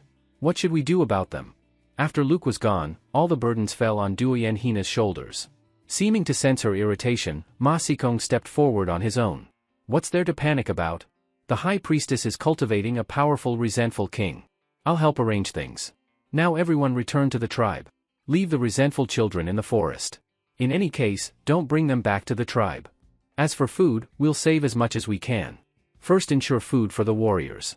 The others can eat once every 3 days. If they're really too hungry, they can chew on tree bark. As for the 100 people on Hot Spring Island, they worked for Yifeng for so long. They deserve to die. We don't need to care about them. Let them fend for themselves. Ma Sikong's words made the great chiefs unable to hold back anymore. Ma, do you really think you're the chief now? You dare abandon our people at will? One great chief stared at Ma Sikong with a hostile look. Great chief, this Ma guy is useless now. With such tender flesh, he might be enough for us to eat for one meal. That's right, chop him up. All the natives raised their fists and looked at Ma Sikong with greedy green eyes. Ma Sikong's heart tightened, and he quietly hid behind Duoyen Hina. Duoyen Hina had just finished the ritual and slowly opened her eyes. Do you all like making noise so much? What Ma Sikong said may sound unpleasant, but it is the only feasible method right now. Abandon all the resentful children, keep only the silver-haired one, then return to the tribe and build fortifications. We must use the fortifications to guard against other resentful children. With the high priestess speaking, the natives finally restrained themselves. Set off. Return to the tribe. Asoer stepped forward. Now the Gay tribe only had 4 great chiefs left, and his prestige was the highest among them. Although he had lost both arms, his nose was still useful. In the blink of an eye, 10 days passed. Inside the cabin, Yifeng suddenly opened his eyes, but in the next moment he raised his hand to block the strong light outside. After not seeing light for so long, his eyes could not adapt immediately. There was no one in the cabin. Yifeng quietly lifted the animal skin blanket. His waist was wrapped like a rice dumpling, and the wound could not be seen, but Yifeng felt that his left waist had recovered some strength and should barely be usable. Creak. Remy Maisie pushed the door open and walked in, still unfastening her chest clothing. Ah? Ah Feng is awake, Ah Feng is awake. Remy Maisie shouted toward the outside. Chenan was overjoyed and poked his head in to take a look. Then he also shouted loudly.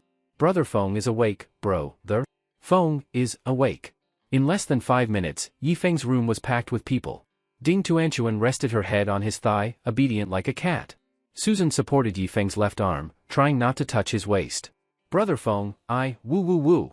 Chenan threw himself into Yifeng's arms, but was immediately kicked away by Susan. Don't touch his wound. Sorry, Sister Susan, I really couldn't control myself. Yifeng was quite moved. Although he had been unconscious these days, he could still feel the care the entire team gave him.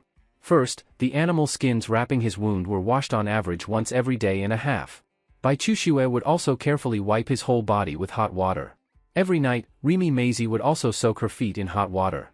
Every night, Ding Tuanchuan would come into the cabin, hold his hand, and sing children's songs to him. This meticulous care, together with Remy Maisie's supply, finally pulled Yifeng back from the edge of life and death. Of course, the most important reason was still the half-crystal pellet inside his body. That thing was incredibly magical. It actually allowed Yifeng's wound to recover 10 times faster. Otherwise, before the wound healed, maggots would probably have grown on it. Brother Feng, this is the meat soup I prepared. Try taking a sip. Shi Zhengliang walked in holding a bowl of hot soup. Yifeng swallowed. These days, he had been living only on Remy Maisie, but she could not support his energy needs. He had already been starving for a long time. Don't worry, Brother Feng. I only added a little salt and no extra seasonings. Your liver still can't detoxify those seasonings. After saying this, Shi Zhengliang brought the soup to Yifeng's mouth. Alright, then I'll try and see if I still throw up. After saying that, Yifeng took the initiative to drink a sip. Everyone stared at him, their eyes full of tired expectation. 1 minute passed. Yifeng did not vomit. 5 minutes passed. Yifeng still did not vomit. 10 minutes passed. Oh.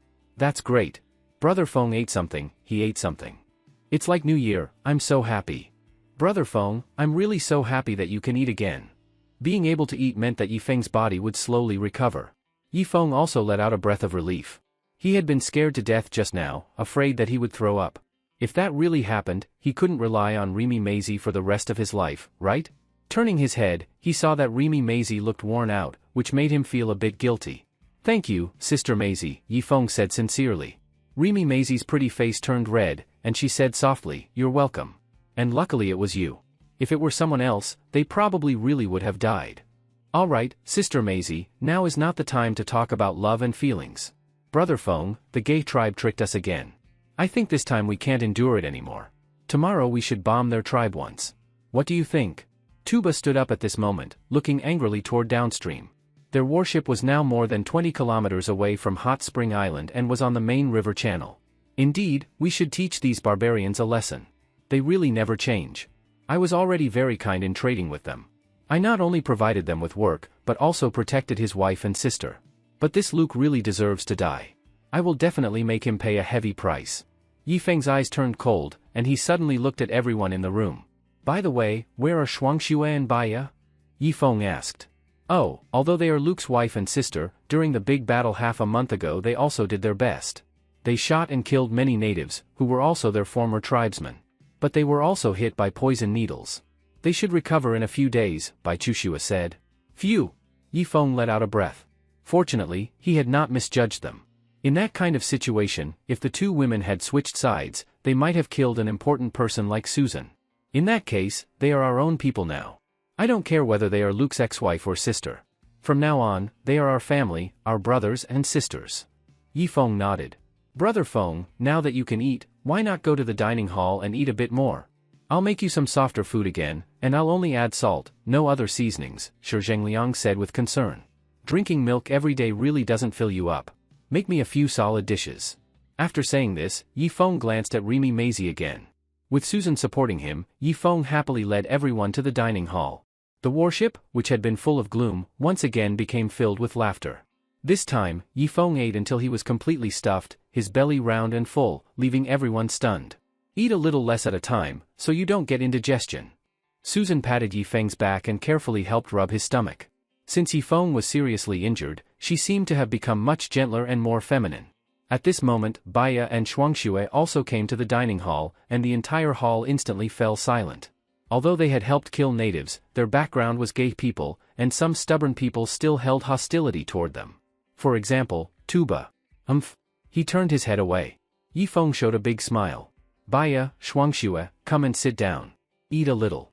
I've already heard about what you did. I really didn't misjudge you, Yifeng said with a smile.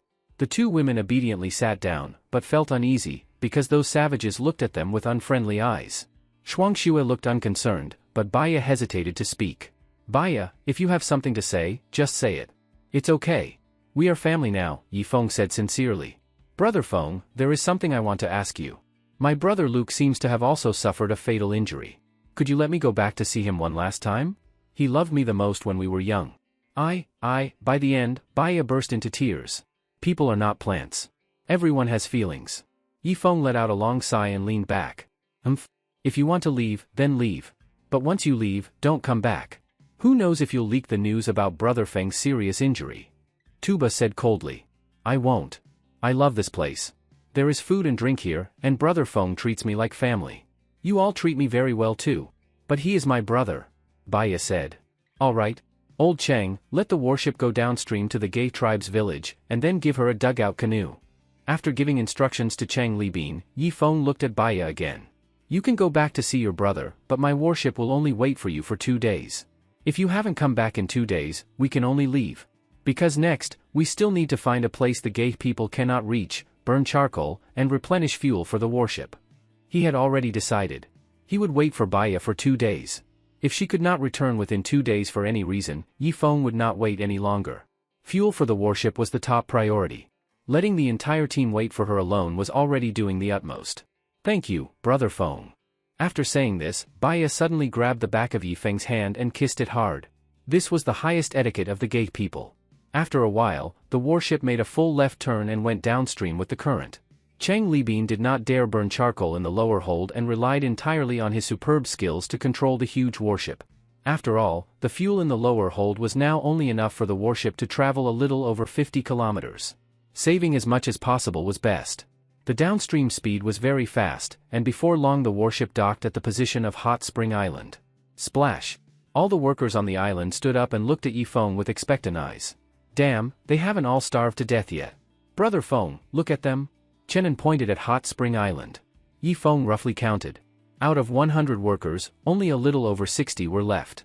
The others had either drowned while trying to swim or disappeared for other reasons. Brother Feng, they should pay the price for the gay tribe's actions. Let them all starve to death, Tuba said loudly. Yes, let them die, Wang Zhihai also nodded. However, Yi Feng had his own plan. In the last big battle, although no key figures were lost, his team had lost 9 more people. Now the total number of people on the warship was only a little over 30. People on Hot Spring Island, listen up. Your chief and high priestess have abandoned you. They didn't care about your lives and rashly went to war with me. This was not only against me, but also a trap for you. Think for yourselves.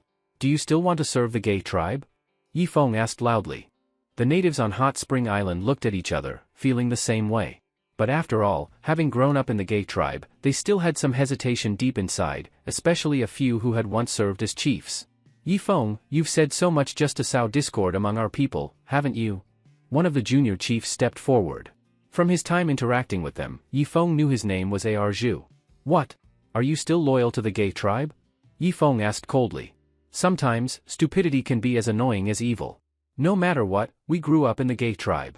Of course we will always be loyal to the chief and the high priestess. Don't try to turn us against each other. Arju, though his face was blackened from hunger, remained fanatically loyal. Because he used to be a low-level chief in the tribe. His position was very awkward, neither high nor low.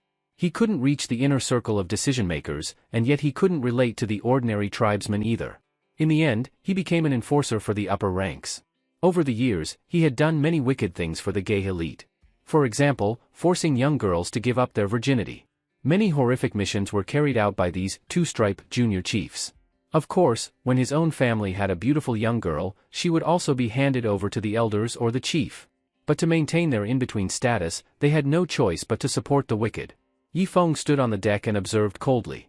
He noticed that those with some status among the natives looked at him with hostility. On the other hand, the ordinary natives had hesitant expressions, as if they wanted to defect. But the gay tribe had ruled them for hundreds of years. That authority was deeply ingrained, making them afraid to rebel easily. Arju, since you're so stubborn, I won't try to persuade you. What about the others? If any of you curse the high priestess, or curse Luke and the gay leadership in front of me, I'll consider you one of us.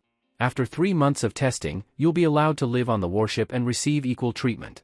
Yi Feng shouted to everyone. The natives looked at each other and all lowered their heads. Especially the ordinary ones, many of them often cursed secretly. But now there were over 60 people. They weren't foolish enough to speak out in public. If they ever returned to the gay tribe, someone might report them, and they would be executed for betrayal. A minute passed. No one responded to Yi Feng. Lai Ri and Arju exchanged glances, looking pleased. See? We've trained these people well, they don't dare challenge authority. Yi Feng, do you see our unity? Stop wasting your time. If you still want us to work, then distribute food. Otherwise, take us back to shore with your warship, Lai Ri said coldly. He was a foremarked junior chief, 2 ranks higher than Arju, and thus even more loyal to the gay tribe. Since you're so stubborn and ignorant, fine, continue starving. The food on my warship is limited and only for us, Yi Feng said, a trace of killing intent in his eyes. In fact, there was still a lot of food on the warship, and some of it had already started to rot over the past half-month. But these natives were beyond reasoning. Yi Feng didn't feel the need to be compassionate. Let them starve to death. Yi Feng, if you're no longer hiring us, then send us back to shore. We'll find food ourselves, Lai Ri said, his face changing as he realized the danger. If Yi Feng refused to take them back, they'd be trapped on the island and die. Brother Feng, I think these 60 people are still useful. Anyway, we have lots of food on the warship, more than we can eat. Some of the meat is even infested with worms.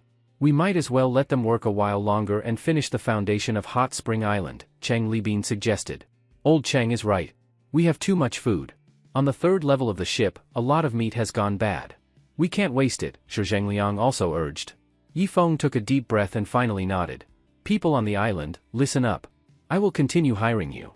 But each of you will only get 5 jin of food per day. I will no longer send any leftovers to the gay tribe, Yi Feng said calmly. What? Then what about our families? We can't just take care of ourselves and let the high priestess starve to death. Besides, there are still so many resentful children to feed, Lai Ri shook his head. Yi Feng, don't go too far. We can't just look after ourselves. What about the chief and the others back in the tribe? Arju added. Yi Feng nearly laughed. These people were starving, and they were still worrying about others.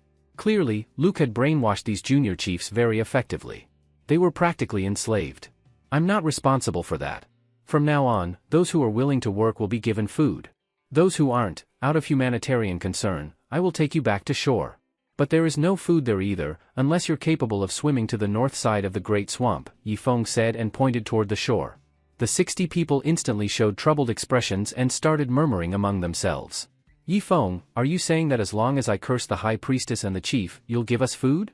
Just then, a thin old man stepped out.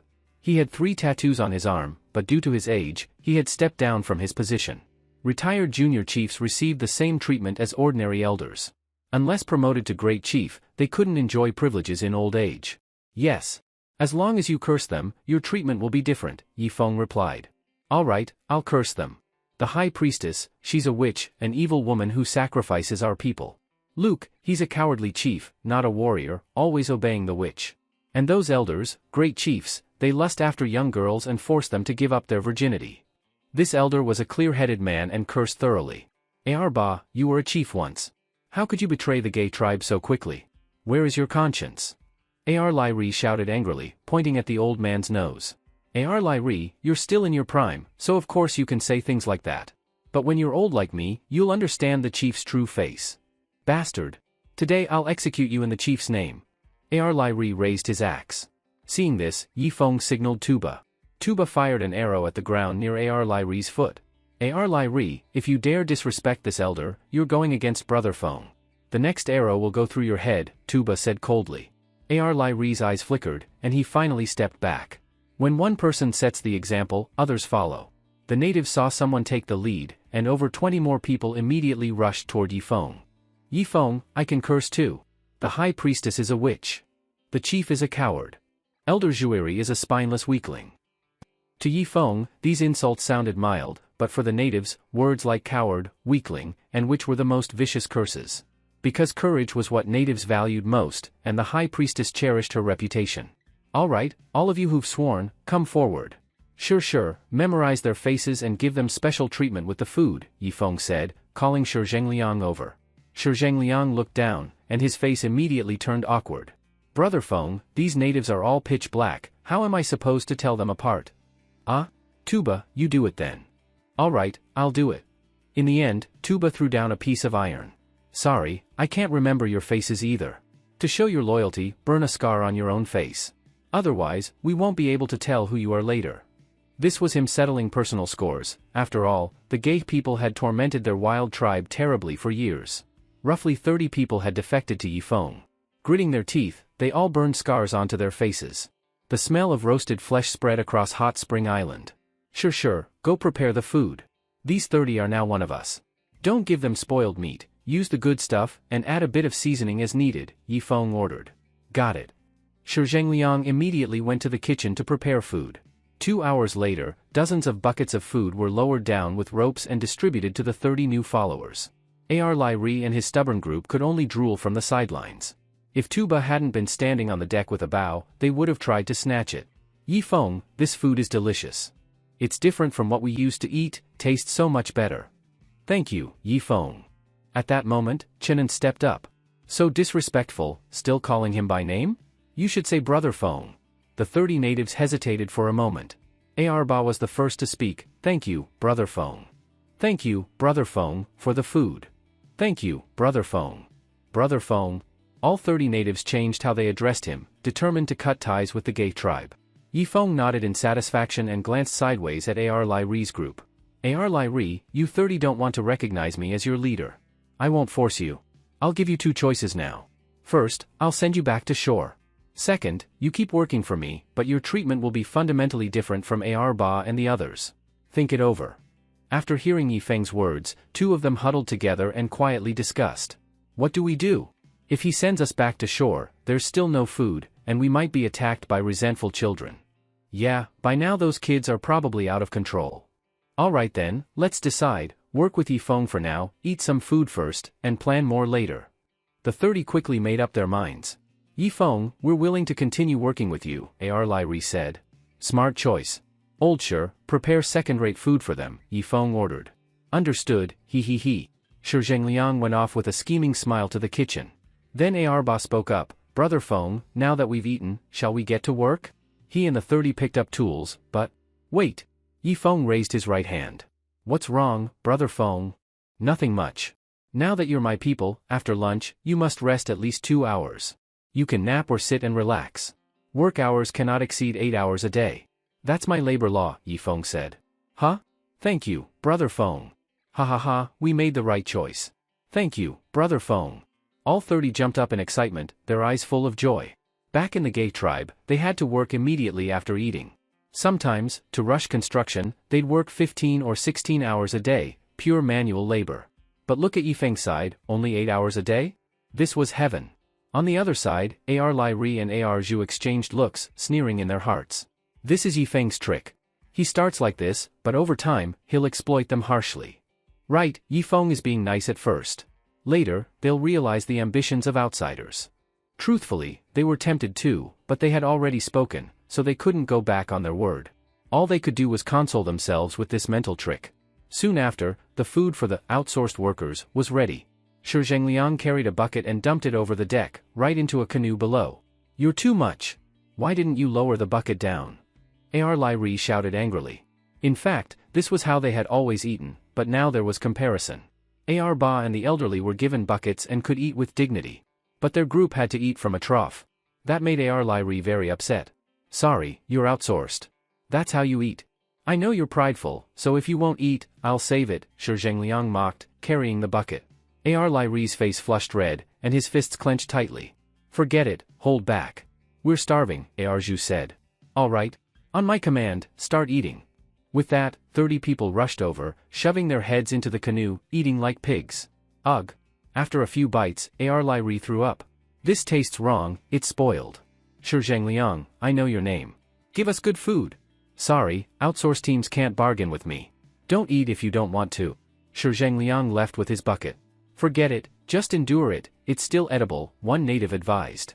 Panting heavily, Ar Lai Ri suddenly raised both hands to the sky and roared. I, Ar Lai Ri, swear I will wash away today's humiliation with their blood. Then he pinched his nose, shoved his head into the canoe, and gobbled down the food. When someone is starving, they'll eat even mud, let alone slightly spoiled food. Even so, it wasn't filling. 30 people got only 10 buckets. Meanwhile, Ar Ba's group of 30 had 30 buckets of fresh meat. After eating, a few even licked the canoe bottom with their tongues.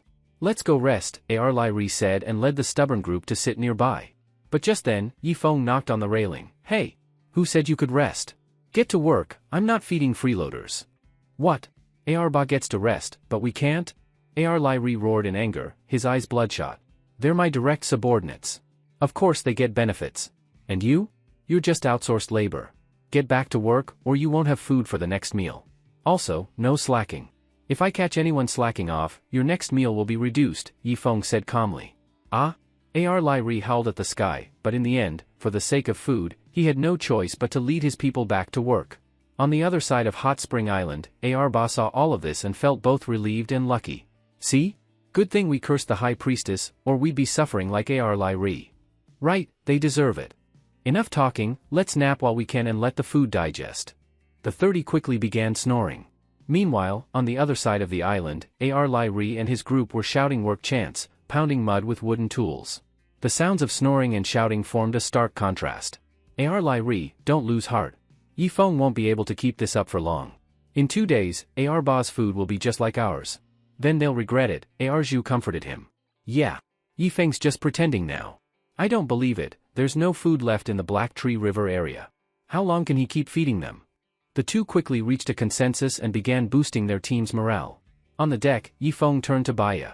Baya, now I will fulfill my promise, take you to shore so you can see your brother one last time.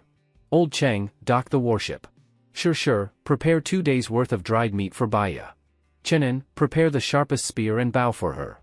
Yifeng gave a string of orders. 2 lines of tears slid down Baya's face. Brother Feng is really so good to me, thinking of everything. But my brother is badly injured. I must see him one last time, or I'll regret it for life. The warship slowly approached land. A dugout canoe was lowered, and Baya jumped into it with food and weapons. She looked up at the deck. Shuangxue was waving to her, and Brother Feng and the others were watching her with concern. Baya suddenly felt full of confidence. With a strong team behind her, she felt like she could do anything. Brother Feng, I will be back in 2 days. Please wait for me. With that, Baya began rowing. This area had been a battlefield just days before. Corpses of humans and resentful children, and dried bloodstains, still covered the shore. In the past, wild animals would have eaten them quickly. But now, the entire Black Tree River basin had almost no animals left, so the corpses remained, swollen and deformed. After landing, Baya followed her memory toward the village. The forest was eerily quiet, with only a few sparse bird calls. Soon even the birds would migrate north. After hurrying, she finally arrived at the riverside flat. It was a mess. A few native women were gathered, pulling things from the mud and stuffing them into their mouths. When she got closer, Baya nearly threw up. Her people were actually eating earthworms? Baya? Is that you? An old woman holding a little girl looked at her in shock. Yes. Where is my brother? Baya asked and pulled out a piece of dried meat from her bundle, putting it into the little girl's mouth. Your brother isn't presentable now. The high priestess is treating his wounds. The old woman swallowed hard, her greenish eyes staring at Baya's bundle. More native women gathered, eyes full of hunger. They were people Baya had known since childhood, her own tribe. Her heart softened. Gritting her teeth, she gave all the food in her bundle to the women. She noticed only women and children were at the riverside. All the men were in the forest, apparently building something. Baya, this food is so tasty. How is life with Yifeng? One native woman asked. Her face was so gaunt it looked skeletal, but her features hinted that, with more weight, she might be quite pretty. Life with Yifeng is good. There's plenty of food, good shelter that doesn't leak, it's clean, cleaner than the high priestess's temple. We have top-level chefs cooking for us. Baya hesitated, but finally told the truth. She sat on the shore, soon surrounded by women. They listened intently to Baya's stories, faces full of envy. Baya, you're beautiful, so Yifeng took you in. I wish I were as pretty as you. I want to go to the warship too. One girl finally voiced what they were all thinking. These days, the women and children had to scavenge for food with their bare hands. When hungry, they drank water, even ate worms. Whenever they found a dead wild chicken or egg, the men would take it away. They had bottled up resentment for so long. Now that Baya returned, it all came out. Don't be like that. The men are under a lot of pressure too. Baya was conflicted. She wanted to take her sisters to enjoy a better life on the warship, but what about the gay men? And her brother? Baya, can you take us to Yifeng's warship? We don't ask for clean rooms or delicious food. Just food. Even bones will do. Yeah, Baya. The men on your ship must have needs, right? We're women, we can satisfy them. We just want to survive. Faced with these women's pleas, Baya's heart twisted. In the end, she shook her head. I'm afraid not. On the warship, there are bad things too, like, never mind. She couldn't find any faults. Since she and her sister-in-law boarded the ship, they'd come to know Yifeng's character well. He faced danger first, deserved the title of warrior, and genuinely cared for his people. As for being lustful, among native women, that wasn't a flaw. It was expected of a strong man. If he wasn't lustful, it would seem like a weakness. I'm going to see my brother now. Oh, if you're truly starving, go to that place. When you see the warship, wave at it. I'll beg Brother Feng. Maybe he'll give you some food. On the surface, he seems cold, but deep down, he's actually very kind. However, I cannot guarantee that Brother Feng will listen to me. After saying that, Baya walked toward the forest. The craftsmen were numbingly building fortifications. They had cut down all the trees in the middle of the forest and used the surrounding trees to form a natural wall. Inside the wall, the native men were not idle either, they were busily constructing various wooden houses. Even the craftsmen could no longer guarantee 3 meals a day. At most 2 meals a day, and still not enough to fill their stomachs. But these craftsmen still worked hard. A sense of superiority comes from comparison. Look at those women on the riverbank, starving and eating earthworms, while they still had some meat every day, even if they didn't know what kind of meat it was, at least it filled the stomach. Hey! Women and resentful children are not allowed inside, get out. One craftsman drove Baya away. He didn't recognize her as Luke's sister. When Baya first went to the warship, although her features were delicate, she was dark and thin. But now it was different. After staying on the warship for nearly a month with excess nutrition every day, she had become fair and tender, and almost no one recognized her. I am Baya. Where is my brother Luke? Baya introduced herself. Ah, so it's you. The chief, he's badly injured. The high priestess is treating his wounds. I want to go see my brother. Baya was delighted. After half a month, her brother still wasn't dead. Maybe the high priestess could cure his wounds. With that thought, she quickened her pace and walked inside. During the time Luke was injured, the high priestess issued a decree that Asoer and Ma Sikong would govern the Gay tribe together. This was a combination of barbarism and civilization. Asour proposed using trees to make a natural wall to prevent the resentful children from rebelling. And Ma Sikong, after having the wooden houses built, mixed dry grass and yellow mud to plaster the gaps in the houses so they could resist the winter cold winds. At the same time, Ma Sikong also taught the natives how to make cart crossbows and how to use tung tree oil to make fuel. In any case, he applied everything from civilized society to the gay tribe, aiming to show off to the high priestess. Asour was patrolling the territory when he suddenly squinted and saw Baya immediately. "Baya, why are you back?" Asour asked in shock. "Asour, where is my brother?" Baya asked. In fact, Asour had always secretly liked her. "There's a temporary temple in the middle. The high priestess and that silver-haired one have been inside for half a month." "Oh, and your brother is inside too." "The high priestess, it seems she's using some secret technique to treat your brother's wounds," Asour said, his eyes flickering. The higher-ups all knew. Her brother was being turned into a resentful king. But such words were best not spread, or it would seriously affect the natives' beliefs. "So you mean my brother still has a chance to be saved?" Baya asked happily, grabbing Asour's empty sleeve. Yes.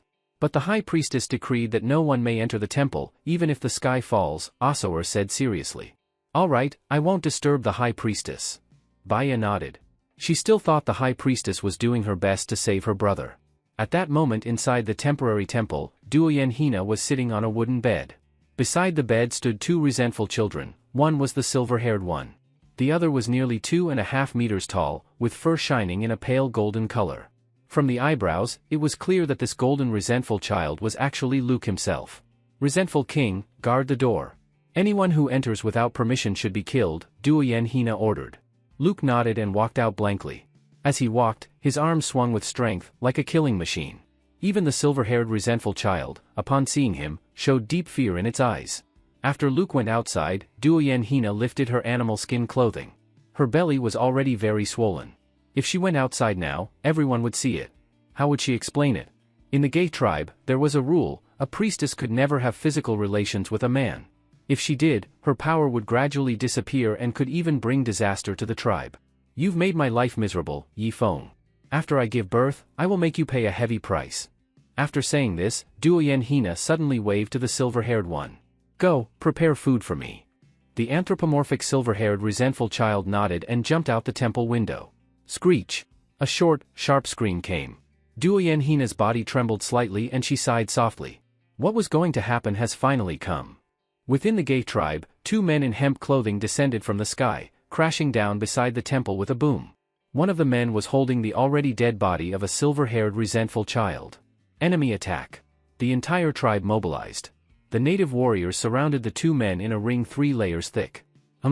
One of the men casually threw the silver-haired body. It flew 30 meters and violently hit a big tree, almost turning into meat paste. Asour walked forward with the remaining 3 great chiefs. Seeing the strength of this hemp-clothed man's arm, he knew he was no match. "Who are you? Are you sent by Yi Feng?" Asour asked. "Yi Feng? Who is Yi Feng?" The man said, stepping forward. His aura suddenly expanded. Whoosh! Asour backed up 5 or 6 steps, staring at the man in shock. Such strong energy, 10 times stronger than the old Luke. "What do you want?" Asour's lips trembled, but proud as he was, he did not know how to bow. "Bring out your high priestess. She violated the first commandment of the temple. I will take her back to be dealt with by that lord." Baron stepped forward like a tiger facing wolves. "What commandment? You two better leave now, or even if we all attack together, you won't gain anything," Asour said, then signaled the 3 great chiefs behind him. Those 3 drew their short swords and stared warily at this man called Baron. "Ha ha ha, fine. All 3 of you come at me together. Let me see if the skill level in the Black Tree River area has improved." Baron finished speaking and drew his machete with a sharp sound. "Charge!" One of the great chiefs led the charge. Ching! He stopped in his tracks. The short sword in his hand was split in half, and his body was cleaved from head to groin. "No good, everyone attack together." Asour was shocked and quickly dodged to the rear. The other 2 great chiefs had learned their lesson. Just as they were about to reach Baron, they suddenly dodged aside, and Baron's machete struck the native warriors behind them. In a flash of cold light, Asour did not even see how Baron struck. A wave of his tribe fell. With one strike, he killed 15 of his tribesmen. Among those 15 were 2 great chiefs with 4 tattoos. "What should we do?" Even the brave gay people stepped back in fear, their eyes staring at Baron with terror. "Really boring." I'll go fetch Duoyen Hina myself. After saying this, Baron strode toward the temple's main door. At that moment, an abnormal event happened. The dense forest beside the temple shook with a boom. An arrow shot with immense force slammed into Baron's chest. The powerful impact sent Baron flying more than 10 meters backward, before pinning him hard against a large tree. Ugh, phew! Baron looked in disbelief at the huge crossbow bolt in his chest, spitting mouthfuls of blood, his eyes filled with intense unwillingness. Unlike last time with Yifeng, then the arrow hit Yifeng's waist, this time the arrow struck Baron's chest. At the moment the bolt touched his heart, it was shattered instantly. Baron! Emohito rushed over, pulled the bolt out, and cradled Baron's body. Emohito, find him, kill him. Baron said a few words before his head drooped, and he fainted on the spot. Normally, a beast fighter in the Black Tree River region was nearly impossible to kill, they could even face beasts head-on. But they encountered a modern civilized weapon, an enhanced civilized weapon. Emohito slowly turned around, his crimson eyes looking toward the forest. The next moment, in Asora's sight, Emohito vanished as if invisible. Emohito wasn't actually invisible, his speed was simply too fast for Asora and the others' eyes to catch. In just 1 second, his body appeared in the dense forest, facing a huge crossbow. As for Ma Xikong, after firing one bolt, he quickly found a place to hide. He had just seen that hemp-clothed man's skill and knew he wouldn't get a chance to shoot a second bolt. Great! Trying to hide, huh? Then today I'll wipe out the entire gay tribe. Emohito muttered and vanished like a shadow. 2 natives hadn't reacted when suddenly their necks felt cold. 2 heads rolled onto the ground. No good, him. Before one chief finished speaking, his head also fell to the ground. Emohito moved like a shadow killer, weaving through the gay crowd, killing 2 to 3 people with each pass. Quick! Everyone back to back, point your spears outward. Asora shouted. Just after he finished shouting, a sharp sound came from the air in front of him. The next moment, a machete seemed to slice out of thin air, heading for his neck. Clang! A giant golden figure fell before Asora, using its black claws to block the blade. Asora felt a chill down his back and staggered several steps backward.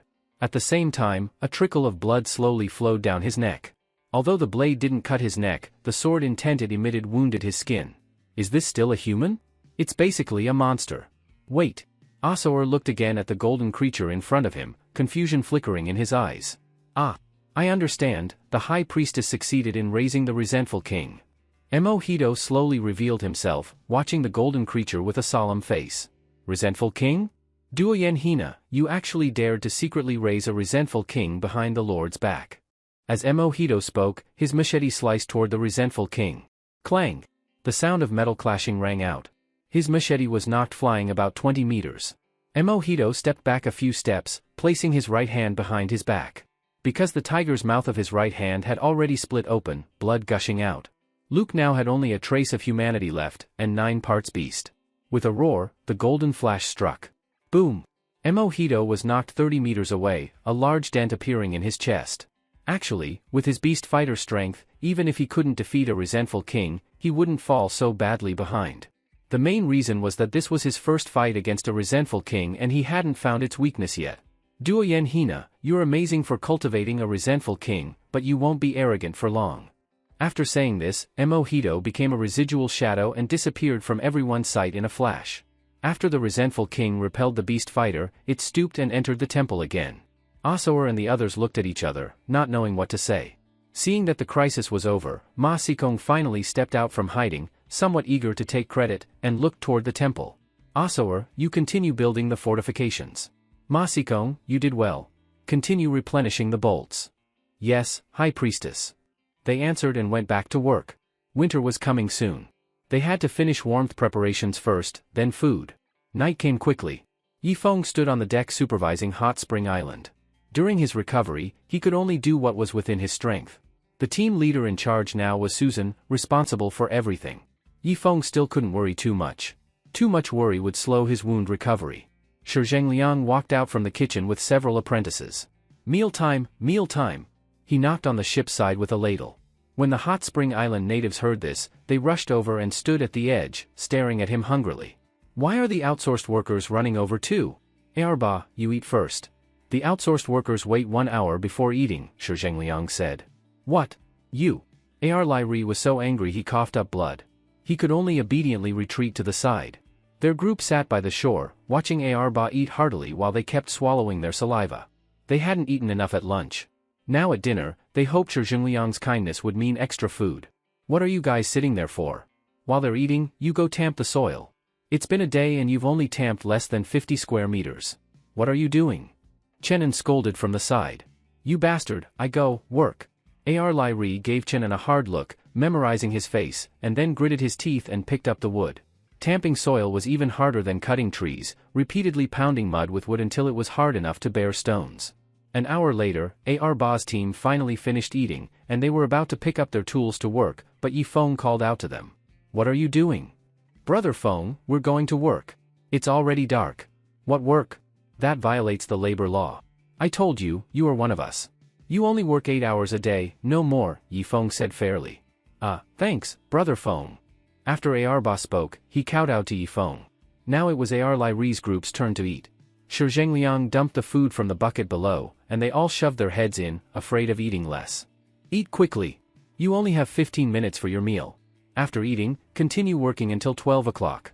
Of course, around 10 o'clock, our brother Feng said he will provide another meal.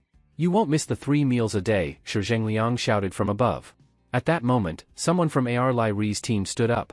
Brother Feng, the high priestess is a witch, the chief is a coward, those great chiefs are weaklings. Can I join their side now? You're teachable. Burn a mark on your face with the branding iron. You are officially separated from the outsourced team, Yi Feng said. That native was overjoyed and ran quickly toward Arba and the others. Come back, traitor. You traitor. Lai Ri beat his chest angrily.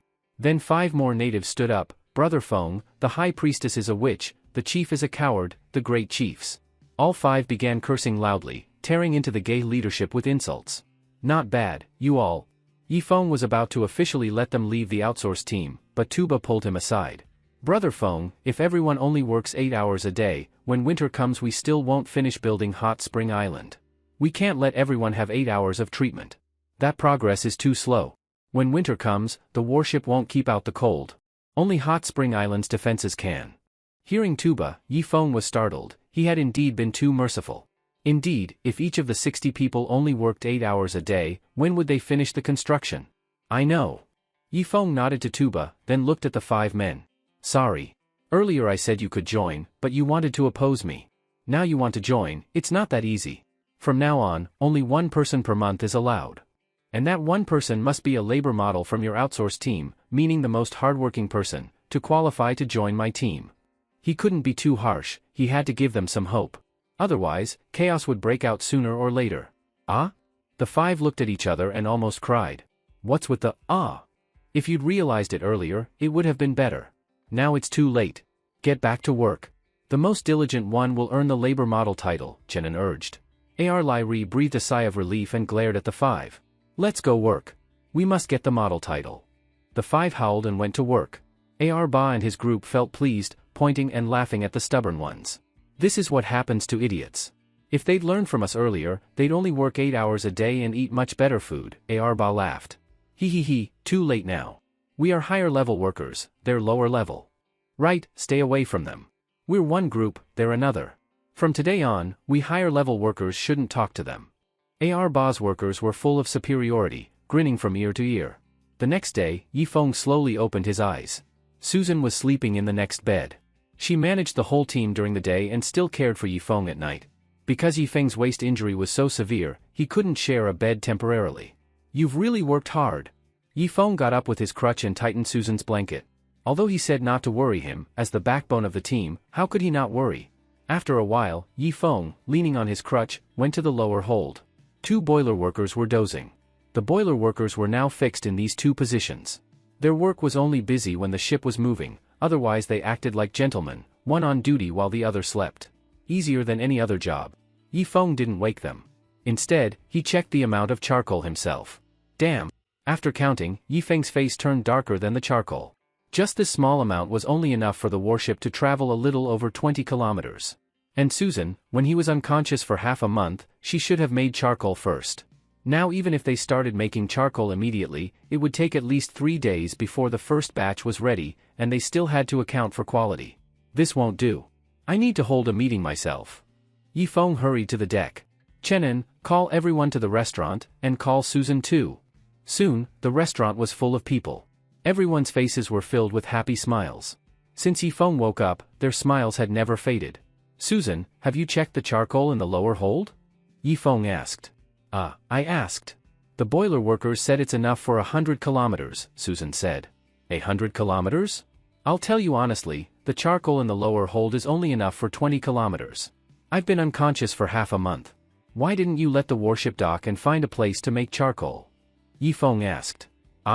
Susan also got angry and turned her head away like a wronged little wife. Chenin hurriedly whispered to Wang Zhihai. See? Only brother Feng can keep sister Susan in check. Well, one's the boss and the other's second in command, Wang Zhihai nodded.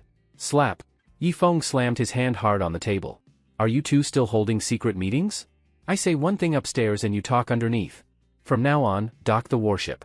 Pick 3 people to climb trees and keep watch. Only Chang Libin and the 2 boiler workers stay on the warship. Everyone else goes ashore to work.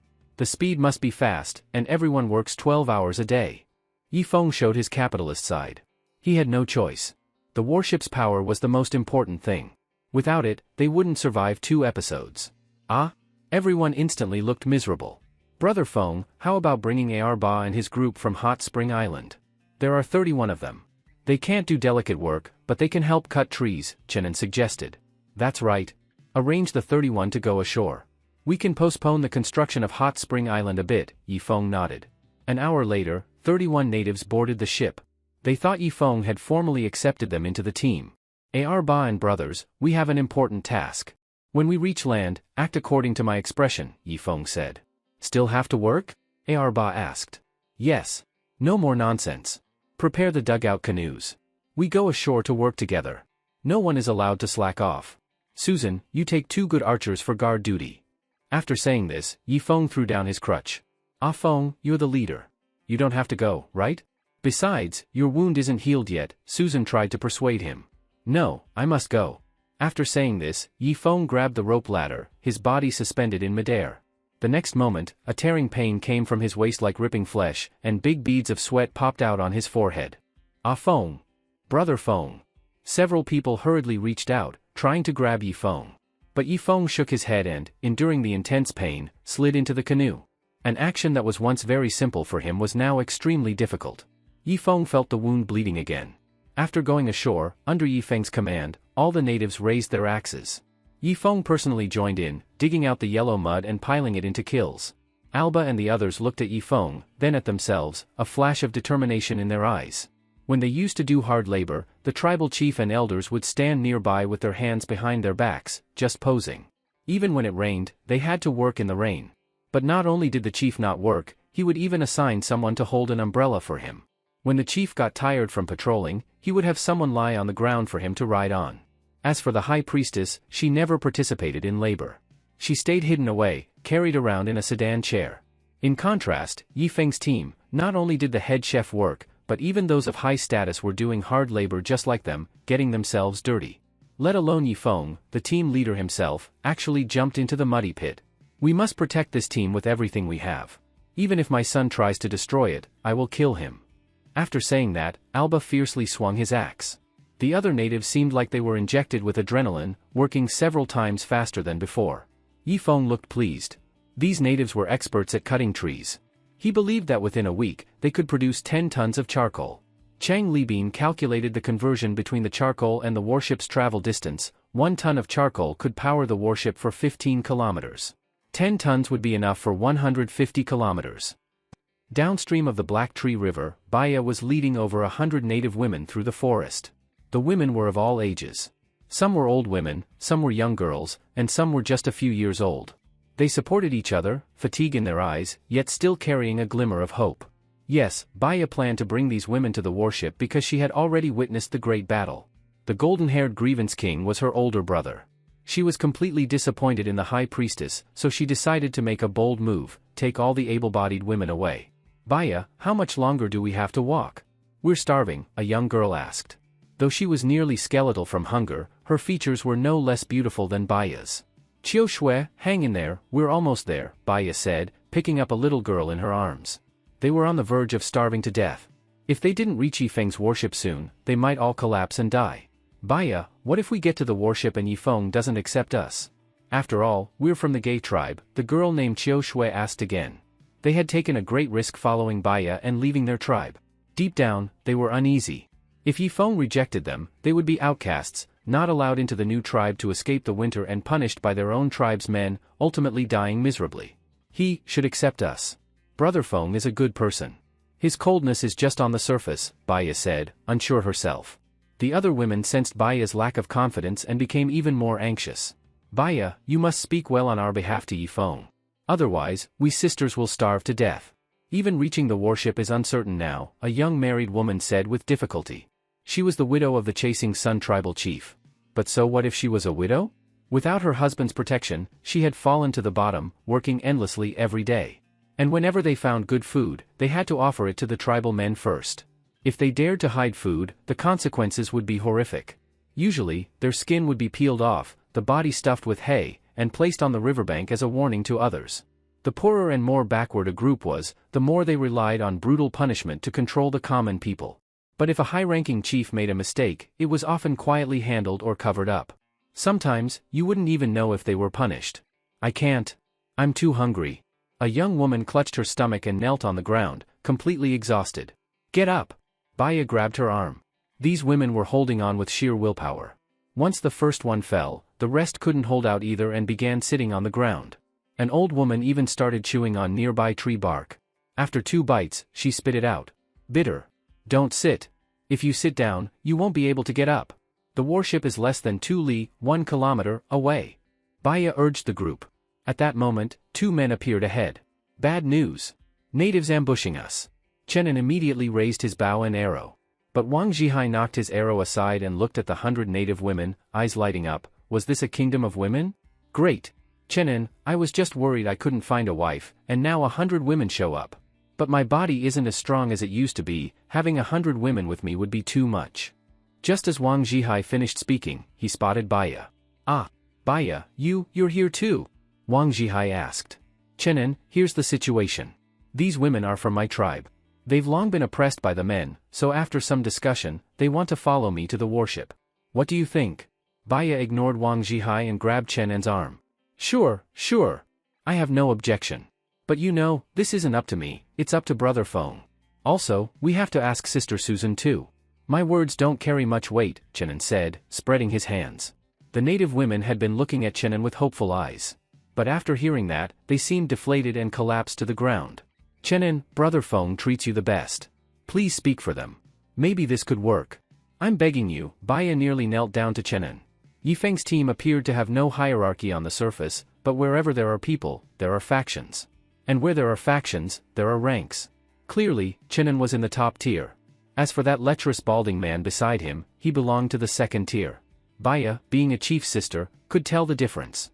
But really, my words don't count. It all depends on Brother Feng. How about this? I'll go ask him. If he agrees, I'll bring you to the warship. If not, I can't do anything, Chenin said, shaking his head. He knew his limits, he wasn't in a position to make decisions. The 100 women stared blankly at Chenin, the hope in their eyes gradually fading. From his tone, they could tell, Yifeng's warship probably didn't need more people. At that moment, a deep male voice came from behind the trees. Who said I didn't agree? Chenin, bring them all onto the warship, let them eat first. Hearing this voice, Baya was overjoyed.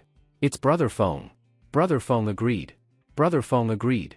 Baya shouted to the women behind her. Ah, really? Qiu Shui was overjoyed, staring expectantly toward the source of the voice. These women seemed to regain their strength instantly and surrounded the area, looking hopefully toward the forest. Soon, a figure walked out with the sun behind his back, making it hard to see his face clearly. Is that Brother Feng? Qiu Shui looked at the distant figure, her eyes full of admiration. She had been curious about the mysterious Yifeng even before seeing him. But now, he was so short, only about 1.5 meters tall, similar to her own height. What the hell, Master Shi, you actually pretended to be Brother Feng. And how did you imitate his voice so well? Chenin let out a sigh of relief and pointed at Shi Zhengliang. He, I saw how intense your discussion was, and couldn't help but make the decision myself, to give them a little hope first. Now the hope is shattered. After saying that, Shi Zhengliang's eyes lit up as he looked at the group of native women. He's not Yifeng? Nope.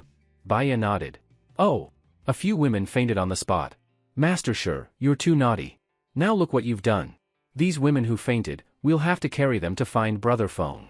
After saying that, Chenin took the initiative to carry 2 women. On the other side, Wang Zhihai carried 3 women. I'll take this strong one. Shi Zhengliang carried a very tall native woman. Qiu Shui, don't faint, we're already there. Baya pointed toward the riverbank, where a large group of natives were chopping down trees. Who is Yifeng? Who is Yifeng? Qiu Shui asked weakly, looking at the few clean-looking people. In her mind, as the team leader, Yifeng certainly wouldn't be doing manual labor. But Baya brought her in front of a man covered in mud. Brother Feng, why are you working too? Your wound hasn't healed yet. Baya looked in shock at Yifeng, who was completely covered in mud. Yifeng raised his head wearily and immediately saw the group of women behind Baya. Baya, you're back so soon? I thought you'd return tomorrow morning. What's their purpose? Yifeng wiped the mud off his face. Well, it's like this, Baya patiently began explaining, describing the women behind her as very pitiful, as if Yifeng didn't save them, they'd all be wiped out. Qiu Shui stared unblinkingly at Yifeng, her eyes full of suspicion. She doubted this muddy man was Yifeng.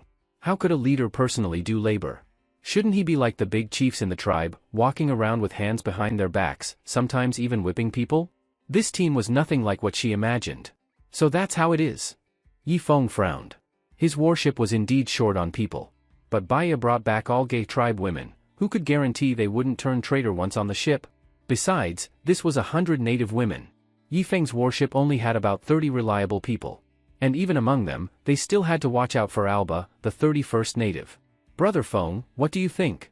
If you don't save them, they'll starve. Baya shook Yifeng's arm.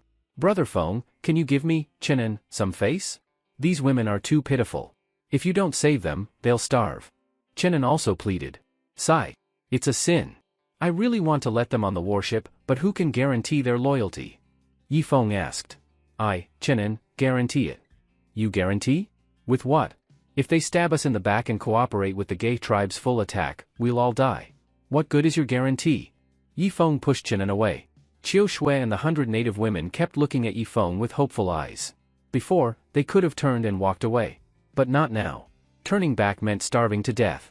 Even if they didn't starve, they'd be frozen to death back in the tribe, or skinned and stuffed with straw by the native men. There was no way back. How about this, let them stay by the shore for the next month. I won't guarantee their lodging. As for food, I can provide them with 1 month's supply. Yifeng hesitated for a long time but still decided to save these pitiful native women. He also saw it, they were nothing but skin and bones. In the entire Black Tree River region, only he could save them. Ah? Thank you, Yifeng, thank you. Qiu Shui dropped to her knees. The other native women also knelt. Get up. Yifeng quickly helped Qiu Shui up and shouted to the others, no kneeling allowed in our team. Everyone stand up. Master Shi, take 5 people and make some food. Anything simple will do, but make it fast, I don't think they can last a few more hours. Hearing Yifeng's words, Shi Zhengliang quickly jumped into the canoe. In the gay tribe, Asoer looked at the empty riverbank with a face full of rage. There had been hundreds of women on the riverbank, but now only some elderly, sick, and disabled women remained. What happened? Asoer stepped on an old woman. It was Baya. She rescued the others and took them to a place with food. You're useless. You couldn't provide us with food. Even the food we found was stolen by you. The old woman stared at Asoer with resentment. Ugh. Asoer kicked down hard, killing the old woman on the spot. But his bloody act had no deterrent effect. Instead, the other native women looked at the old woman's body with a hint of envy in their eyes. At this point, death might be the best release. Yifeng, when spring comes, I will lead the entire tribe's warriors to utterly destroy your warship. Especially you won't die easily. I'll lock you up and torture you for 10 years. Asoer cursed through gritted teeth. After Luke became the Grievance King, he had effectively taken control of the entire gay tribe. As for Ma Xikong, he only relied on the High Priestess's support. So no one really listened to him, unless the High Priestess was present, people would only pretend to obey. Eat slowly, don't choke. Shi Zhengliang had already brought food to the shore. It was very simple, meat chopped up and boiled into a mush with a little salt added. Food not even dogs would eat, but the native women ate it with great appetite, coughing as they ate. Yifeng looked worriedly at the 100 native women and continued building the kiln. Now that he had to feed another 100 people, he'd probably have to go upriver fishing every week, which would also consume a lot of charcoal. At that moment, Yifeng's work pace quickened noticeably. After a while, all the native women were full and sat huddled together in the forest, drowsy. But one of the native women forced herself to stay awake and came in front of Yifeng. Yifeng, you provided me with food, but I have nothing to exchange with you. If there's anything you like about me, just say it. I'm willing to exchange it with you, Qiu Shui said. Native women had been oppressed for a long time and hadn't learned to take advantage. Usually, when the men in their family hunted for them, they had to do other labor in exchange. Like washing clothes, chopping wood, handling food, taking care of children, or even using their bodies to exchange. Exchange? Yifeng kept moving his hands and looked up at Qiu Shui. I can work now. Is there anything you need me to do? Or, I can offer you my first night, Qiu Shui said without even blushing. Yifeng looked at Qiu Shui again. Besides being starved almost beyond recognition, from her facial features, her looks were not worse than Baya's. You're too thin. Eat more these 2 days. Once your body recovers a bit, I'll assign you some work, Yifeng said with a smile. Yifeng was very pleased. This Qiu Shui didn't seem like someone who ate for free, much better than some women in civilized society. When they date, they're not willing to give anything, meals are paid by the man, gifts also from the man. They don't even know how to reciprocate. Even a simple gift to show appreciation, they won't do it. Yifeng felt these native women were more worthy of sincere treatment. Of course, they couldn't be spoiled, otherwise, over time, they'd become the same way. Time slowly passed, and soon a week went by. 5 days ago, these 100 women also started doing labor. They had good execution. The kills they built were sealed well, even better than Yifeng's handiwork. But during this week, Yifeng had been anxious and doing physical labor, causing his wound to reopen several times, so he had to return to the deck to recover. In fact, the Gay tribe was also a complete mess now and had no time to attack them. With no food, the Gay people were so hungry they couldn't walk steadily, so they had no energy to cause trouble. Dove and Longwu had also recovered. They stood behind Yifeng, one on each side, looking toward the shore. Brother Feng, I'm sorry. While I was badly injured, I couldn't help you at all, Longwu said apologetically. No need to say that between brothers. Yifeng looked at Longwu's 2 legs, thinking he should build a prosthetic for him when he had time. Dove's injury had also been serious, but now she had recovered about 80%. Unfortunately, she no longer had a gun, so she could only carry a bow and arrow while walking on the deck. At this moment, Chang Libin came over. Brother Feng, within this week, we made charcoal twice, only 8 tons. The yield rate still needs improvement. Chang Libin sighed. Yifeng did some calculations. 8 tons of charcoal was enough to run the warship for 120 kilometers. Barely enough to protect themselves. Luckily, the Gay tribe hadn't caused trouble during this time, otherwise, all their kills would have been destroyed. TCH, it's a bit cold. Dove tightened her thin animal skin. Africans were generally afraid of the cold. It was now early winter, with temperatures between -2 to 3 degrees. If Yifeng weren't seriously injured, this bit of cold wouldn't have mattered much. But now, he was very cold too. Brother Feng, making charcoal is important, but we also need to prepare winter clothes, especially for the 100 women you took in, and the 60 natives on Hot Spring Island. That will need a lot of animal skins. If they freeze to death, we'll have to build the home ourselves, Chang Libin said. Io, my back hurts so bad. Yifeng clutched his waist, his face full of pain. Wounded people shouldn't worry. See, once his mind got upset, his wound started to hurt. Okay, Brother Feng. From now on, I'll report these things to Sister Susan. You don't need to worry, Chang Libin panicked and quickly held Yifeng's wound. Yifeng nodded and became a hands-off boss on the deck. Worrying every day might shorten his life by 20 years. This beautiful life had just begun, he didn't want to die young. After a while, Susan came back, and Chang Libin went to report to her. Susan looked at Yifeng with heartache, called the flower-decorated ones on her shoulder to a meeting in the dining hall, but didn't call Yifeng. Yifeng emptied his mind, tried not to think of those annoying things, and focused on imagining something good. After a while, the meeting ended, and Susan waved toward the shore. I announced that the native women can board the warship. Leave 5 people on shore to guard the kiln. Once the last batch of charcoal is finished, we'll head upstream, Susan shouted. The people on the shore, after a week of exhaustion, happily lined up along the shore after hearing the order. There were only 4 canoes, and only 16 people could be taken per trip. Chenin, Tuba, Ding Tuanchuan, and Ilian boarded the warship in the first batch. As soon as they got to the deck, Susan issued them spears and bows and ordered Tuba to take people to the artillery platform and occupy the high ground. Tuba, remember, if these gay women try to cause trouble, shoot them from the high ground without mercy, Susan ordered. Don't worry, I won't show mercy. Tuba nodded and took 2 natives up to the artillery platform, taking control of the high point. Even though Yifeng didn't worry about things, he felt Susan's arrangements were very reasonable. If people like Chenin or Wang Zhihai, those perverts, were placed in the high positions, they might hesitate to shoot those beautiful native women. But Tuba was different. He had a blood feud with the gay tribe and would never be tempted by beauty. Chenin, those women mostly listened to Qiu Shui. Try to win her heart. Use marriage as a way to slowly control these 100 women, Susan said, then gave Yifeng a meaningful look. She could obviously see that Qiu Shui liked Yifeng. If Yifeng weren't seriously injured, the two might have already gotten together. So this task she gave to Chenin had 3 goals in one: make Yifeng give up, help Chenin find a wife, and indirectly control these 100 native women. Yifeng guiltily turned his head away, not daring to meet Susan's eyes. Sister Susan, I didn't expect you to care so much about me, even worrying about my marriage. Don't worry, I'll definitely use my handsome face to win Qiu Shui's heart. Chenin saluted. Go for it. Susan shook her head and sighed. The 4 canoes made 8 trips and finally brought everyone onto the warship. Only 5 people were left on the shore to guard the kiln. In 2 days, the charcoal would be done. Then they'd head upstream to hunt animals and make fur clothes. Old Cheng, take the warship to Hot Spring Island. Use the current as much as possible and conserve charcoal, Susan shouted toward the captain's room.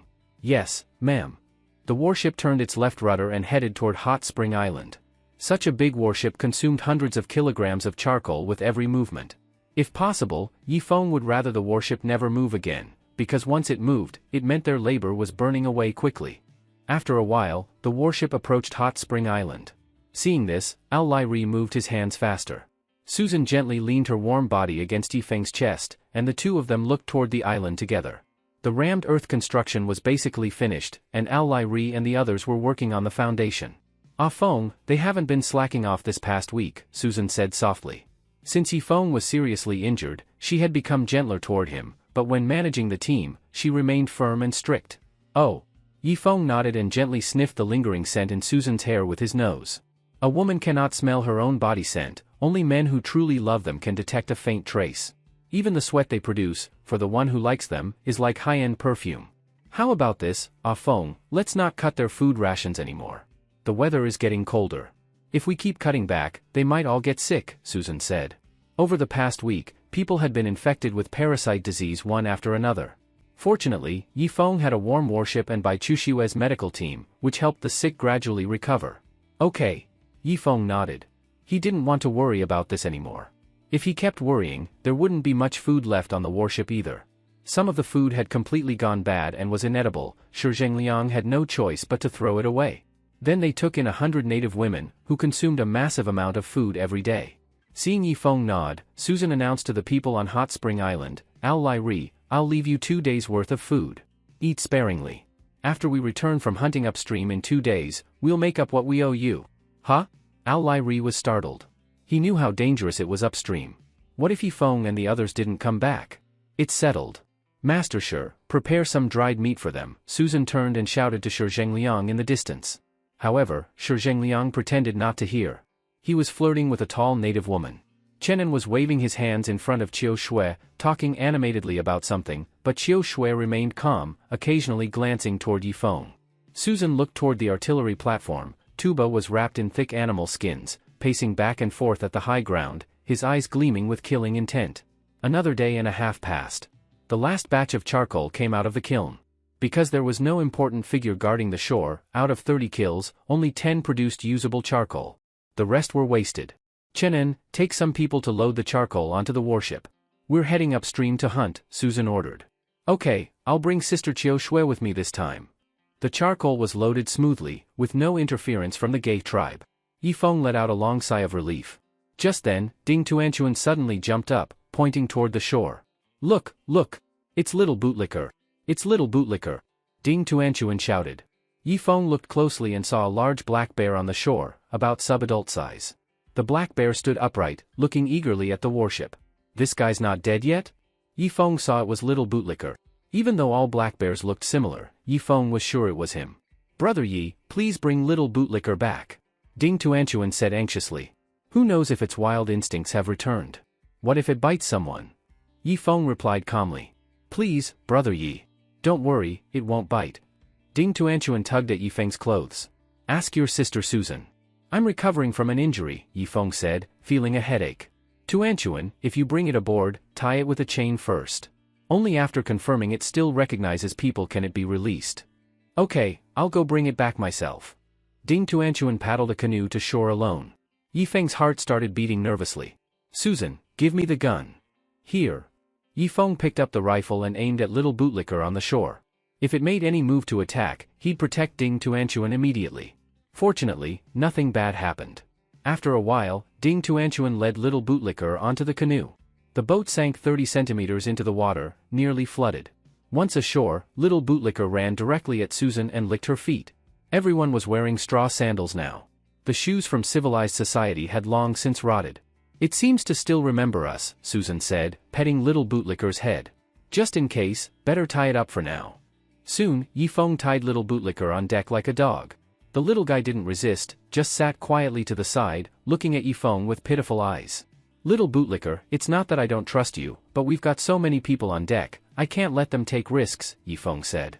Unexpectedly, it nodded like a human, as if it understood him. Old Cheng, set sail, head north. Susan shouted. Cheng Libin pulled the rope 5 times. The boiler workers in the lower deck would start dumping boxes of charcoal into the furnace after hearing 5 bell rings on the rope. If only one pull, they'd reduce the charcoal feed. With no intercom system, this primitive method was the only way to communicate. 10 minutes later, the entire warship roared to life, with thick black smoke billowing from the rear. As the power increased, the warship turned out of the tributary and entered the main river. The wind on the river was even stronger, making it hard for Yifeng to keep his eyes open. The native women huddled together in the cold, with the occasional sneeze heard. Leave 5 people on duty, put on thicker clothes. Everyone else, go to the dining hall, Yifeng waved and led the way. The dining hall could hold about 50 people. With over 160 people, it was crowded, but manageable. Chenin lit the stove in the center of the hall and reluctantly threw in 2 pieces of charcoal. The temperature inside slowly rose to around 7 or 8 degrees, while outside it was already -5. Everyone's face lit up, and they started chatting in groups. Chenin was telling romantic love stories in front of Qiu Shui. In the end, the prince and Cinderella lived happily ever after. After he finished, 20 listeners had already gathered around him. Love stories refined through time in civilized society were like a new continent to the natives. Their eyes sparkled as they pulled at Chen En's clothes, urging him to continue the story. Like, how many children did the prince and princess have, did their children become chiefs, what kind of love stories did their children experience? Chenin was good at retelling stories, but making them up on the spot? Impossible. To know what happens next, stay tuned for the next episode. Chenin patted the wooden floor. Wang Zhihai saw that Chenin had so many female listeners and was secretly happy. I'm a PhD graduate, how can I not match your cliffhanger skills, Chenin? Ladies, let me tell you the story of Guan Yu warming wine and beheading Hua Xiong. After a while, a large group of male natives had gathered around Wang Zhihai. Wang Zhihai, hurry and tell us, did Guan Yu kill Hua Xiong or not? Alba asked anxiously. Yeah, hurry up. When exactly did he kill Hua Xiong? Was the wine still warm after killing him? Wang Zhihai looked at the beautiful women surrounding Chenin, then at the men around himself, and instantly lost interest. To know what happens next, stay tuned for the next episode. No, you have to make it clear today, did Guan Yu kill Hua Xiong or not? Hurry up and say it. I don't have much patience. TCH, I'm not even getting paid. I'm not in the mood to talk today. Yifeng was listening to Susan's meeting. In the blink of an eye, Wang Zhihai had already been beaten up by the crowd. Damn it, I'm telling you stories for free, and you F'ing hit me? Who told you not to say whether Guan Yu killed Hua Xiong? FX.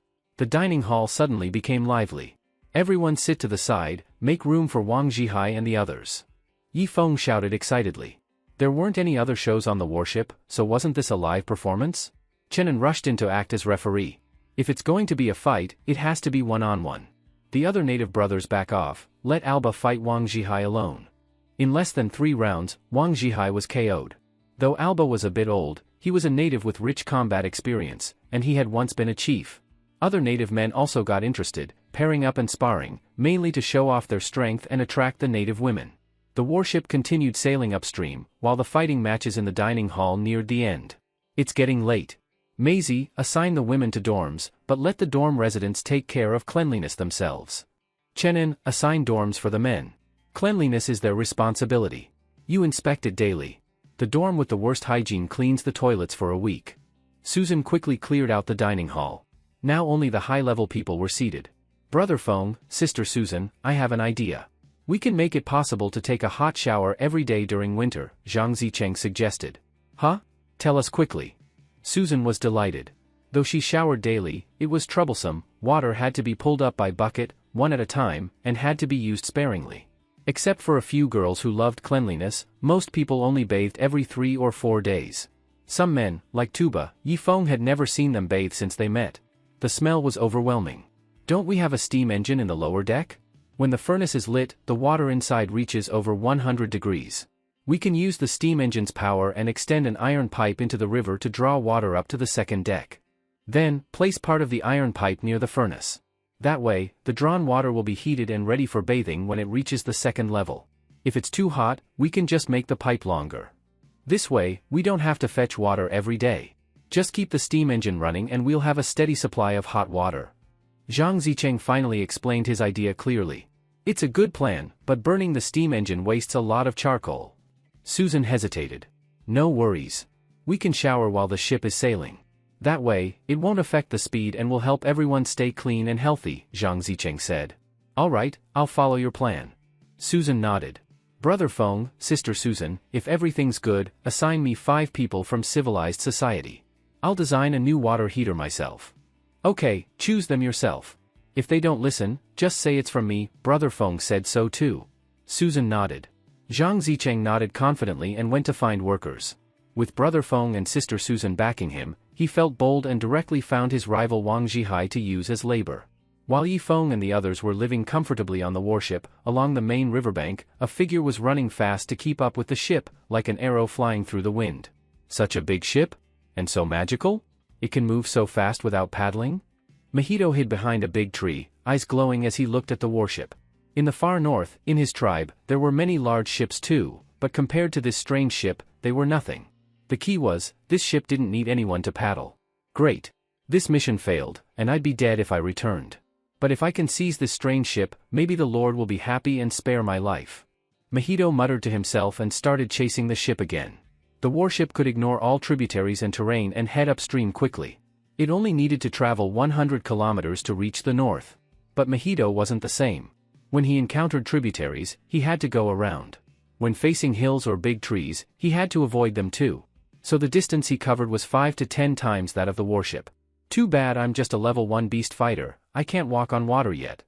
Mahito faced another tributary blocking his path. To go around this 5-kilometer wide stream, he'd have to travel 10 times the distance. So he gritted his teeth and jumped into the icy water. Tuba, on the artillery platform, looked through the telescope and suddenly narrowed his eyes, spotting a splash in the tributary. Looks like some fish haven't migrated upstream yet. Maybe Brother Feng should fish here instead. After saying that, Tuba jumped down and walked toward Yifeng's room. If they took the warship all the way upstream, they'd burn nearly half of their charcoal. But if they didn't go to the northern swamp, only a small amount of charcoal would be used. The warship kept sailing and started to slow down. A group of native women braved the cold wind and came to the deck. Tuba demonstrated for them. See this? It's a fishing net. I'll teach you how to cast it. First, stand at the bow and throw it hard like this, try to spread it open. Once it sinks to the bottom, notify Old Cheng to turn the ship at half a knot per hour. Then, based on the ship's resistance, you can tell how much fish is in the net. After that, Tuba threw the net hard. It sank into the water, pulling in layer by layer of folded net from the deck. After much hardship, Mahito finally swam and caught up with the warship. He watched the ship turning in the river, his eyes glowing. Once I'm rested, I'll board this strange ship. With that, Mahito collapsed and slept. As a strong warrior, he could sleep anywhere, regardless of the environment. That night, Tuba cast the net 7 times in total and caught less than 10 tons of fish, with crabs making up the majority. But crabs don't have much meat, so after shelling and peeling, the actual edible part was less than 4 tons. Yet nearly 1 ton of charcoal was consumed. In other words, it took 1 ton of charcoal to catch 4 tons of pure meat. Of course, they hadn't yet crossed the Great Swamp. If they reached the northern part, the catch would likely be greater. In the morning, Yifeng came to the deck. Seeing the mountain of fish, he picked a shrimp himself, planning to have Zhengliang make sashimi. Susan was already on deck directing the work. Everyone get to work, sort the food on deck, crabs in one category, fish in another, shrimp in another. 100 women were mobilized and began sorting the fish. Then they removed the innards and skin, hanging them along the ship's railings on the deck. In winter, fish won't rot easily once the guts are removed. So Susan only preserved a portion with salt. The rest of the food was handed over to Winter, the great refrigerator. At that moment, Yifeng suddenly looked across the river, more than 20 kilometers away. Just now, he vaguely saw a large splash on the opposite shore. It looked like a huge creature entered the water. Tuba, something seems to be swimming over from the other side, get the bows and arrows ready. Brother Feng, can bows and arrows deal with a beast? Tuba asked doubtfully. Yifeng slapped his forehead, he almost forgot about the ballista. Now there were only 3 bullets left. To deal with a powerful beast, only the ballista would work. Regular bows couldn't even pierce the beast's skin. On the opposite shore, Mahito also noticed what was happening. Seems like the beast is interested in that strange ship. This is an opportunity for me. Right after saying that, Mahito's expression changed. He suddenly turned around. Just now, with his beast fighter sensitivity, he sensed something peeping from behind. But when he turned his head, there was nothing. His face darkened again. He knew there were only 2 possibilities for that sensation. 1, it was his own illusion. 2, there was a human much stronger than him hiding nearby. Who is it? Mahito asked seriously. After a while, the bushes shook, and a golden giant beast walked out. Grievance King. Mahito stepped back, squinting. If it was just the Grievance King, even if he couldn't beat it, he could run. Then the forest parted, and 4 Grievance children carried a sedan chair out. The chair was tightly sealed with animal skin. Duoyen Hina? So it's you? Mahito's eye twitched. The animal skin lifted, revealing Duoyen Hina's stunning face. Even though she looked pale, her breathtaking beauty still stood out. Mahito, we meet again. Duoyen Hina said, stepping out of the sedan herself. Boom! The golden beast moved, guarding her closely. Duoyen Hina, I don't know your true identity. Even our Yunshan tribe didn't dare handle you privately, they insisted on sending you to the temple. I suspect, you not only don't belong to the Gay tribe, but you also don't belong to our great Yunshan tribe. Mahito said coldly. You don't need to worry about that. I'm pregnant with someone else's child. According to the temple's rules, it's a death sentence. But I have the right to choose how I die. Now, I have a way to avoid divine punishment. And you, even if you fail your mission, won't be executed. Duoyen Hina said and waved her hand. The golden beast moved and made way. What way? Mahito asked warily. With his strength, if not for the Grievance King guarding her, killing Duoyen would be like squashing an ant. But he feared Duoyen Hina's endless tricks and her remarkable mind. Before, Mahito believed that being strong and fast made one powerful. But after joining the Yunshan tribe, his views changed. True strength wasn't about power, speed, or how many people you could beat. True strength was mental strength. Clearly, Duoyen Hina was a true strong one. Even after breaking divine rules, she dared to wait in the Gay tribe, seemingly planning to give birth. Moreover, he had seen her methods, not only did she shoot his companion dead, but even he had suffered under the Grievance King. This type of woman, when in good times, she rides the wave, when in trouble, she stays calm and seizes even the smallest chance to turn things around. Mahito, I did order the death of your family, but don't blame me, it was a strategic decision, a method. If you want to live, cooperate with the Grievance King. Together, storm the warship and seize it. You'll cooperate with me? Mahito couldn't help but take a step back. He was born in the Gay tribe and had always feared Duoyen Hina. You've seen my belly, I can't stay in the Gay tribe. So I must go to the warship for 10 months. Once I give birth, my power will fully return. And you can use this precious ship to trade your life with the Yunshan tribe. Have I made myself clear? Duoyen Hina spoke calmly. What? You mean that strange ship in the river is the one from the Gay tribe? Mahito's eyes widened. He used to climb on it as a kid. Who would have thought that the junk-like thing would now sail on the river? That's right. If you agree, I'll tell you the full plan. Duoyen Hina said. At this point, I can only agree. Duoyen Hina, you've always been cunning. I hope you're not playing me this time. Mahito still remained alert. My plan is, you and the Grievance King swim underwater and enter through the lower deck's window. The things blocking it can't stop you too. On deck, there's a cannonball made of metal. Throw it into the river, then the warship will have nothing left to threaten you. After that, you and the Grievance King kill everyone on board, but leave a few to operate the ship. Duoyen Hina said. Should we go now? Mahito asked. It's daytime now, wait until night.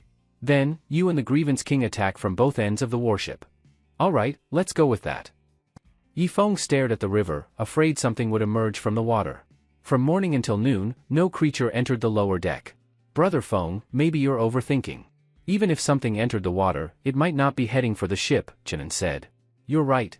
Yifeng nodded. Just then, the whole warship shook. Many people on deck fell over.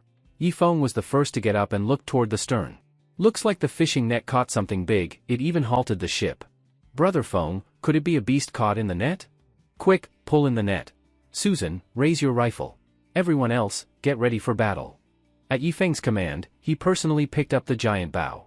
Although his back injury hadn't healed, if there really was a beast in the net, he felt it would be worth it to fight, even if his wound reopened.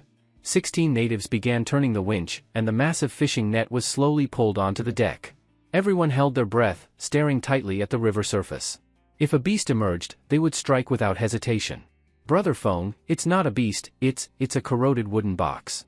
No, wait, there's more than one box in the net. Chenin looked at the net with a puzzled face. Because the boxes didn't look like they were made by natives, more like something from civilized society. No matter what's inside, haul everything up. After saying that, Yifeng personally pulled on the net. With the efforts of over 100 people, the entire fishing net was brought up onto the deck. Besides some fish, there were 3 large wooden boxes inside. They had likely been underwater for a long time, but the wood had been specially treated and wasn't fully rotten. Smash them open, let's see what's inside. Yifeng stepped back as he spoke. Brother Feng, what if it's something like a zombie inside? Have you seen Resident Evil 3? Chenin asked. Zombie your head. Smash it open. Tuba, being straightforward, took an axe and smashed it. The outer wooden layer was quickly broken open, but inside was a layer of something like waterproof cloth. Susan came over and tore it with her hand. The cloth instantly fell apart. Ah Feng, this should be left behind by the Germans. Maybe there's a sunken German ship in this river system, Susan said. Yeah, let's see what's inside. So the group rushed over and ripped off the waterproof cloth. Inside was another layer of wooden box, better preserved, only half corroded. They dismantled 3 layers in total. Once the giant wooden box was fully opened, it revealed the final layer of waterproof cloth and 5 smaller boxes. Although called small, each was 2 meters square. They were also wrapped in waterproof material. Yifeng walked over and personally pulled off the center waterproof cloth. Holy crap, is this a rotary cannon? Chenin stared at the heavy machine gun in front of them. Yifeng had never seen this type of gun before, definitely not a World War II weapon. He touched the material. It felt cold, not like regular metal, but clearly had metallic components. Brother Feng, this machine gun has a huge caliber, at least 1.5 centimeters. Even a T-Rex couldn't survive a shot. Chenin, the most active, had already climbed on top of the gun. This machine gun was about 2 meters tall. Just the base was a solid block, weighing at least half a ton. Check if the inside of the barrel is corroded, Yifeng said. Nope. I scraped it with my finger, it's smooth, and there's rifling, Chenin replied. Phew! Yifeng's heart started racing. If this gun could still fire, it would replace the ship's cannon as the deadliest weapon on board. Quick, open those smaller boxes, see if there's ammo inside. Yifeng said shakily. He hoped they were full of bullets, otherwise, the gun was useless. Susan was the first to act. She smashed open 3 of the small boxes one by one. Inside, they found shiny yellow bullets, each 15 centimeters long, with a long ammo belt on top. Open the remaining 2 big boxes, carefully, don't damage anything inside. Yifeng clutched his chest. He felt like he might have a heart attack. Happiness had come too suddenly. With this kind of rotary cannon, forget beasts, even Godzilla would be blasted to pieces. With everyone's help. 10 minutes later, Yifeng threw aside his cane and gripped one of the cannons. There were 3 of these rotary cannons on the deck, each 2 meters tall. They were likely developed by the Germans on the island out of boredom, possibly in response to the beasts across the river. After all, using artillery to shoot beasts was a waste and hard to aim. Only this kind of heavy machine gun could truly threaten them. Chenin, load a bullet for me, I want to test fire at the opposite shore. Yifeng shouted excitedly. His wound reopened, but he didn't feel any pain. Click. A 15 centimeters bullet was loaded in. Yifeng spun the machine gun, aiming at a giant tree across the river. Boom! Everyone covered their ears. A fireball shot from the barrel like a cannon shell. The big tree on the shore shook, and leaves fell like rain.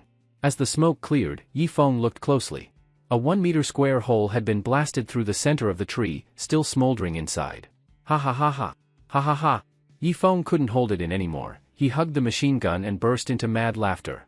Brother Feng, just these 3 boxes already have over 500 rounds. Can I try one shot too? Chenin asked. No. These are non-renewable. From now on, only I, Susan, and Raimai can use the 3 rotary cannons. Not a single bullet should be wasted. Ideally, 1 bullet kills 1 beast. Yifeng finished speaking and looked toward the opposite shore with ambition. Brother Feng, the last cannon seems slightly corroded, probably can't fire. Wang Zhihai pointed at the final one. What? Yifeng rushed over and saw the rifling inside the barrel had rusted. Forget it, 2 cannons. Mount one at the bow, one at the stern. They can rotate 360 degrees, enough to cover the whole ship. Yifeng issued the command. Chenin led 20 people to carry 1 cannon. It weighed around half a ton and had no handles. After 30 minutes of effort, they finally mounted it at the bow. Secure the base. If waves hit, this cannon could kill someone, Yifeng added. Chenin nodded and got to work. Then Tuba's group mounted the second cannon at the stern, with the ammo placed nearby. Yifeng looked at the last damaged cannon. Fifth brother, I have a task for you, Yifeng said. Yes. Longwu stood up straight. With crippled legs, he always felt useless and wanted to prove his worth. Fifth brother, study this cannon and try to repair it. Then we'll have 3 working cannons. Yifeng patted Longwu's shoulder. Don't worry, leave it to me. Someone, carry this cannon to the 5th floor, my private room, Longwu said. Fifth brother, just put it in the corridor on the 5th level. The bedroom door is only that wide, it simply won't fit. Chenin wiped sweat and said. Just now carrying that rotary cannon had exhausted him. That's fine, then put it in the corridor.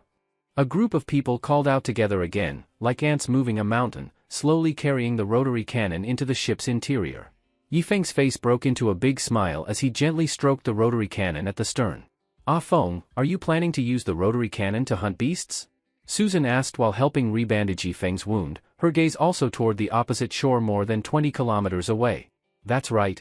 Inside the beasts are crystal cores, they are definitely like elixirs.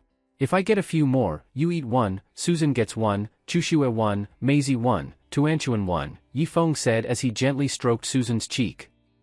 Susan's face blushed and she lightly nodded. Next, Susan and Raimai each test-fired 1 round.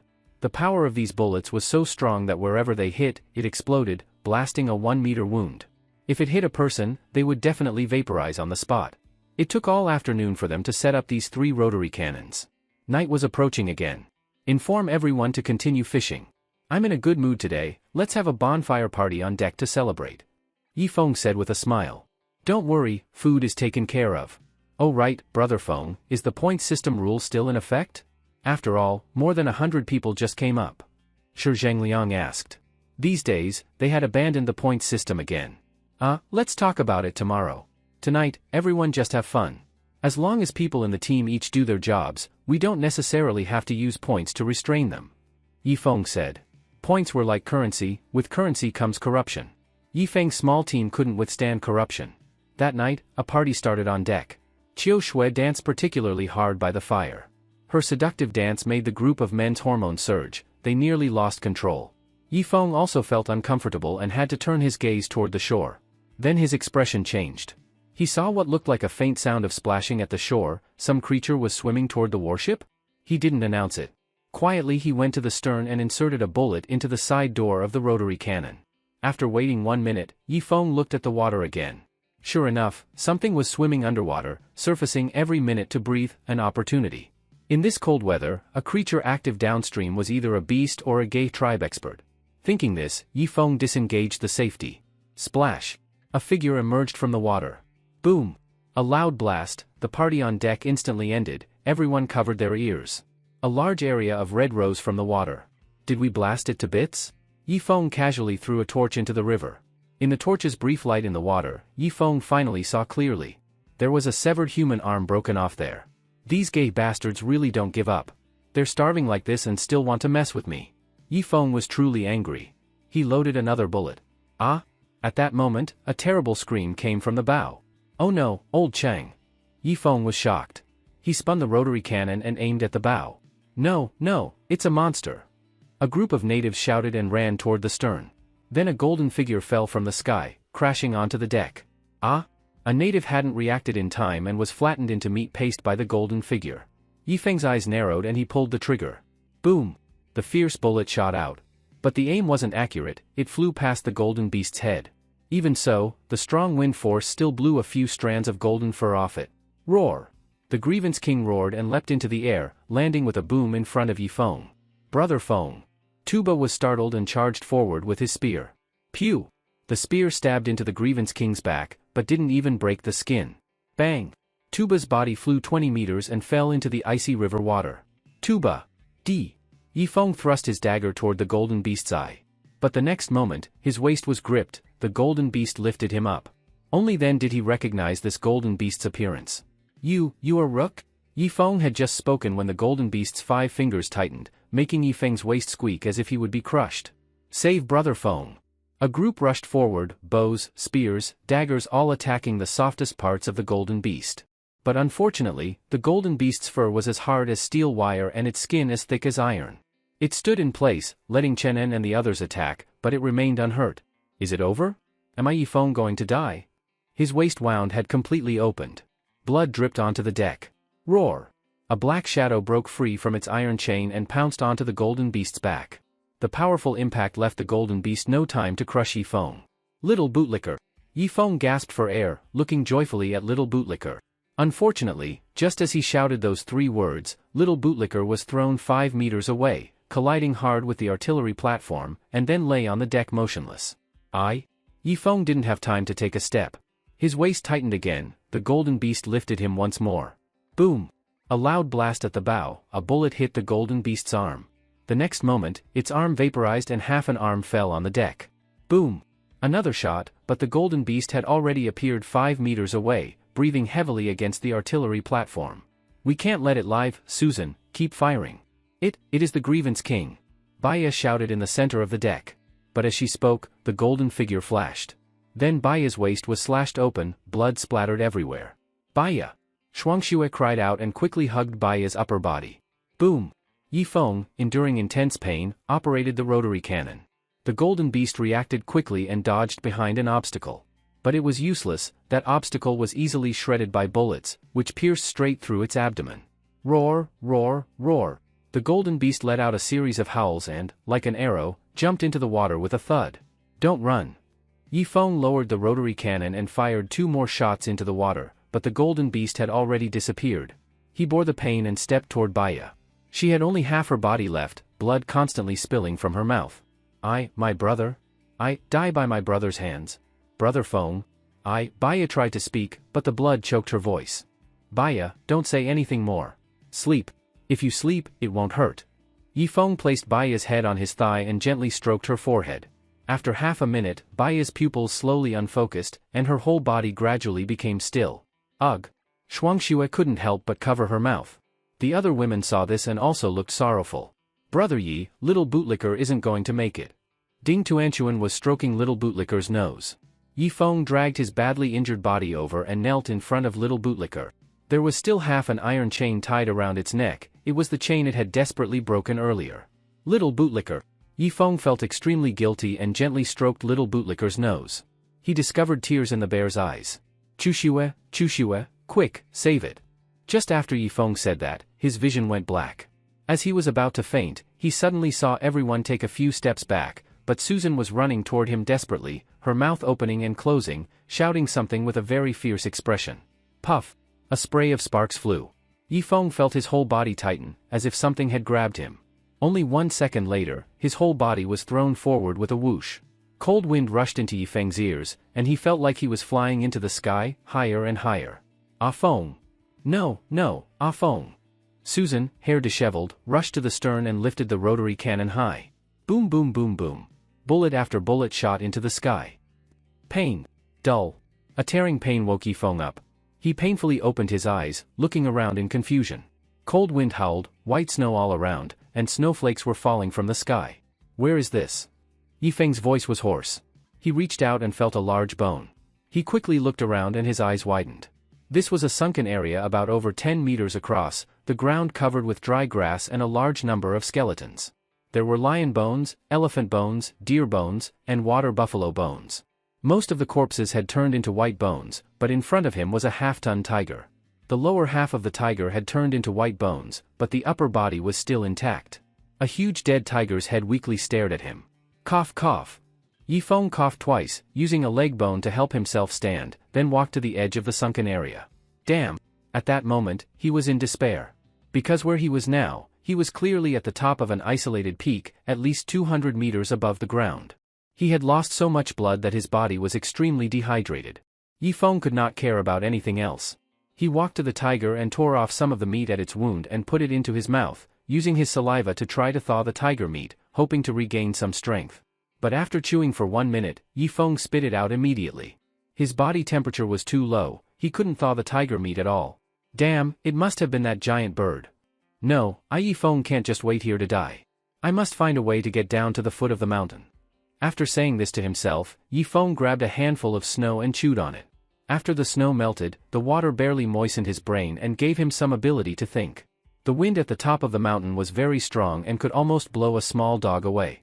Yifeng absolutely cannot be eaten like food. I would rather fall to my death. With this thought, he stood up and moved his limbs. Just as he did a chest stretch exercise, Yifeng felt pain and squatted down. He looked down at his waist, the wound there had almost completely opened. Fortunately, it was frozen again, otherwise, with so much blood loss, he wouldn't have woken up. My life is mine, not heaven's. My life is mine, not heaven's. Yifeng quietly repeated the mantra, giving himself spiritual strength. Then he climbed to the edge of the isolated peak and, holding onto sharp rocks with his hands, moved his body little by little downward. But this place was too steep. Although not 90 degrees, it was entirely covered with snow. He was barefoot on it, one slip and he would fall into the abyss. This place won't work. Yifeng moved to the other side and slid down little by little. Soon he had slid 5 meters. Whenever he began to slide too fast, he pressed his body against the cliff wall, using friction to slow the slide. This trick worked. Yifeng slid another 20 meters down. But this was only the first step of a long journey. The path below was even steeper, one section of downhill looked like an inverted slope. Chirp! A sharp cry came from the sky, almost deafening Yifeng. Yifeng's face changed. He looked up quickly. A giant bird was flying in from the distance, and its shadow almost covered the entire isolated peak. Did it come back? Yifeng gritted his teeth and let go of the rock, his body rolled like a ball toward the more than 200-meter drop below. He had calculated this, below was thick snow. Even if he fell from that height, with his physical condition, he might still have a chance. And after landing in the snow, he could bury himself and then dig out of it to escape. But reality was too harsh. Yifeng fell less than 20 meters when his body tightened again. A steel giant claw gripped him. 1 minute later, Yifeng was thrown back into the giant nest. I'm going to fight you. Yifeng picked up a broken bone and charged at the giant bird. Puff! The giant bird didn't even move, it just flapped its wings once, and the hurricane wind knocked him sprawling to the ground. His body tightened again, pinned under the giant bird's foot. His body felt like it was being crushed. Yifeng spat out 2 mouthfuls of thick blood. The giant bird arched its back and extended its huge head forward. Its head tilted, and its curved beak pecked downward, tearing a chunk of flesh from Yifeng's waist, then pulled its head back up twice. The piece of meat went into its stomach. Yifeng knew the meat at his waist was eaten, but he didn't feel any pain, he just felt part of his body was gone. The giant bird arched its back again and pecked at Yifeng's waist. At that moment, a sharp whistle came from deep within the mountains, the sound was extremely piercing. The giant bird quickly straightened up and looked toward the north. It lifted off with its giant claws toward the north, as if something more important had happened. Now Yifeng was in miserable condition. He felt no strength in his waist, he could only hang his body up, stand up, and then tie 2 bones at his waist to serve as a brace. This barely let him stand upright. Even at the edge of life and death, Yifeng did not give up survival. He crawled on the ground and searched among bones for any usable weapon. What is this? Sulfur stone? Yifeng knelt on the ground, waist drooping, and picked up a piece of rock. If he put sulfur stone into the giant bird's mouth, would it poison it? But the success rate would be too low. He still needed to find some auxiliary tools. Puff! Yifeng spat out a mouthful of blood, his life force was quickly draining away. No, feeding sulfur stone into its mouth is impossible. This should be a volcanic crater that the raptor has used as its nest. If I could grind the sulfur into powder and mix it with charcoal and saltpeter, I could make a bomb, but right now there isn't enough time. Thinking this, Yifeng let his body droop and grabbed the edge of the rock with one hand, preparing to try again. His right hand could not exert strength, so he could only rely on his left hand. But just as he placed his foot on the edge of the volcanic crater, Yifeng's body suddenly convulsed. This was a natural reaction after losing too much blood. As his body twitched, his left hand lost strength, and his whole body fell like a cannonball from nearly 300 meters up. Cold wind blasted into Yifeng's nose and mouth, almost making it impossible for him to breathe. In less than 3 seconds, his body hit the snow hard. Puff! A mouthful of blood sprayed out, leaving a shocking red mark on the white snow. Yifeng was already about to faint, but the cold snow water rushed into his throat and, like a brief return to life, kept him conscious. Now! He pushed snow with both hands, trying to dig out a maze-like tunnel before the giant bird came back, otherwise with its size it could easily dig him out. But just after digging 2 meters forward, there was a puff overhead. A black clamp stabbed in from above and locked around the back of his neck. At that moment, he felt like he was suffocating. With force, the clamp lifted Yifeng out of the snow. This doesn't look like a person from X or like the savages of the Black Tree River Basin. A female voice sounded. Yifeng grabbed the clamp with his left hand and barely raised his eyes. 3 women with snow-white skin appeared in front of him. Each was taller than 1.7 meters. They wore white animal skins on top, but short leather shorts below. In the cold weather, 6 smooth long legs were exposed. Whatever, the High Priestess wants numbers. This person may be dying, but at least he's still moving. One of the women said this, then pulled out a bundle of rope from her back and tied Yifeng up like a dumpling. Is she the High Priestess of the Gay tribe? Yifeng tried to speak, but not a sound came out, only his mouth open and closed. Without wasting words, the 3 women slid a long spear through the ropes, lifted him up, and walked in a direction. Yifeng only saw endless mountains ahead. The place he had fallen was not at the foot of the mountain but a stretch of flat ground halfway up. The surrounding high mountains were connected, the tops and mid-slopes were covered with snow, but at the base there were many rivers. The rivers curved like huge snakes, stretching deep into the mountains. Near the rivers were grasslands and small forests, from which birdsong came. The mountain tops and the foot of the mountain seemed like 2 different worlds, cold and biting above, warm as spring below. After one last look, Yifeng finally passed out. North of the Great Swamp, Susan stood at the bow of the ship. The warship was going full speed north toward the mountains. At the same time, the main river split into 3 parts, becoming narrower and narrower. The east and west banks were almost connected. Sister Susan, are we really going to steer the warship into the mountains? I'm not sure if the water level up ahead can still hold the warship. Chang Libin urged from the side. He had lost one ear and one eye, the work of the Grievance King that night. I saw Feng taken north with my own eyes. No matter what, we have to go get Feng back. How helpless is he alone? Susan looked steadily at the distant mountains. All right, but there are 3 waterways ahead, which one do we take? Chang Libin asked. Susan looked forward again. Here it was hard to tell the main stream from the branches. 3 small tributaries gathered to form the entire Black Tree River Basin, and the water flow became very rapid, with big fish jumping out from the water. Take the middle river, Susan pointed to the center. But the middle river isn't as wide as the left one. Although it can let the warship pass now, in this terrain the river gets narrower upstream. Turning around might be a problem. We might as well take the wider left river, Chang Libin suggested. Susan didn't immediately answer but raised her head and slowly closed her eyes. 5 seconds later, with her eyes closed, Susan said, I hear it. I hear Feng screams. I feel his breath. We go toward the middle. After saying that, Susan opened her eyes. 2 months of living together had made her trust her intuition very strongly. Especially after Yifeng encountered danger, her intuition had become even stronger. Some things couldn't be explained by science. All right. Chang Libin nodded and straightened the rudder. The underwater propeller adjusted its position. The warship moved upstream against the current, straight into the mountains. That foreign man seems to be crying. At the river's edge in the mountains, green grass was lush. Yifeng was placed on the grass, and the 3 women had stripped off all their animal skins and jumped into the river to swim. After one woman finished bathing, she walked directly toward Yifeng, wearing nothing. Could Yifeng not cry? His waist hurt terribly, and his life force was rapidly draining. He also worried about the people on the warship. After his loss, would they be wiped out by the High Priestess? Even at the brink of death, Yifeng was still worrying. Perhaps it had become habitual thinking. The woman squatted down in front of Yifeng. She reached out 2 white fingers and wiped the tears from Yifeng's face. The other 2 women also walked over, putting on their clothes as they came. Clearly, to them, Yifeng was just an animal. They had no sense of shame. Xuena, this foreigner's appearance is really handsome. Why don't we use him first? At this time, a woman with a more seductive appearance spoke up. She had a pair of narrow fox-like eyes, giving people a sense of ill intent. The other woman nodded. Right? The foreigner's looks are really beautiful. We could try a foreign man. But the woman called Xuena hesitated. The High Priestess has a rule: the sacrifice must not be used for a month. If we use him now, can he still serve later? It's fine. After we're done, we wash him clean.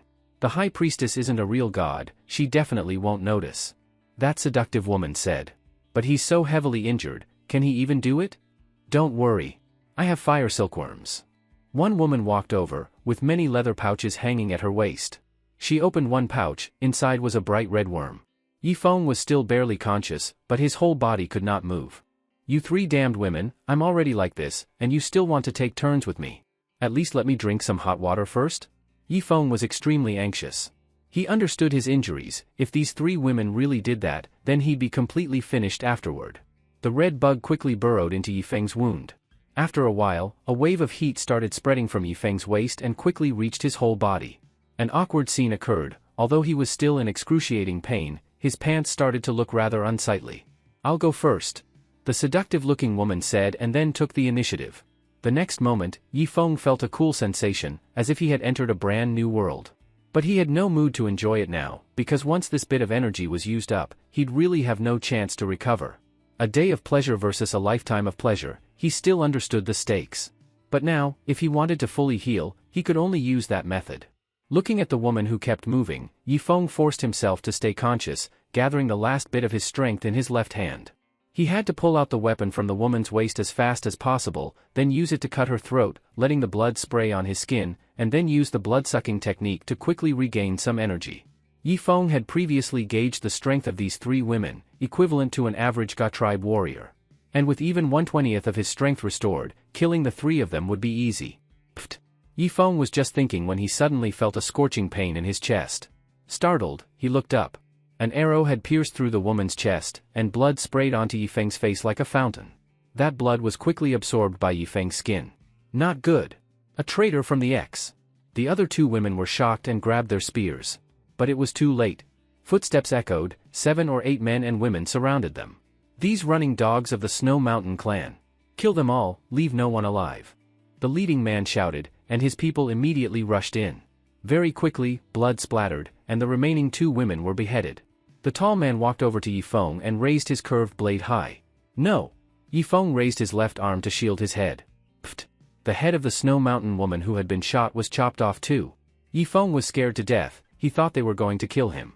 Take the heads back to the clan, the tall man said. Brother, which tribe is this man from? He doesn't look like he's from around here. A petite but sharp-looking girl walked over and tapped Yifeng's face with her curved blade. Don't kill me, I actually came from the Black Tree River region. I admire your ex, and I want to join you. Yifeng realized that after absorbing the woman's blood, he could speak again. But the woman's headless body was still entangled with him, it was quite an awkward sight. Brother, I didn't expect even people in the forest to hear about our resistance against the Cloud Mountain clan. Why don't we absorb him into our tribe, the girl said excitedly, her face full of pride. Daring to resist the Cloud Mountain clan was a collective decision of their whole tribe. The tall man glanced at Yifeng and then pulled the headless body off him, making Yifeng grimace in pain. His eyes are lying. But since he was a prey of the Cloud Mountain women, he counts as half a friend of ours. The tall man fell into thought. This rebellion against the Cloud Mountain clan was a turning point for their tribe.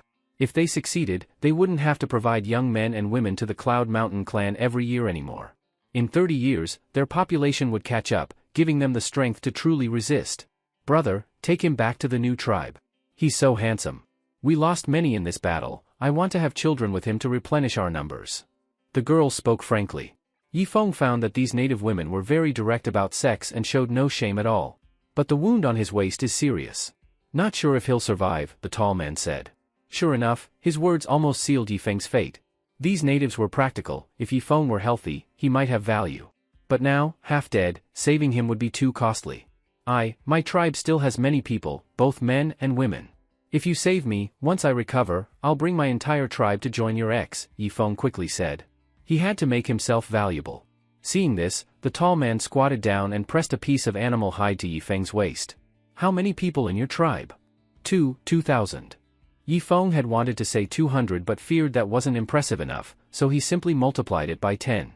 Brother, they have 2,000 people, about the same as us now.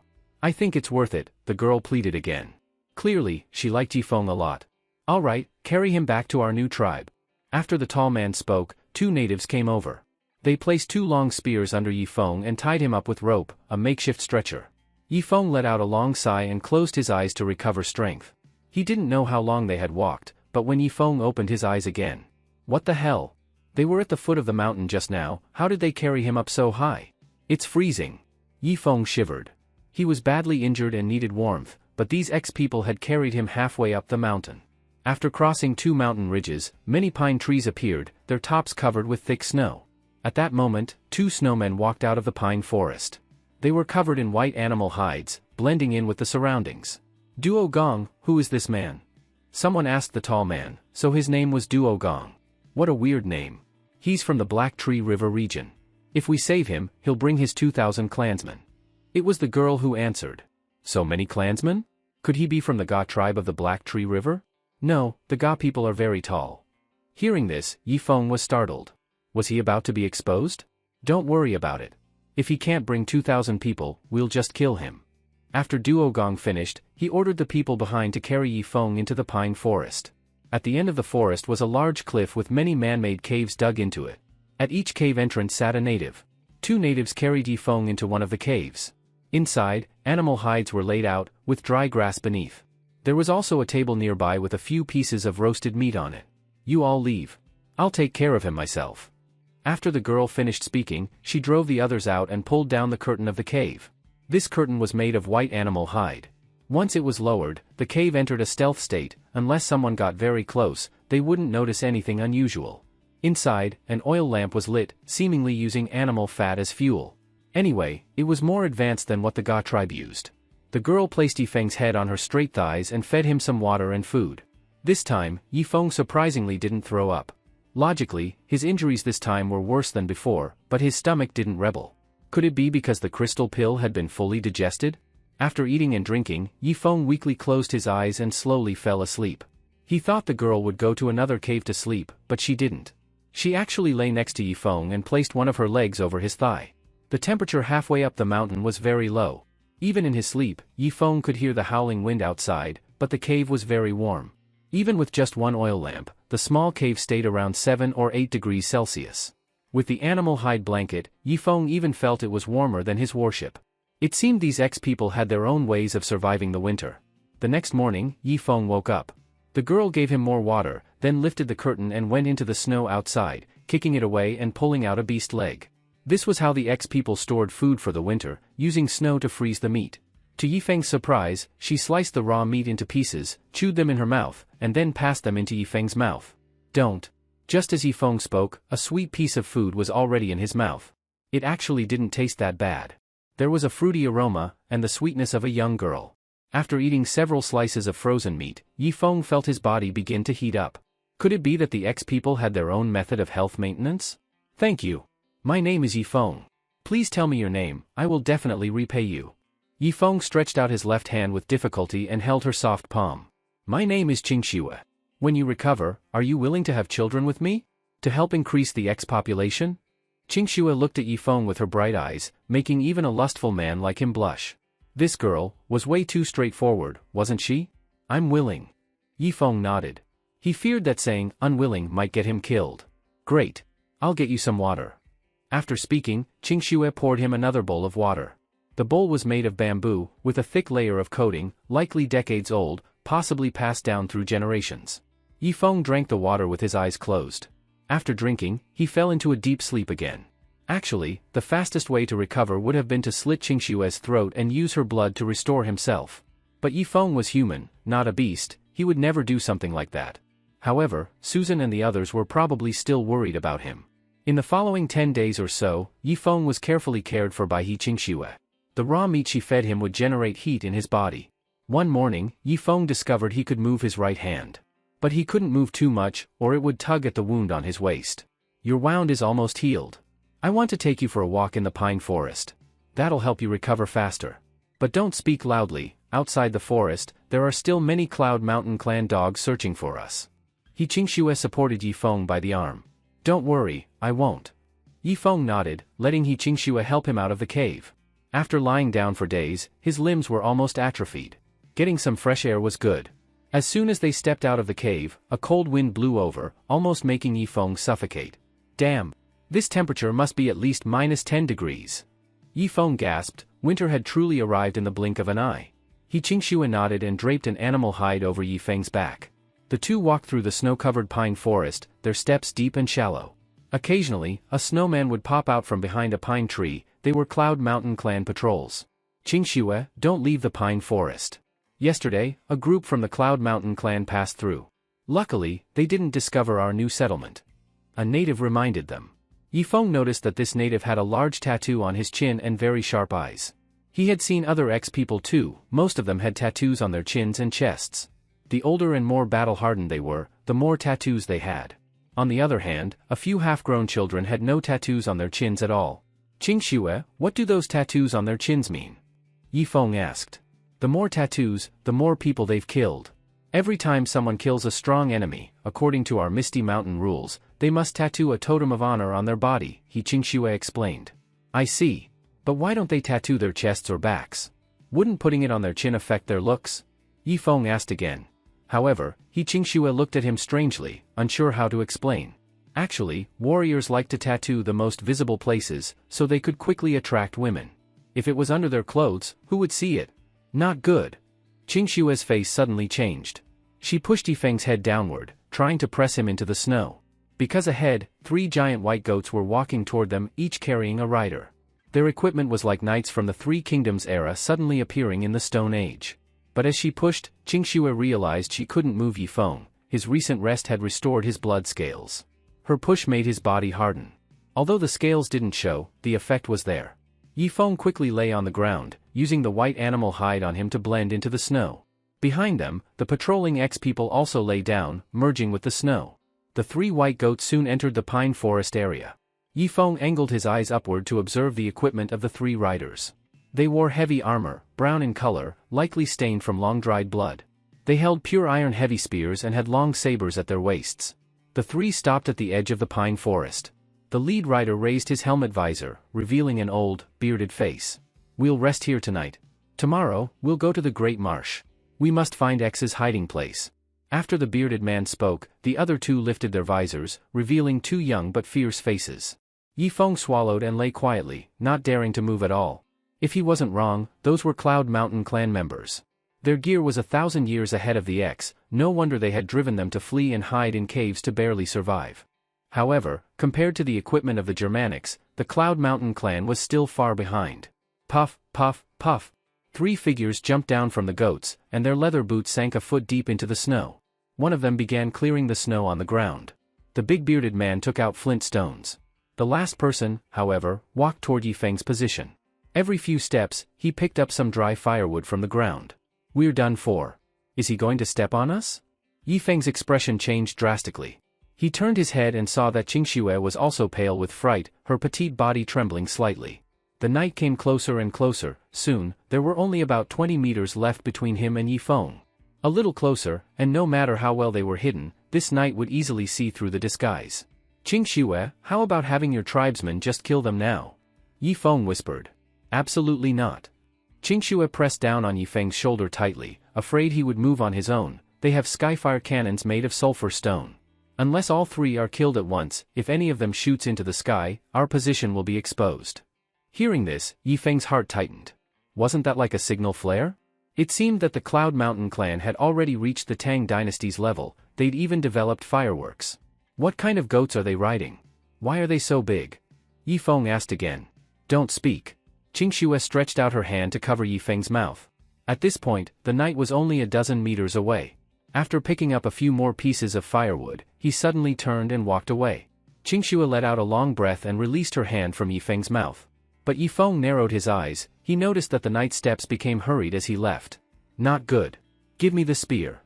Yifeng grabbed Qingxue's spear and threw it hard at the knight's back. At the moment he threw it, the knight had already dropped the firewood, pulled out a long bamboo tube from his waist, and was preparing to aim it at the sky. Puff! Boom! The spear pierced through the knight's back, but at the same time, the bamboo tube in his hand shot out a burst of sparks toward the distance. In his haste, he hadn't fired it into the sky, but toward his 2 companions. Boom! One of the knights didn't even have time to react and was blasted 5 meters away, landing on the ground covered in blood. The big bearded man immediately stood up and drew the bamboo tube from his waist. Whoosh whoosh whoosh. From the snowy ground, more than a dozen snowmen dashed out. One of them drew his bow and pinned the bamboo tube to a pine tree with an arrow. Quick, capture him alive. The ex-warriors rushed over. One became 2, then quickly turned into over 100. They ran barefoot in the snow, fast and steady. The big bearded man tried to run toward the 3 goats, but his armor was too heavy. In no time, he was surrounded by over a dozen ex-people. This one's a living Cloud Mountain clan member. A ex-man with tattoos all over his chin pushed through the crowd, his eyes shining as he looked at the bearded man. The big bearded man said nothing, pulled down his visor, and raised the heavy spear in his hand. Yifeng and Qingxue also walked to the edge of the crowd, staring without blinking at the Cloud Mountain clan knight. Lowly race, and you dare settle here. The big bearded man spoke in a buzzing tone. Enough nonsense, attack together. The ex-warriors rushed in. Yifeng thought, 10 against 1, should be easy. But to his surprise, the Cloud Mountain clan knight was extremely brave. He stabbed 3 ex-warriors to death in succession, then killed 2 more with his curved blade. In the end, he was finally pinned down by the densely packed ex-people and tied up with rope. Take him back. Clean the bloodstains on the ground. Bury the bodies. Restore the camouflage. A person who looked like a small leader came out. His chin was covered with tattoos, almost extending to his face, making him look like an ugly monster. But Yifeng noticed that several ex-women looked at him with admiration in their eyes. Puff, puff, puff. 3 arrows brought down the 3 giant goats, which were then quickly dragged into the pine forest. Yifeng and Qingxue stood there dumbfounded, not knowing what to do. That small leader walked over, looking seriously at Yifeng. Come. He patted Yifeng on the shoulder and led him into a cave. This man killed a Cloud Mountain clan knight with a spear. He deserves a totem tattoo on his face, the small leader said. Was an old woman, inside the cave tattooing a young man's face. When she heard this, she looked up and gave Yifeng a blank glance. Yifeng's face changed. Tattoo on the face? Wasn't that disfigurement? He'd rather die. Leader, I only attacked from behind. It wasn't a face-to-face kill, so maybe I don't need the tattoo, Yifeng said with resistance. The small leader turned his head, disappointed. Outsider, are you trying to preserve your pretty face? We ex-people don't need pretty faces. What we need is killing and honor. Can a handsome face protect your people? Yifeng was speechless. Indeed, when in Rome, do as the Romans do. He couldn't stick to civilized thinking anymore. So he nodded and bravely stepped forward. All right, I'll accept the totem. But, can it be tattooed on my butt? That's the only place without injuries left. Yifeng said. 3 hours later, Yifeng crawled out of the cave rubbing his butt. A bird tattoo had been inked on his butt. Although it was roughly done, for some reason, Yifeng felt this tattoo was more alive than the colored designs in civilized society, as if there was a real bird on his butt. Back in the cave, Qingxue continued to sleep with Yifeng. They were living together like husband and wife.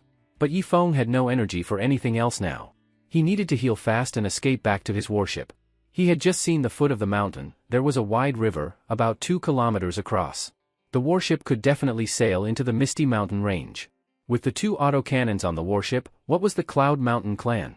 Even if they had armor, facing modern autocannons, their shells would still get blasted apart. Besides, even if he couldn't win, he could fully power the ship and leave them behind. Its mobility was far beyond anything the Cloud Mountain clan had. Thinking of this, Yifeng looked again at a stone on the table. It was sulfur, and the Cloud Mountain clan had already made fireworks from it.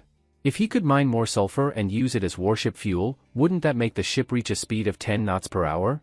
And most importantly, though bullets weren't renewable, he could mix this sulfur with charcoal and saltpeter to make the most ancient black powder.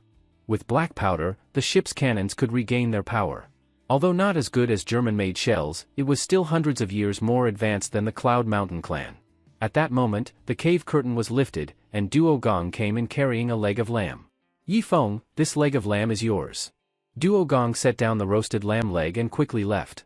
Qingxue was overjoyed and immediately used a knife to cut off the lamb meat, feeding it piece by piece into Yifeng's mouth.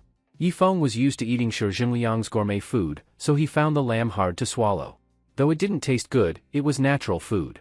In order to help his wounds heal faster, Yifeng had to force it down in big bites.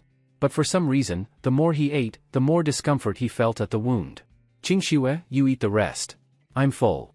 By the way, do you have any beast fighters in your tribe? Yifeng asked the key question. He had heard that beast fighters usually went north of the Great Marsh, so the X-tribe must have beast fighters. You mean the warriors who can fight beasts? Our tribe doesn't have them. Only the Cloud Mountain clan does, and they have many. The Grand Beast Fighter is the strongest among them, followed by the clan chief and the high priest. Qingxue answered truthfully. Oh, were those 3 knights from earlier beast fighters? Yifeng asked again. Definitely not. If they were, it would have taken 10 of our clan leaders to capture just one. Qing Shue continued. That night, Yi Feng kept asking questions about the Cloud Mountain clan and their Skyfire cannon. Time passed again. At the foot of the pine forest, a giant warship was slowly advancing. Because the river had narrowed here and there were many rocks at the bottom, the warship didn't dare to go fast, for fear of hitting something. More importantly, Susan and the others were almost out of charcoal. Sister Susan, there are still some trees on the riverbank. Why don't we make charcoal here? Remy suggested. Then stop the ship, take the dugouts to shore, everyone move together, and be quick. Susan said, then suddenly looked toward the pine forest halfway up the mountain. For some reason, she felt something in the forest was calling to her. The weather turned cold again. Susan's leadership was far inferior to Yi Feng's. With almost no charcoal left, there were no more stoves in the cabins at night. People had to huddle in groups of 5 or 6 for warmth. Life was miserable. On top of that, food was running low. Susan could only ensure the first-tier people were fed, the rest had to make do with 2 meals a day. Even so, the 2 meals weren't enough to fill them. As a result, the newly surrendered natives on the warship gradually became dissatisfied with Susan. They began to miss the days when Yi Feng was alive. Why do they say this? Because they believed Yi Feng was already dead. As the people from the ship were being transported to shore in waves, Susan went to the stern again, inserted a long ammo belt into the auto cannon, and aimed it at the shore to guard against emergencies. After all, in this mountainous region, they didn't know the terrain. If a beast was lurking in the trees, she had to open fire immediately, and maybe get some beast meat for everyone to eat. Time passed slowly. In a blink, 3 days had passed. In cold weather, ex-people usually stayed in caves for several days. Unless necessary, they wouldn't come out. And in these 3 days, Yi Feng learned more about the Cloud Mountain clan and its grudge with the X-tribe. It turned out the Cloud Mountain clan was the overlord of the Misty Mountains, ruling over 7 major tribes and more than 10 minor ones. Each year, the Cloud Mountain clan tried to kill the strongest warriors from each tribe to prevent these smaller tribes from gaining strength to resist. At the same time, they would select the most beautiful and healthy women from each tribe to be sent to the Cloud Mountain clan for the beast fighters and higher-ranking people to enjoy. It was no different from the Ga tribe. If a tribe produced a powerful warrior, he would be taken away under the pretense of being honored by the Cloud Mountain clan, but was secretly killed. The X-tribe rebelled because a strong man from their tribe had discovered this conspiracy after being taken there. He barely escaped with his life and returned to launch a rebellion. The Cloud Mountain clan didn't just want to control the strongest warriors of each tribe, they also wanted to control their population. Every year, not only did they demand beautiful women as tribute, but also an enormous amount of food. During winter, when tribes needed to store food, the Cloud Mountain clan would find various excuses to force tributes. If not given, they would kill the tribe's able-bodied people, claiming it was a sacrifice to appease the gods. Such cruel methods filled Yi Feng with righteous anger. Indeed, high-class races were never good. To maintain their rule, they would stop at nothing. Qing Shue, why don't you unite all the tribes and fight the Cloud Mountain clan together? Didn't you say the combined population of the 7 major and other small tribes is 10 times that of the Cloud Mountain clan? Yi Feng asked in return. That? I think it's because we're not united. The Cloud Mountain clan ranked the tribes by level. First-class tribes have to give the least tribute each year. We're a 4th-class tribe, and our tribute is 4 times that of the 1st class. But we're not the worst, there's also a 7th class. I heard a wise elder in our tribe say that 30 years ago, there was a tribe called the Greenwater clan. They had 10,000 people but were somehow demoted to 7th class. Every year, they couldn't store enough food for winter, and their population sharply declined. 10 years ago, there were only over 100 of them left, not even considered a minor tribe anymore, just vagabonds. Qing Shue said honestly. Yi Feng immediately understood. This was another trick of the Cloud Mountain clan. They feared the Greenwater clan's large population might threaten their rule, so they classified them as 7th class and made them pay 7 times more tribute than 1st-class tribes. You mean, those 1st and 2nd-class tribes helped the Cloud Mountain clan commit evil? Yi Feng asked back. Yes. Do you still remember the 3 women who caught you? They were from the Snow Mountain clan, which is now a 2nd-class tribe. The Cloud Mountain clan told their chief that if they kill 500 of our people, they can be promoted to 1st class. Qing Shue said, her eyes filled with tears of hatred. Clearly, many of their people had died at the hands of the Snow Mountain clan. Yi Feng sighed deeply. Human nature, on a deserted island, it's even more raw. Clearly, they were all being exploited. But once comparison existed, the rulers could use that mindset to make the lower tribes kill each other. Even though everyone understood this obvious scheme, they couldn't stop. Because there was no trust. Each tribe feared another might become the traitor, so they had no choice but to grit their teeth and keep fighting each other. At the foot of the mountain, the warship docked by the river. On the shore, more than 100 people were busy chopping down all the trees. The native women were in charge of the finer tasks, splitting the trees into suitable pieces of firewood, and building one pit after another on the riverbank. "That damn woman is showing off on the deck, while making us work on shore," a native couldn't help but curse. Exactly. Things were so much better when Brother Feng was here. He worked on shore with us just like everyone else. "I don't think this team is as good as it used to be," another native gritted his teeth and said. "That damn woman not only struts around on the deck but also lets those other women walk back and forth with her, treating us like lower-class people. How is this any different from the old Ga tribe? Oh God, if only Brother Feng were still alive. Ugh, I'm so tired. Brother Feng, please come back and take control of your women. Even in a dream would be fine." The natives complained endlessly, angry but not daring to speak out. After all, Susan now had actual control over the whole team. Even though they resented her in their hearts, they didn't dare disrespect Yi Feng, in case he was still alive and came back to settle scores. Susan didn't notice the resentment below. She kept pacing back and forth on the deck, occasionally glancing toward the mountaintop. The feeling in her heart grew stronger. She felt like Yi Feng was up there. "Not good, run." Just then, chaos broke out on the shore. Susan gave Remy a look. The two of them, one at the bow and one at the stern, simultaneously grabbed the autocannons. They saw the people on shore retreating, some even backing into the water, only to shiver and jump back onto land. A few seconds later, from Susan's view, a team of cavalry burst out, but they were riding giant mountain goats. These goats moved as easily as if they were on flat ground, despite the rugged terrain. "What? Cavalry? And they're wearing armor? We're doomed. We're really not on Earth," Cheng Libin despaired. He still had a bit of hope of going home, but now it was completely shattered.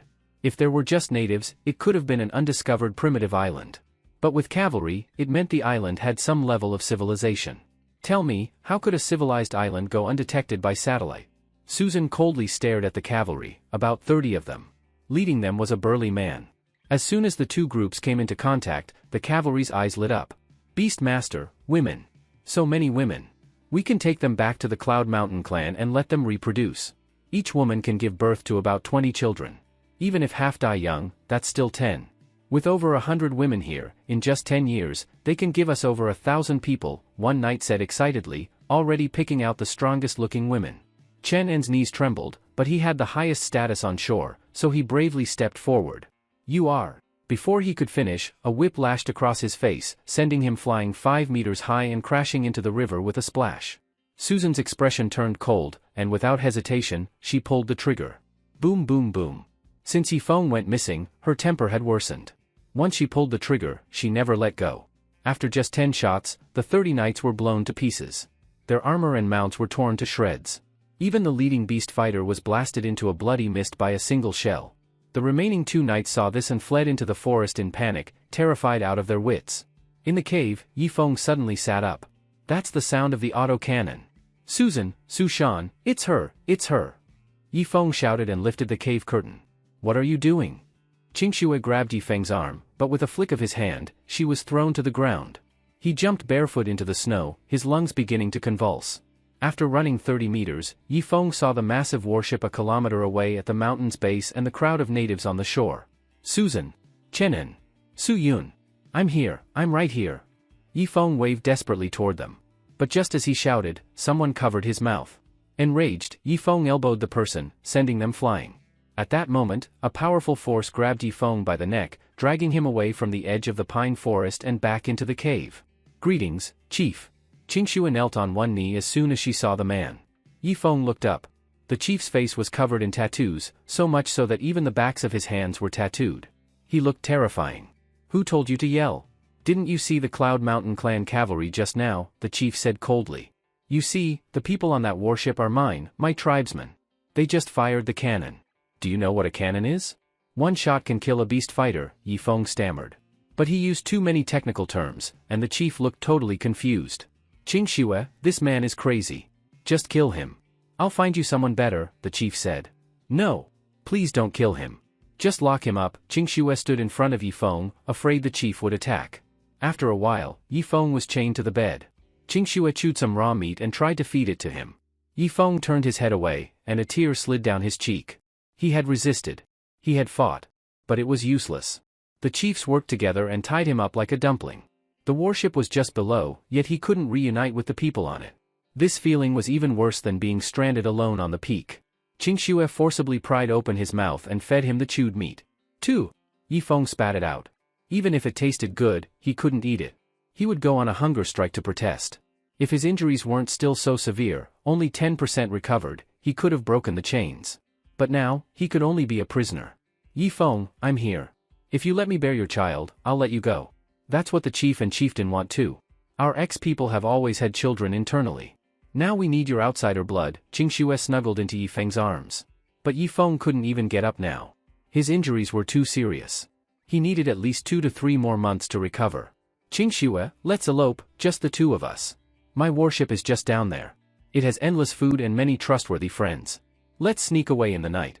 Yifeng suddenly tried to coax Qingxue. After spending so much time together, Qingxue had fallen in love with Yifeng.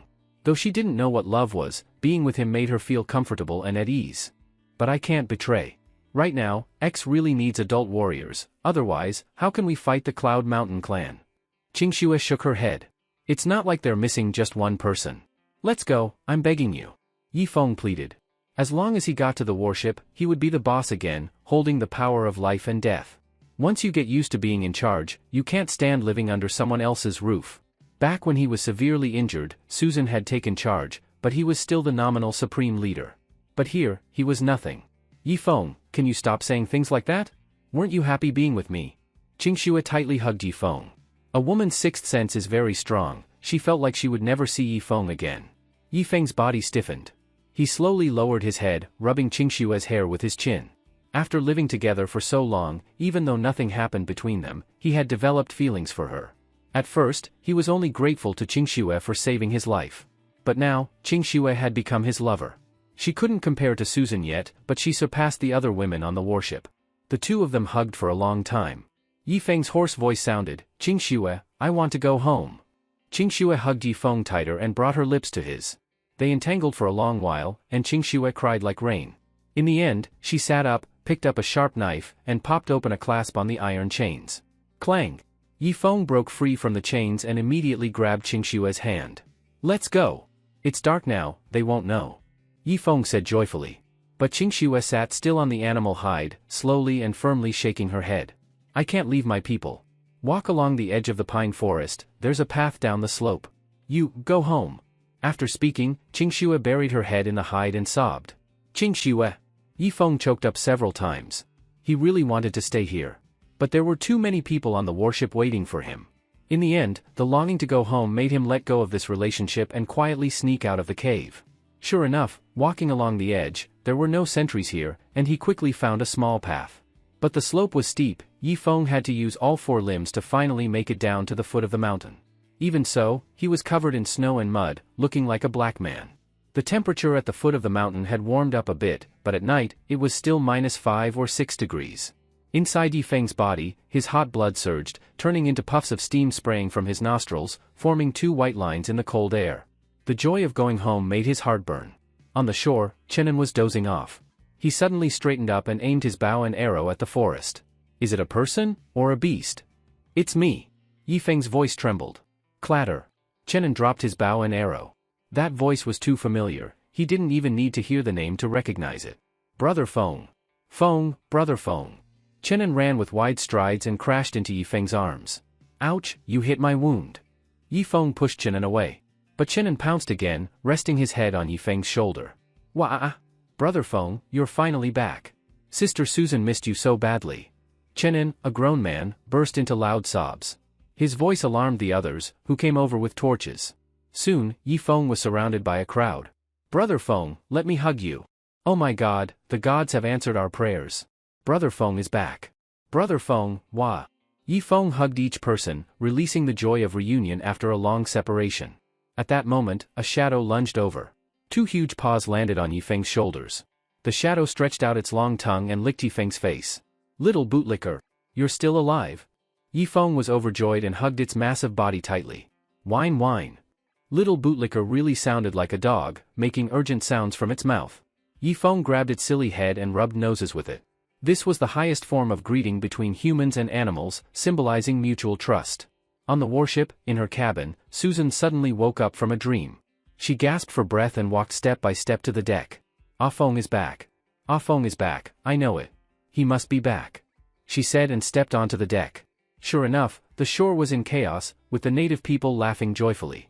Then she saw a dugout canoe heading toward the warship. Chenin was rowing it himself, and a messy-looking man sat in the middle of the boat, staring toward the deck. Finally, their gazes met. Susan opened her mouth wide and clutched her chest. Her heart felt like it was about to leap out. Oh no! Sister Susan fainted. Quick, Sister Chushue. A commotion broke out on the deck. Yifeng's heart tightened. He quickly grabbed the rope ladder and climbed onto the deck. Bai Chushue was giving Susan CPR. Brother Yi. Ding Tuanchuan was the first to rush over, locking tightly onto his leg. Tuanchuan, you've grown so fast.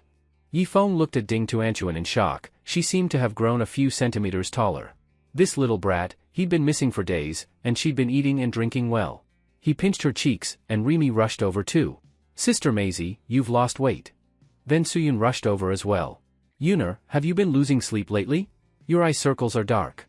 Then Chang Libin rushed over. Old Chang, where are your eyes and ears? Let's not talk about sad stuff. Brother Feng, go check on Sister Susan.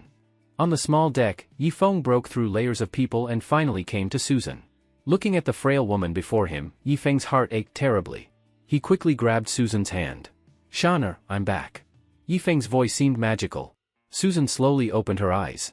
The two of them silently looked at each other, so much to say, yet no words were needed. Everyone, back off. Don't disturb Brother Feng and Sister Susan. Chang Libin tactfully cleared the deck. Ah Feng, you don't need to say anything. I understand. I've dreamed of you every day. Yifeng gently held Susan in his arms. Susan immediately avoided touching Yifeng's waist and caressed his cheek with her hand. Finally, her lips slowly moved closer. The air was filled with the scent of happiness. This is amazing. Brother Feng, I'm so touched you made it back. At that moment, an unwelcome voice broke the mood. Shi Zhengliang jumped out from the side, holding a bowl of food. Yifeng quickly pulled away from Susan and looked at the mood-killing guy. Brother Feng, you look weak. This is a bull penis I just stewed. It was originally prepared for old Chang, you know, he's old now and can't even chew tender meat anymore. But since you're back, this bull penis is naturally yours. I wish you and Sister Susan an early child. Shi Zhengliang was bouncing with excitement. These past few days, as head chef, he had also suffered under Susan. After all, women are emotional creatures. When Yifeng wasn't around, she turned into a shrew, giving everyone a hard time. All right, thank you. Bring it to my room, I have a lot to talk about with Shaner. Yifeng didn't make a fuss, considering Shi Zhengliang's good intentions. After escaping death, his mindset had changed. When he looked at old friends now, they all looked pleasant and charming. Even Wang Zhihai, Yifeng felt maybe his messed-up personality had something to do with his upbringing. In the mountain cave of the pine forest, Qingxue looked like she had lost her soul. She caressed the cup Yifeng had used, the animal hide he had worn, the place where he had slept.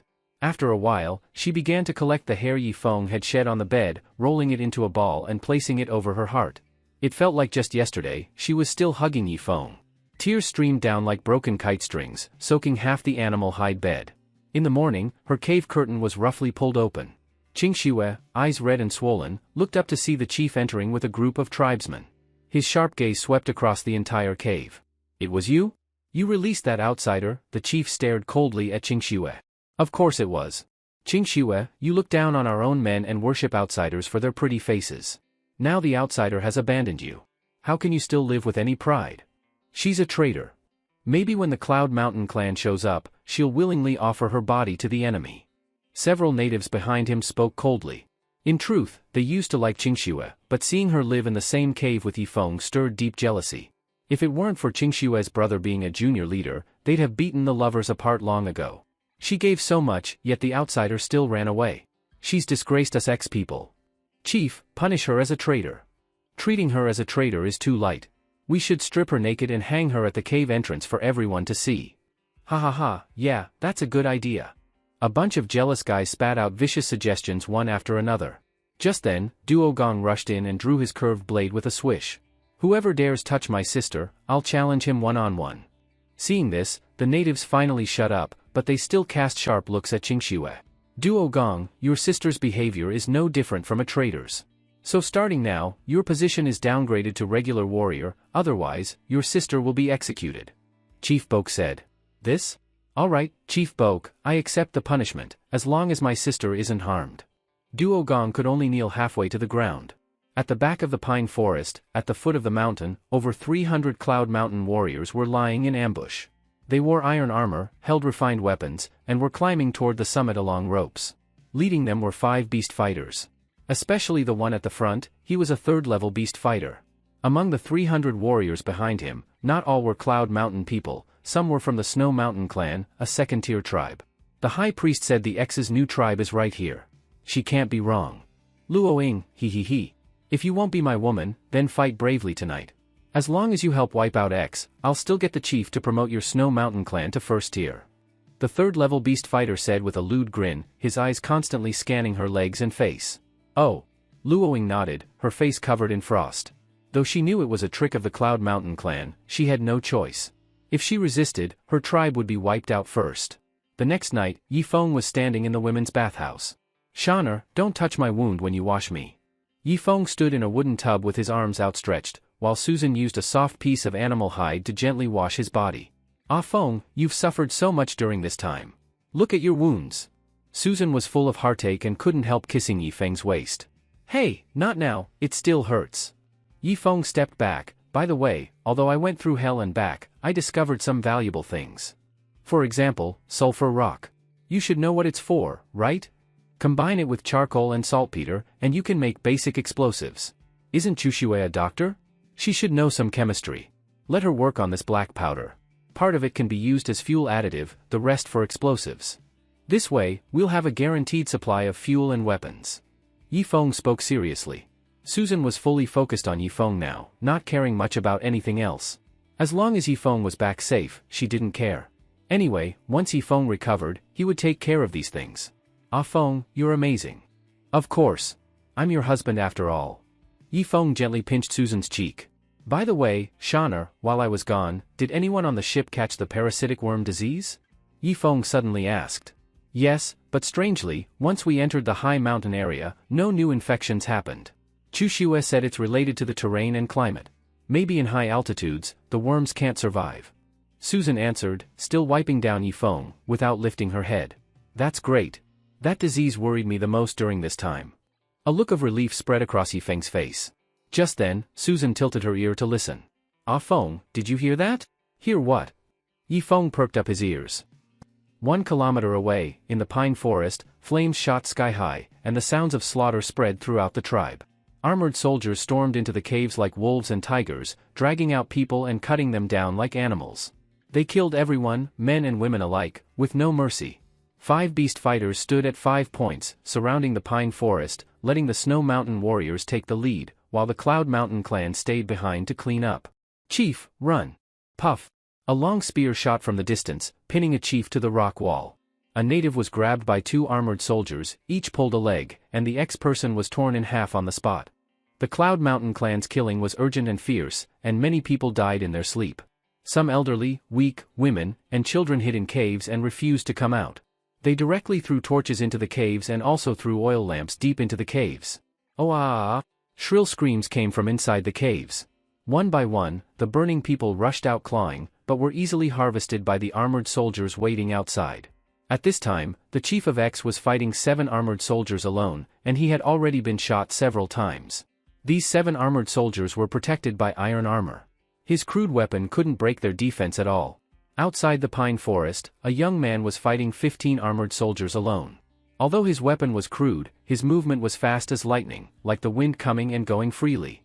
In just a short while, half of the 15 armored soldiers were dead. The other armored soldiers finally put away their playfulness and began to fight steadily. Interesting. He is that wind shadow who escaped from our tribe. He really has some strength, and he's still so young. If given a few more years, maybe even beast fighters wouldn't be his opponent. Mala, I'll leave it to you. The 3rd-level beast fighter said to a tall man beside him. The man nodded and rushed forward with a whoosh. Qingxue and Duo Gong were fighting an armored soldier. Normally, the 2 siblings working together could beat this armored soldier, but they lost because of their equipment. The bone spear in their hands was immediately broken the moment it touched the armored soldier's curved blade. Their curved blade struck the armor and couldn't even break the surface. The two of them retreated step by step and soon reached the edge of the pine forest. At this time, another armored soldier joined the battle. Puff! Aga! Duogong let out a miserable scream. His inferior curved blade was cut in half by the high-quality curved blade, and along the way 2 of his fingers were cut off. Big brother! Qingxue screamed, desperately rushing toward the two. If it weren't for the 2 armored soldiers finding her pretty, the battle would have ended long ago, and they wouldn't have let the 2 siblings hold on until now. Flames shot up in the pine forest. Duogong covered his fingers and looked back. Their more than 2,000 tribespeople couldn't beat these 300 armored soldiers. Because every 3 armored soldiers formed a combat squad that could easily handle dozens of their tribespeople. After all, the armored soldiers had armor, so they didn't need to defend. They only needed to freely kill. But their tribespeople couldn't do that. They had to fight while retreating. Even a single stab would make them fall to the ground unable to get up. Sister, let's go. Roll down the mountain slope. Go find that outsider Yifeng. He has a big boat, maybe he can take us away from here. Just after Duogong said this, he shouted a few times toward the back, Chief, Wind Shadow Big Leader, let's roll down the slope. Hurry, there's a way out down there. After speaking, he lunged forward and directly pushed Qiangxue down the steep slope. The old chief was held back. The other ex-people were like headless flies, and no one gave orders. After hearing Duogong's call, a large group immediately ran over.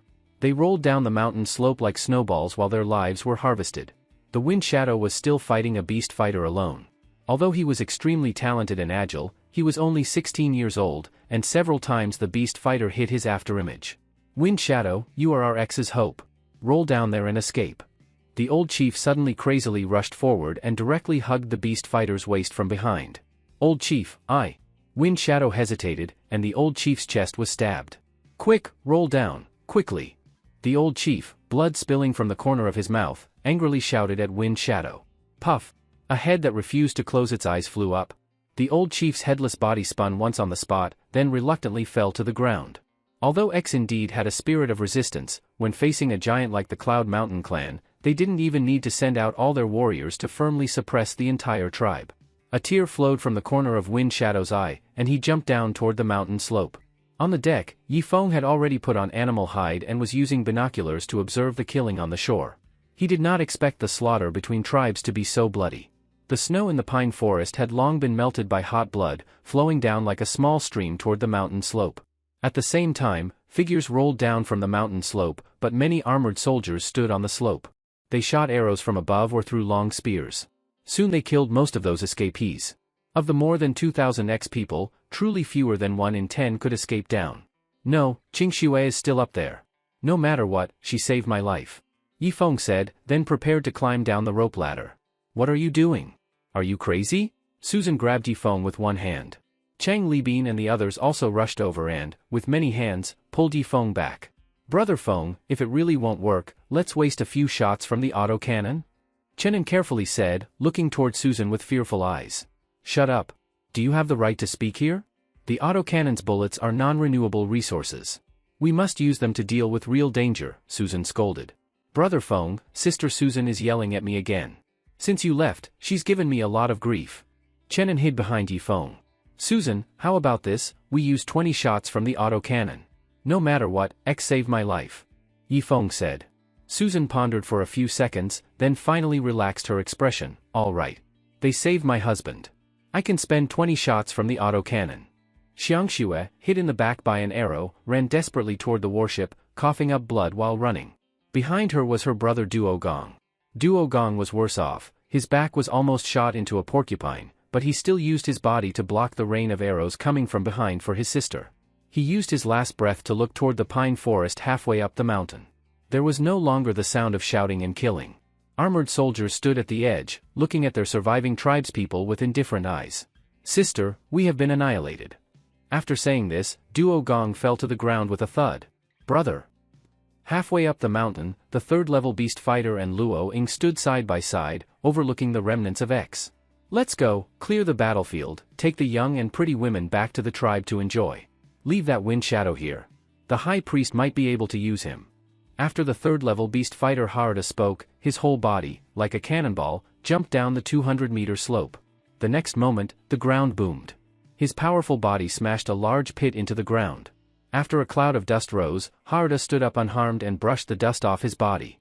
Those armored soldiers looked at him with faces of admiration and slid down the slope, soon forming a group of more than 200 people. In fact, they originally had 300 people, but in annihilating X, they also lost dozens, half of whom were killed by wind shadow. On the deck, Yifeng personally grabbed the autocannon and aimed it at the bluish shore. Susan then took up another autocannon. Shaner, shoot those wearing armor. For those in front being chased and killed, do not misfire. Yifeng said, then narrowed his eyes and placed his finger on the trigger. Haruta's body hair stood on end. A third-level beast fighter's perception was extremely sensitive. Just in that moment, he felt a strong killing intent. So he didn't hesitate and lay flat on the ground. Boom! A bullet whizzed over his head. The powerful impact pierced the chests of 3 armored soldiers, and 2 of their bodies turned into a mist of blood. Not only that, the exploded iron armor acted like shrapnel, radiating in all directions. A few people didn't react in time and were directly pierced in the face mask by the shrapnel. Ah! My nose! Ouch, my ear! Several Cloud Mountain clan armored soldiers screamed in agony. Boom! Another shot was fired, and again 2 armored soldiers were blown apart. Their iron armor became natural shrapnel, recklessly harvesting nearby life. A few beast fighters, originally with a cat-playing-with-mouse expression, saw this powerful weapon and their faces changed drastically with fear. Not good. Get out of the way. Unfortunately, it was already too late. Boom! One beast fighter was blasted until only one arm and his head remained. He weakly moved a finger, unwilling to rest in peace as he left for the west. Susan's side fired more decisively. She seemed to be on a mission and stopped after 10 shots. Yifeng's side could also fire 10 shots. Boom boom boom. The power of the autocannon completely scared the Cloud Mountain clan. The people in front of them, whether leaders or beast fighters, upon touching what was shot from the warship, their bodies immediately split apart. It was more terrifying than divine punishment. Their pride could no longer care about honor, and they all fled in panic. But one tall figure looked toward the warship in the river with a shocked gaze. What is this thing? What is this thing? Has someone from the temple come? As soon as Luoying spoke, a few warriors dragged her and fled toward the pine forest. But the hunting continued. Boom! Susan finally fired the last shot. On the shore only a pile of dismembered limbs remained, there were basically no intact corpses. At the same time, there were still some blind people on the shore clawing and stumbling as they tried to escape. After their armor was blown apart, some people were shot in the eyes by shrapnel. Boom! Yifeng's side also fired the last shot. Just as Chushue was about to approach the warship, suddenly a figure leapt through the air toward him. This person was Haruta. He had long set his eyes on Xiangshue's beauty. Even if they were fleeing, he had to grab someone and take them back or it would be a big loss. However, his greedy action caused him to lose both legs. Boom! Yifeng couldn't care about the 10-shot agreement. He fired another shot. The bullet blew apart Haruta's leg armor, vaporizing both of his legs. Various pieces of iron flew everywhere. Aga! The man let out a shrill, tragic scream. Ah! Xiangxue also screamed, covering her eyes with her hands. Just now, a piece of iron fragment flew over and cut from her left eye to her right eye. Xiangxue, she is Xiangxue. Yifeng rejoiced and pointed to the girl closest to the warship. After a short moment of pain, Haruta instantly regained clarity. He knew there must be powerful experts on that big ship, and this place was not suitable to stay. So he gritted his teeth, supported his body with his hands, and ran into the forest backward. Even a third-level beast fighter, running backward with his hands, was more than 10 times faster than an ordinary person. Let me down. Yifeng grabbed the rope ladder, the others were not to be outdone and followed behind. Soon, they reached the shore. A pungent smell of blood came, along with various foul odors. It could only be described as a bloody meat mill. Xiangxue. Yifeng was the first to pick up Xiangxue. She had already fainted from pain, but her hand still tightly grasped something. It was the bamboo cup Yifeng had used. Some escapees slowly came out from the surrounding grass, looking at the corpses on the ground in confusion, not knowing where they were, as if they had had a dream. Originally they were sleeping soundly, and suddenly their entire tribe was wiped out. Shoot no one wearing iron armor, don't let any of them survive. Kill them all. Yifeng gave the orders to Tuba and Chinen. Received. These bastards, it felt so good killing them on the mountain just now, no humanity at all. After speaking, Chinen rushed into the grassland and fell to the ground with a thud. He tripped on a piece of intestine. Friends of X, do you still remember me? My name is Yifeng. During that time, it was thanks to your careful care that I was reborn. Next, please accept my goodwill, come to my worship. I will repay you in the same way. Yi Feng, holding Xiangxue, shouted to those confused ex-people. After hearing the voice, these people slowly gathered toward Yi Feng. The chiefs and wise elders in the tribe had been killed completely. Those who had the ability to roll down the slope were mostly young people with good physical strength. Being young meant they didn't pay attention before, so they could only listen to Yi Feng. At this moment, the person called Wind Shadow walked over. Are you the outsider we took in? Although Wind Shadow was gifted, he was still too young. You must call him Feng Ku once he boards the warship. He is the boss of the ship, equivalent to your tribal leader. Chenin stepped forward at the right time. Chenin. How are you talking? X are my lifesavers. Blow the whistle and bring over the remaining 2 dugout canoes. Pack all the ex-brothers and sisters onto the warship, Yi Feng ordered. Yes, Brother Feng. Chenin put 2 fingers into his mouth and blew a whistle toward the deck. It took Tuba an hour to clean up the people in armor on the shore, but he was still picking up debris, retrieving some relatively intact armor and weapons onto the dugout canoe before rowing with 2 oars. Yi Feng was now standing on the deck, looking at the more than 100 ex-people. Among them, more than a dozen were seriously injured and were being treated by Bai Chuxue. And half of the people were lightly injured, being bandaged by native women. But Yi Feng noticed that the way these people looked at him carried fear and terror, some were uneasy and restless. Brother Feng, the autocannon just now was too fierce. It probably scared them badly, Cheng Libin told Yi Feng. That's true. The power of the autocannon, don't say these natives, even I was startled. It's literally a battlefield harvester. Even hiding behind a rock wouldn't save you. Yi Feng nodded. Now the key was to reassure the X-people. Brothers and sisters of X, your tribe is gone.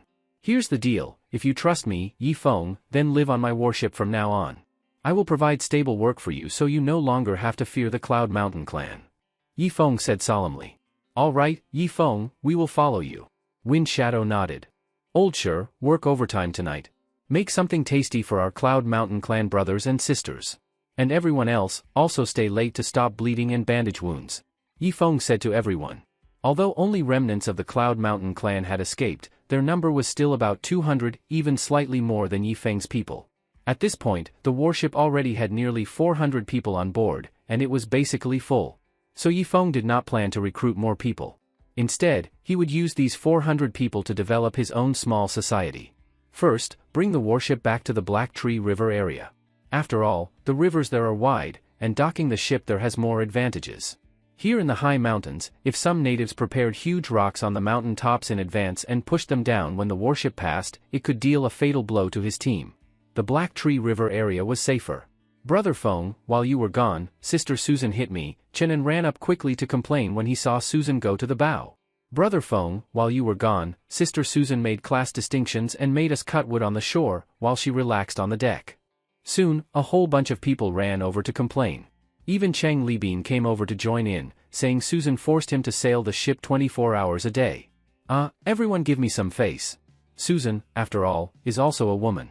On top of that, I was missing, she definitely had some emotions. Everyone, be more open-minded. Yi Feng quickly clasped his fists, since his own wife had made mistakes. That won't work. I think Sister Susan should be stripped of the second-in-command position and made a professional gunner. Second-in-command is more suitable for Sister Maisie, Chenin said. At this moment, a cold voice sounded from behind. Chenin, what were you just saying? Hearing this, Chenin trembled all over and slowly turned his head. There was Susan standing behind, her face so gloomy it looked almost frozen.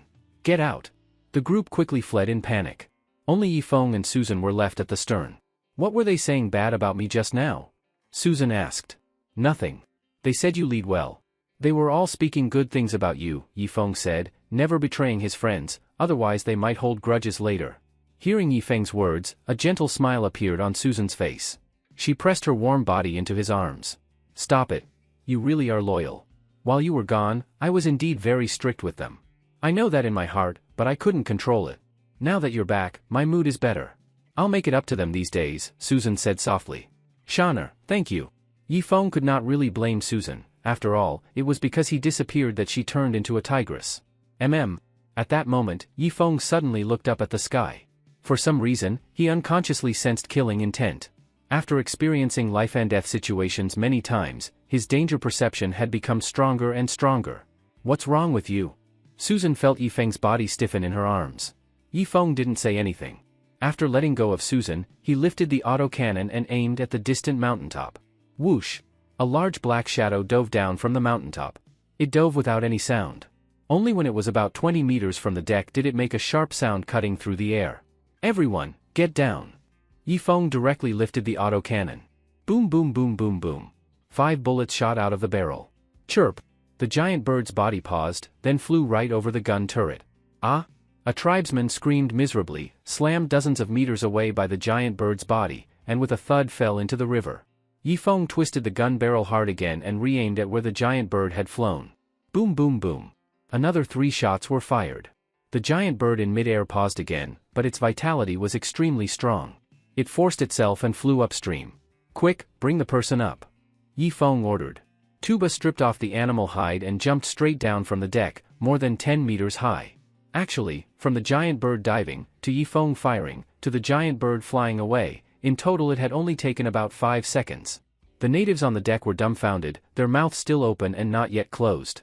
Susan hurriedly ran toward the bow and aimed the autocannon at the blue sky. Yifeng lowered the stern cannon and walked step by step to the gun platform. There was a large amount of bird blood flowing on the deck, extending all the way to the gun platform. Hey! Do you really think I'm easy to bully? Just now he was sure he hit the giant bird, he just didn't know how badly it was wounded. If he hit the wing, maybe it would only be severely injured. But if he hit the torso, the giant bird, even if it didn't die, would lose half its life. Maisie, Chenin, arrange bedrooms for the ex-brothers and sisters. From now on, at night try not to stay on the deck. Only go on deck during the day, Yifeng ordered. Yes. All right. Both of them led the people on the deck down to the lower 5 levels. There were 2 more levels above the deck, but basically no one lived there. After winter came, the 2 levels above the deck were the coldest. Brother Feng. Tuba carried his tribesman up, but the man was seriously injured and probably wouldn't survive. Take him to Chushua and let her do everything she can to save him, Yifeng said. Received. Tuba carried the tribesman off the deck. Zhang Zicheng, Wang Zhihai, come here. From now on, every night, at least 10 people must be on deck as guards. 4 of them, 2 per team, will each operate a cannon. Another 4 will be on the gun platform watching the heights. Once a giant bird attacks, immediately alert the gunners. Finally 2 people will take turns on watch. Yifeng said. Brother Feng, didn't you say only you, Sister Susan, and Sister Maisie could operate the cannon? Wang Zhihai said. No way. That giant bird has targeted me. We don't know how badly it's hurt. If it's only lightly injured, it will definitely come back. Until we confirm we don't see its corpse, we cannot be careless, Yifeng patted Wang Zhihai on the shoulder. I understand. Immediately, the 2 went to arrange the night watch personnel. Actually, these 2 used to only count as second tier, but now that the team had grown stronger, their status naturally also rose. Yifeng had to try to delegate authority. Susan was still at the bow operating the autocannon, keeping an eye on the sky at any time. Yifeng felt a stabbing pain from his kidney area. Now, strangely, he was reminiscing about the happy times in X. There, he didn't have to worry about anything. Every day in the cave he just stayed cozy, when thirsty he had water, when hungry he had meat, and when bored he could chat with Xiangxue. Oh right, Xiangxue. Yifeng hurried toward the 4th level, but the 4th level was already full of Ga tribe natives. So he went to the 3rd level. Chenin was leading many X-people to clean. Xiangxue had been assigned to a separate room, and Yangli was specially taking care of her. Did you enjoy the story, guys? I hope you did. Support this video with a like and a comment. I'd really appreciate it. Thanks for watching and see you next time.